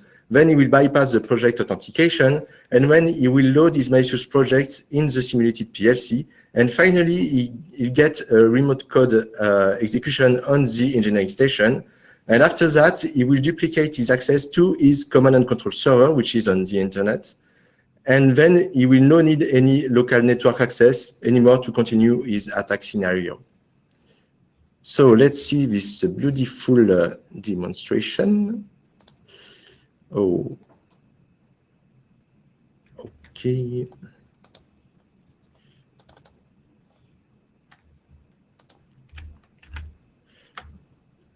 Okay, so at the top left, we have the attacker console. At the top right, we have the command and control console. At the bottom left, we have the engineering station with Control Expert inside and the simulated PLC started. So first, the attacker scans the network on the 502 TCP port to see if there are any Modbus server. So after that, the attacker sends a specific UMAS frame, which gives him a lot of useful information, like if it's a simulated PLC, the version of Control Expert, the path of the project loaded inside. And of course, all this information is getting without any authentication, just by sending one UMAS frame. So thanks Schneider for that. So now we start to exploit the simulated PLC. So first, we disconnect the legitimate UMAS session. That's why we have the message PLC communication fails that appear in Control Expert. Then we bypass the authentication, and then we upload our malicious project. And when the simulated PLC executes our project, we've got a reverse shell.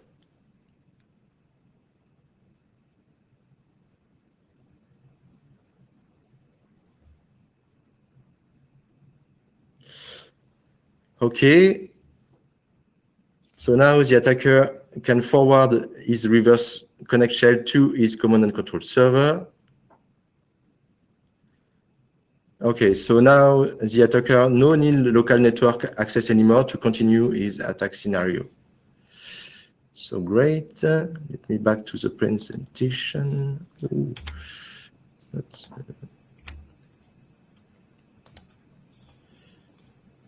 okay.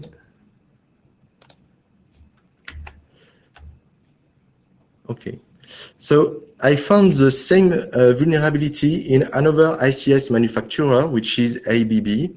And in the ABB case, the simulated PLC is listened on the 102 TCP port on all the network interfaces.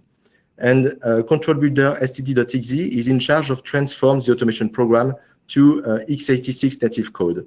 So as the previous attack, just by patching the generated machine code, we can execute our own code in the remote target. So we've got a remote code execution in the ABB simulated PLC. In a nutshell, we can conclude that this vulnerability class, which is getting a remote code execution on the engineering station just by injecting native code in the simulated PLC. So this vulnerability class is certainly present in many other ICS manufacturers. It's a good news from an attacker point of view, I think. Okay.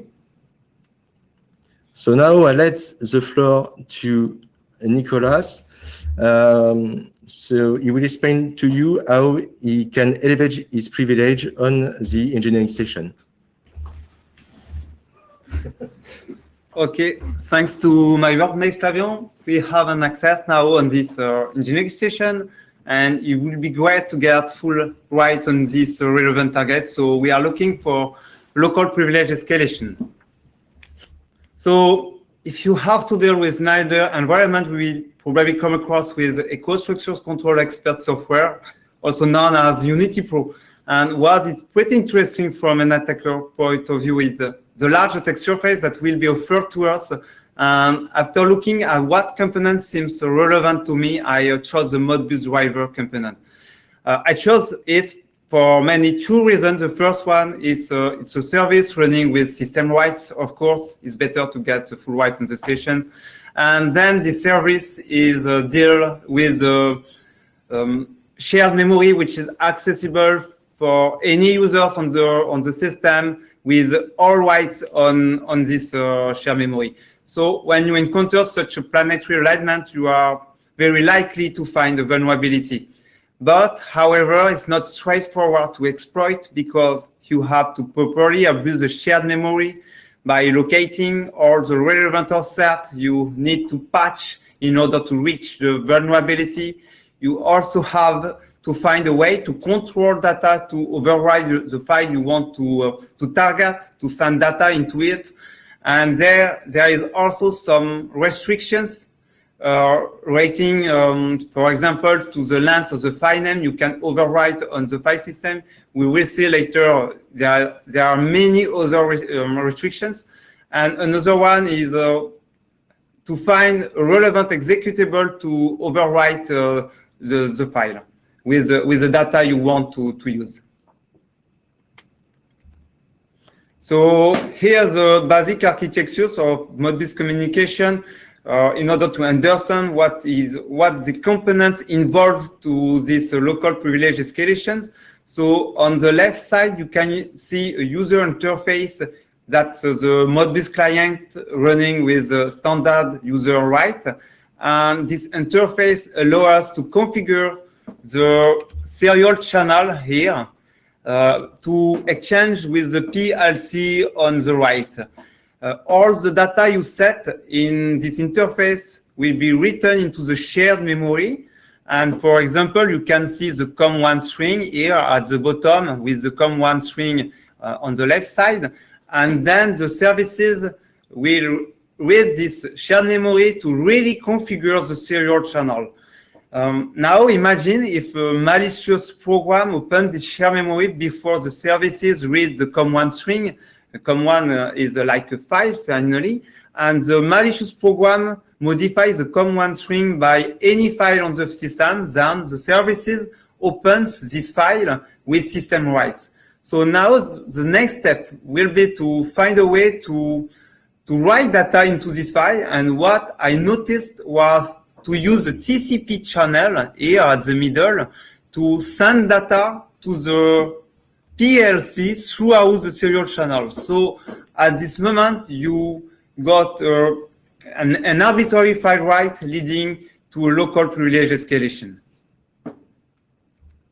However, like I said a few slides ago, there are some limitations. The first one is related to the length of the file you can write. You can overwrite, and in our case, we are limited to 13 bytes, and it's not enough to overwrite a file, for example, under the system32 Windows directory.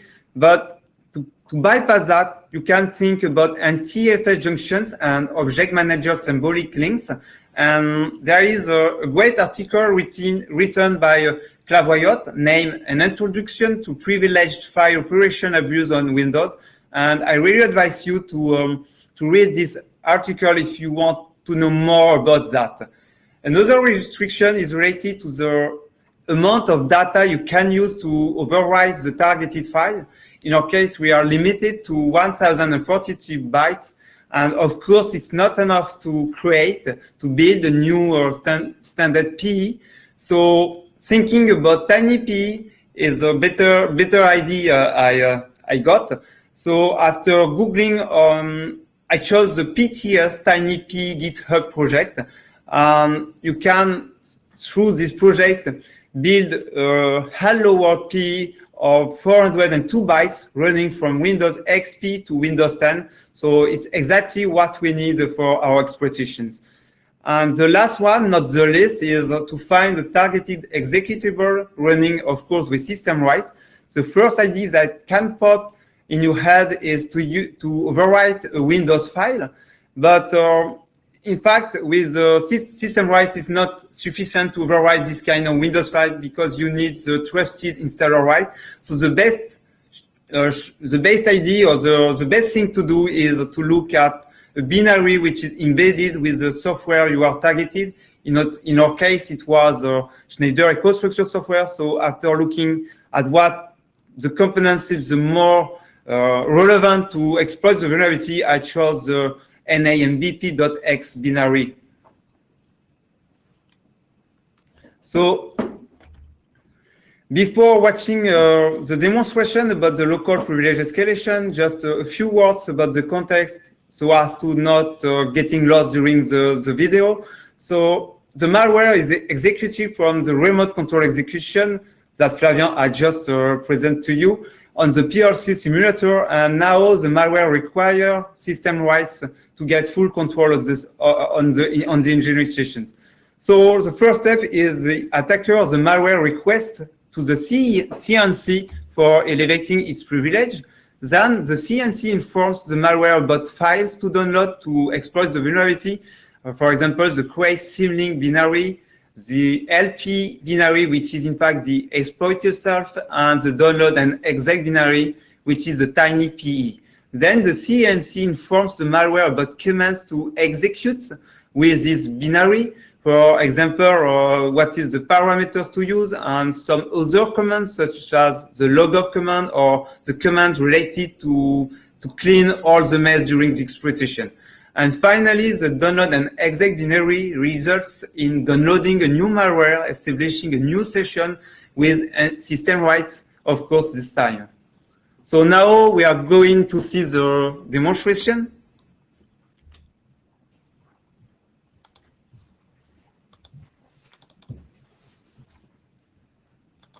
So on the top, you can see the shell on the CNC. On the bottom left, you can see the engineering station with the EcoStruxure software in foreground. And now we are listing the session. This session has been created during the remote control execution. So we want to interact with this session. And now the init command allows us to know if the driver, the Modbus driver, is running on the system, and if we have an administrator privilege. In our case, we don't have this privilege, so we are playing the exploit.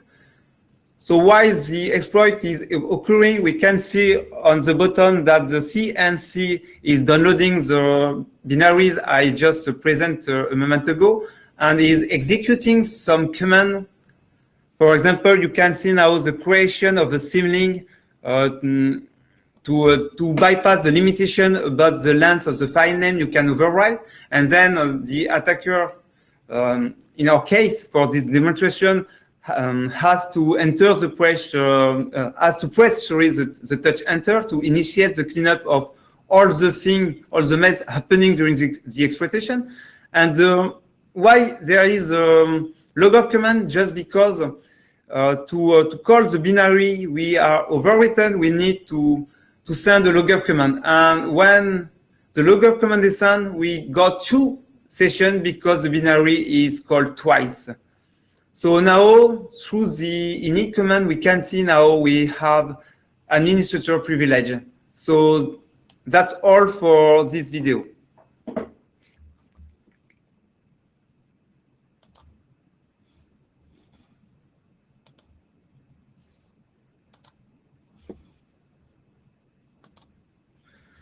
Okay, so now we have full right on this station, and we'd like to interact with PLC without user interaction, and we are looking for intrinsic or hidden function that has okay.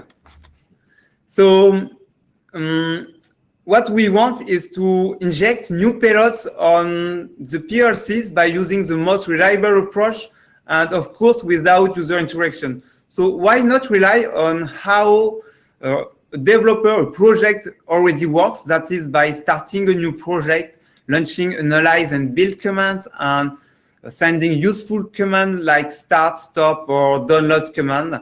But we want to realize that without user interaction. So as an attacker, you need to study how the software works. After some research, I like to thank DCOM technologies with these reusable components that help us a lot to achieve this kind of attack. So here is a case study based on DCOM to show you how we were able to interact with the PLC from a malicious executable without user interactions. It's not straightforward because you can't access the control expert component right away, and this component has all we need to interact with the PLC. You have to interact with the broker component. So the first thing you have to do is to instantiate the broker component. So how can we realize that? So first you have to retrieve the class ID to instantiate this component. So after looking at the Windows registry, you can use the right class ID with the create instance method. And as soon as you call the create method with this class ID, you can see the PS broker binary created on the engineering session. And now if you look at some members composing this object, you can see the new application method or the open application method. And both of them require a string, that is the name of the application you want to create or open, but also returns an iApplication interface. So now we'd like to know what we can do with this iApplication interface. So after opening an application, you can see first some binary executed on the engineering station, like the control expert binaries or the trace server binaries. Fortunately, all these processes are executed in background, so there is no interface popping into the screen, so an administrator or a developer can see there's something wrong happening in the engineering station. So now if we look at some function composing this interface, you can see one quite interesting, which is the set PLC connection address that allows to set the IP address of a specific PLC. So if you look in more details at what this AP requires, you can see an iProject interface. So how can we retrieve this iProject interface in order to call this method? And if you look at the last member, you can see the project property, and this one returns exactly the iProject interface. So now we'd like to know what we can do with this iProject interface. So after calling the project property with the true flag and listing the members composing this iProject interface, you can see exactly what we need at the beginning of this part of this presentation.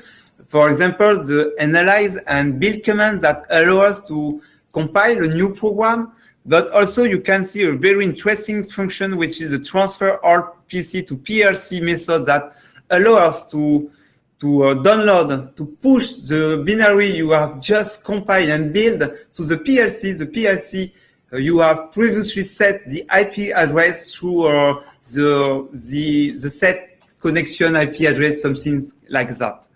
So at this moment, you have all you need to automate the infection of PLC without user interaction from our malware. So what else? Now I leave the floor to Flavian about how to design and execute PLC and consent code. Okay, so now we are in the engineering station, and we will try to corrupt the physical PLC, and we will use the same way than the APT Stuxnet or Triton done before. I mean, we use the engineering station to corrupt the automation program inside the PLC. So in our case, the PLC is a Modicon 340, and as the simulated PLC attack, we saw that the automation program is translated to ARM native code. And also, there is no sandboxing mechanisms in the PLC. So in a nutshell, by hooking the compilation process, we can inject our own ARM bytecode, and we will let the control expert deploy it for us. And finally, our code will be executed in the Modicon 340. But we don't want to be detected, so we must take care to not disturb the automation process for now. So our backdoor must be tiny and fast. Otherwise, the underlying operating system, which is VxWorks, may stop the automation task because it will make too much time, for example. So the operator may be warned that something is going wrong with the PLC and maybe detect our attack. Also, we must take care about where to add our backdoor code in the automation code, because we need the ability to take control of the physical process if we want it. So hopefully Schneider helped us a lot to design our backdoor, because during the computation task, for example, control experts can create logs which contain the assembly code of our automation program. So as you can see, they also provide comments with variable names and function names. So cool. This information were very helpful to locate where is the right place to inject our backdoor. And so the first payload we designed was just a memory dumper. Thanks to it, we are able to dump all the mapped memory. So we've got the VxWorks code and also the Schneider Electric library code. And with all this data in our hand, we are able to do some reverse engineering and design a more powerful Modicon 340 backdoor. For example, the PLC can now make low-level connection, and also we can allocate large memory buffer and so on. So we can largely increase the Modicon 340 functionalities. So now I will try to explain how our backdoor works. So before the attack, the Modicon 340 runs a legitimate automation program periodically. So we get the legitimate automation program and we backdoor it by adding an ARM payload, which in fact is a download execute backdoor. Then we upload our program in the PLC using the existing connection with the engineering station. So from a network point of view, you just see that the engineering station is running a program in the PLC, so nothing strange. And after we make a stop and start sequence, so the Modicon 340 is running the legitimate automation program and also our download execute backdoor. And as we don't modify the legitimate automation code for now, the physical process is still running well. So now we build a malicious payload and we make it available on our command and control server. So our download execute backdoor will download it and execute it on the fly. I mean, without any start stop sequence. This kind of stuff is normally impossible to do with a Schneider solution. So, and it's important to mention that this malicious payload can alterate the physical process, for example, but not only, it can also make a network attack on another devices connected to the PLC local network. Or, for example, it can exfiltrate some internal document from a shared directory. And more generally, it can act as a proxy SOCs for an attacker in order to relay his traffic to the internal company network. And finally, when the execution of our malicious payload was finished, our download execute backdoor, remove it from the PLC memory, and wait for another payload to be downloaded from our command and control server. So we can now make online another malicious payload, our download execute program will execute it on the fly, and so on. So now we will show you what we can do when we have our download execute backdoor inside the PLC. In this demo, we transform the PLC to a proxy. Personally, I think this feature is very interesting from an attacker point of view, because unlike standard computer like Windows or Linux, where it becomes harder and harder to maintain a backdoor access, thanks to security appliance like antivirus, with this solution, an attacker got an access to the internal company network through the PLC, and it will be very difficult for forensic team to detect it and analyze such a backdoor because there are no such tools available to do that easily.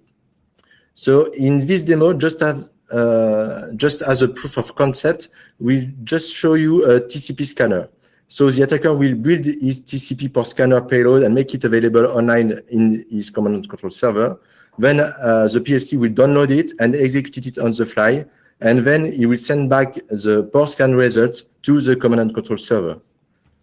Okay, let me start the demo.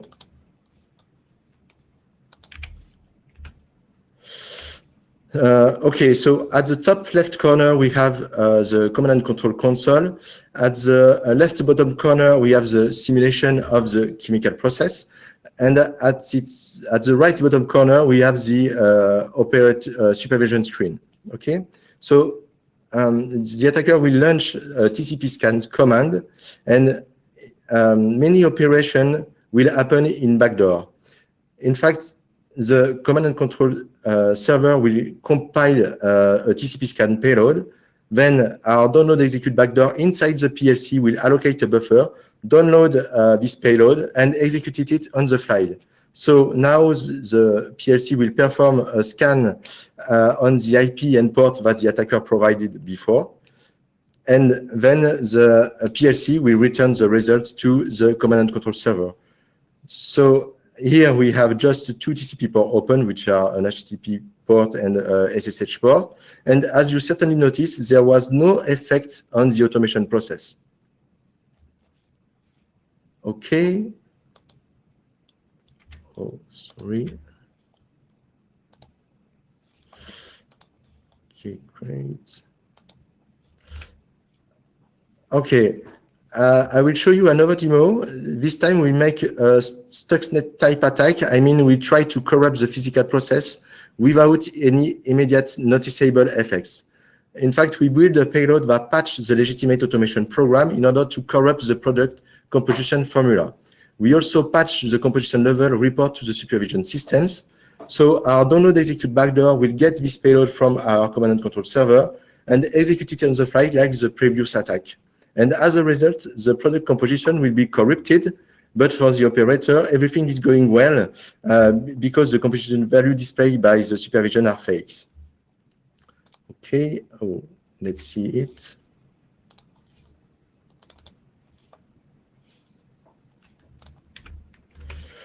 Okay, so we've got the same layout than before.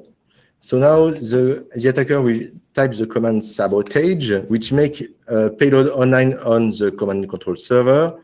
So as the previous attack, the PLC will download it and execute it on the fly. And at the bottom left, we have the real system. At the bottom right, we have the supervision screen.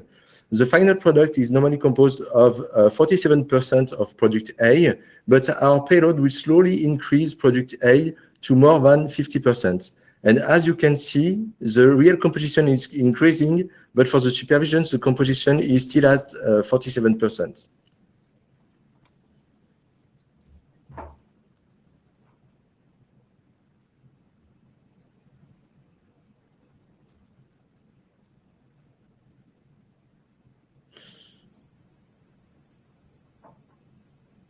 Okay, and just to show you, if we stop to fake the values, then the supervision system gets the real values and raise an alarm.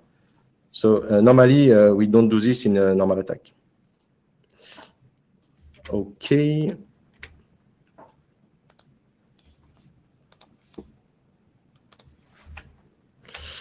So now we will show you the last demo of this talk. So in this demo, we break completely the industrial system. So we build a payload to make the input valve fully open, and we corrupt the pressure level to ensure that the supervision system do not raise an alarm during the attack. As the other demo, the PLC downloads our payload and execute it on the fly. So the pressure will quickly increase until the tank completely bursts. But for the supervision system, everything is going well. Let's see it. Oh. It was not a good slide, sorry.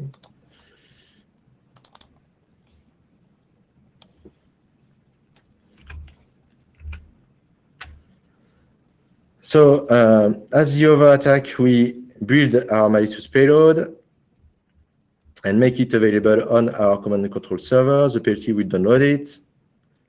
And you will see that the pressure increase quickly in the real system, but for the supervision, everything is going well.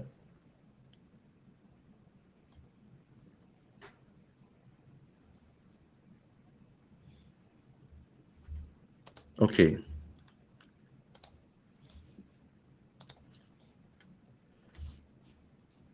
Okay, so now I'll let the floor to Nicolas for the conclusion of this talk. Okay, for wrapping up after this nice burst, some key takeaways to have in mind. So if you have to deal with ICS environment, you have to know that it implies a large text surface because there are many Windows applications, there are many embedded systems, so the text surface is really tremendous. And so at least follow the manufacturer recommendation, disconnect the engineering station from the IT network, from the OT network.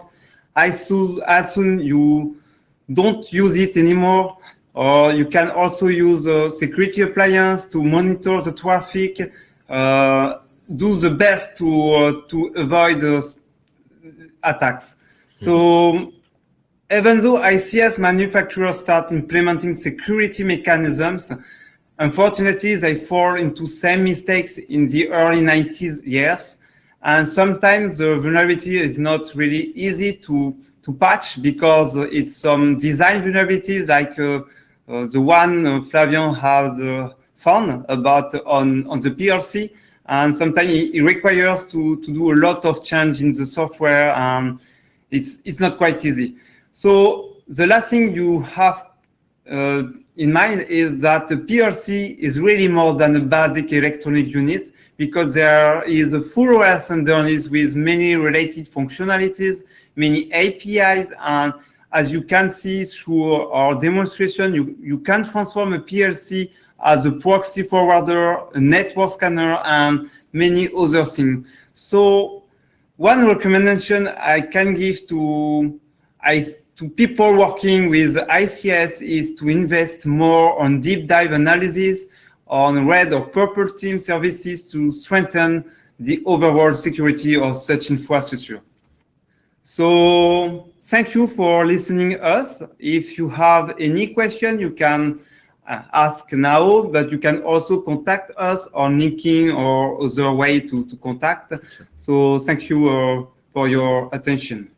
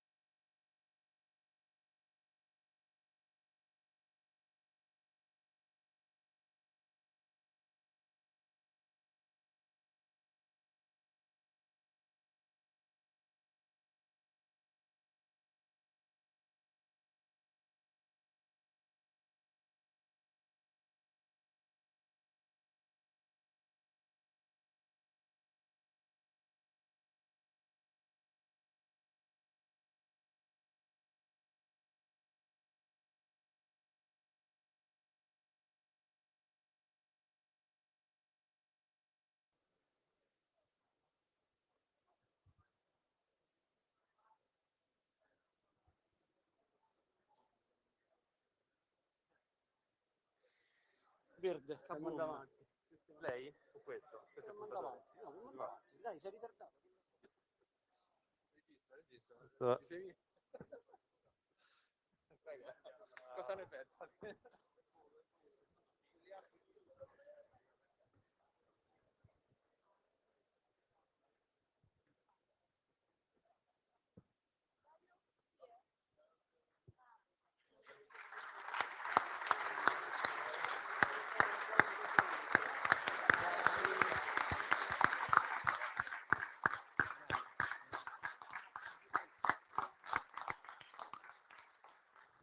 Grazie per essere rimasti fino a quest'ora. È molto bello vedere gente che fa networking, ma è molto bello vedere gente attiva fino alle 5-6 di sera per questi talk. Io non ho visto la presentazione che vi sto per narrare, quindi scusate le spalle. Grazie agli speaker, sono stati molto disponibili, fantastici, qui e da remoto. Sono stati ringraziati su Twitter spesso e volentieri, quindi avete tutti i link anche alle loro presentazioni. Chiaramente la conferenza è stata registrata e verrà messa online subito in maniera integrale e nei prossimi giorni con i talk separati.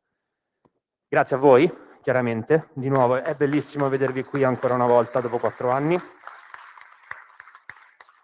È bello vedere facce nuove, è bello vedere gente da fuori, gente da su, gente da giù, gente da qui. È molto bello unire le persone, l'abbiamo sempre detto, è un po' il ruolo della nostra community.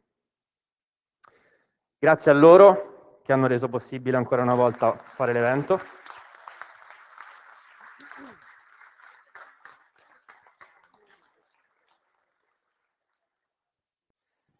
Certo che grazie a Graziella e grazie anche agli nostri sponsor che alcuni sono presenti qua in sala, hanno dei badge e delle magliette diverse, quindi potete anche interagire con loro. Ricordo anche il link agli annunci per gli openings che hanno. Next slide. Eccoli qua. ROMHACK/jobs, quindi dategli un'occhiata. I riferimenti dell'associazione, quindi Cyber Science sul sito, ci trovate sui maggiori social. E, abbiamo anche un canale aperto Telegram per interagire con noi. Ogni progetto dell'associazione si porta uno spin-off su un canale dedicato, quindi anche lì si può partecipare eventualmente se si è interessati ai progetti.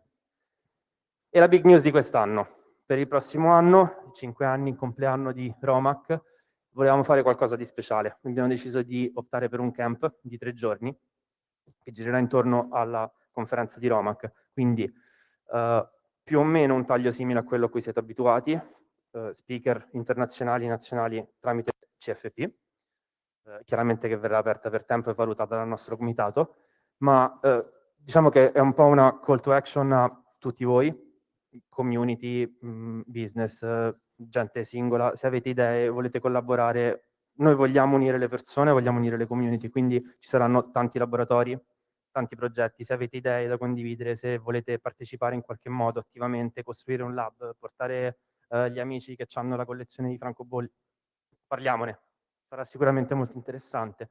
Games and Labs, molto interattivo, quindi cerchiamo di coinvolgere le persone. Ci saranno tende, bungalow, ci saranno camper, ci saranno alberi, ci sarà la piscina. E il posto è molto bello, qui a Roma. Per ora penso no more spoilers. Ok? Birra. Birra qui, birra dopo. Per chi vorrà restare con noi ancora per la serata e fare un po' 2 chiacchiere, vi consiglio di passare in reception dove avete fatto il check-in. Prendete un bigliettino e ci vediamo dall'altro lato della piazza dove c'è l'obelisco. Lo attraversate tutto, c'è un ristorante e avete 2 bandiere di ROMHACK, di Cyber Science, che vi indicano l'ingresso del locale. Ci troviamo là per le 6, direi. Non è il tempo di smontare, siamo lì. Poi avviatevi quando vi sentite pronti per affrontare la serata. E basta, birra. Grazie.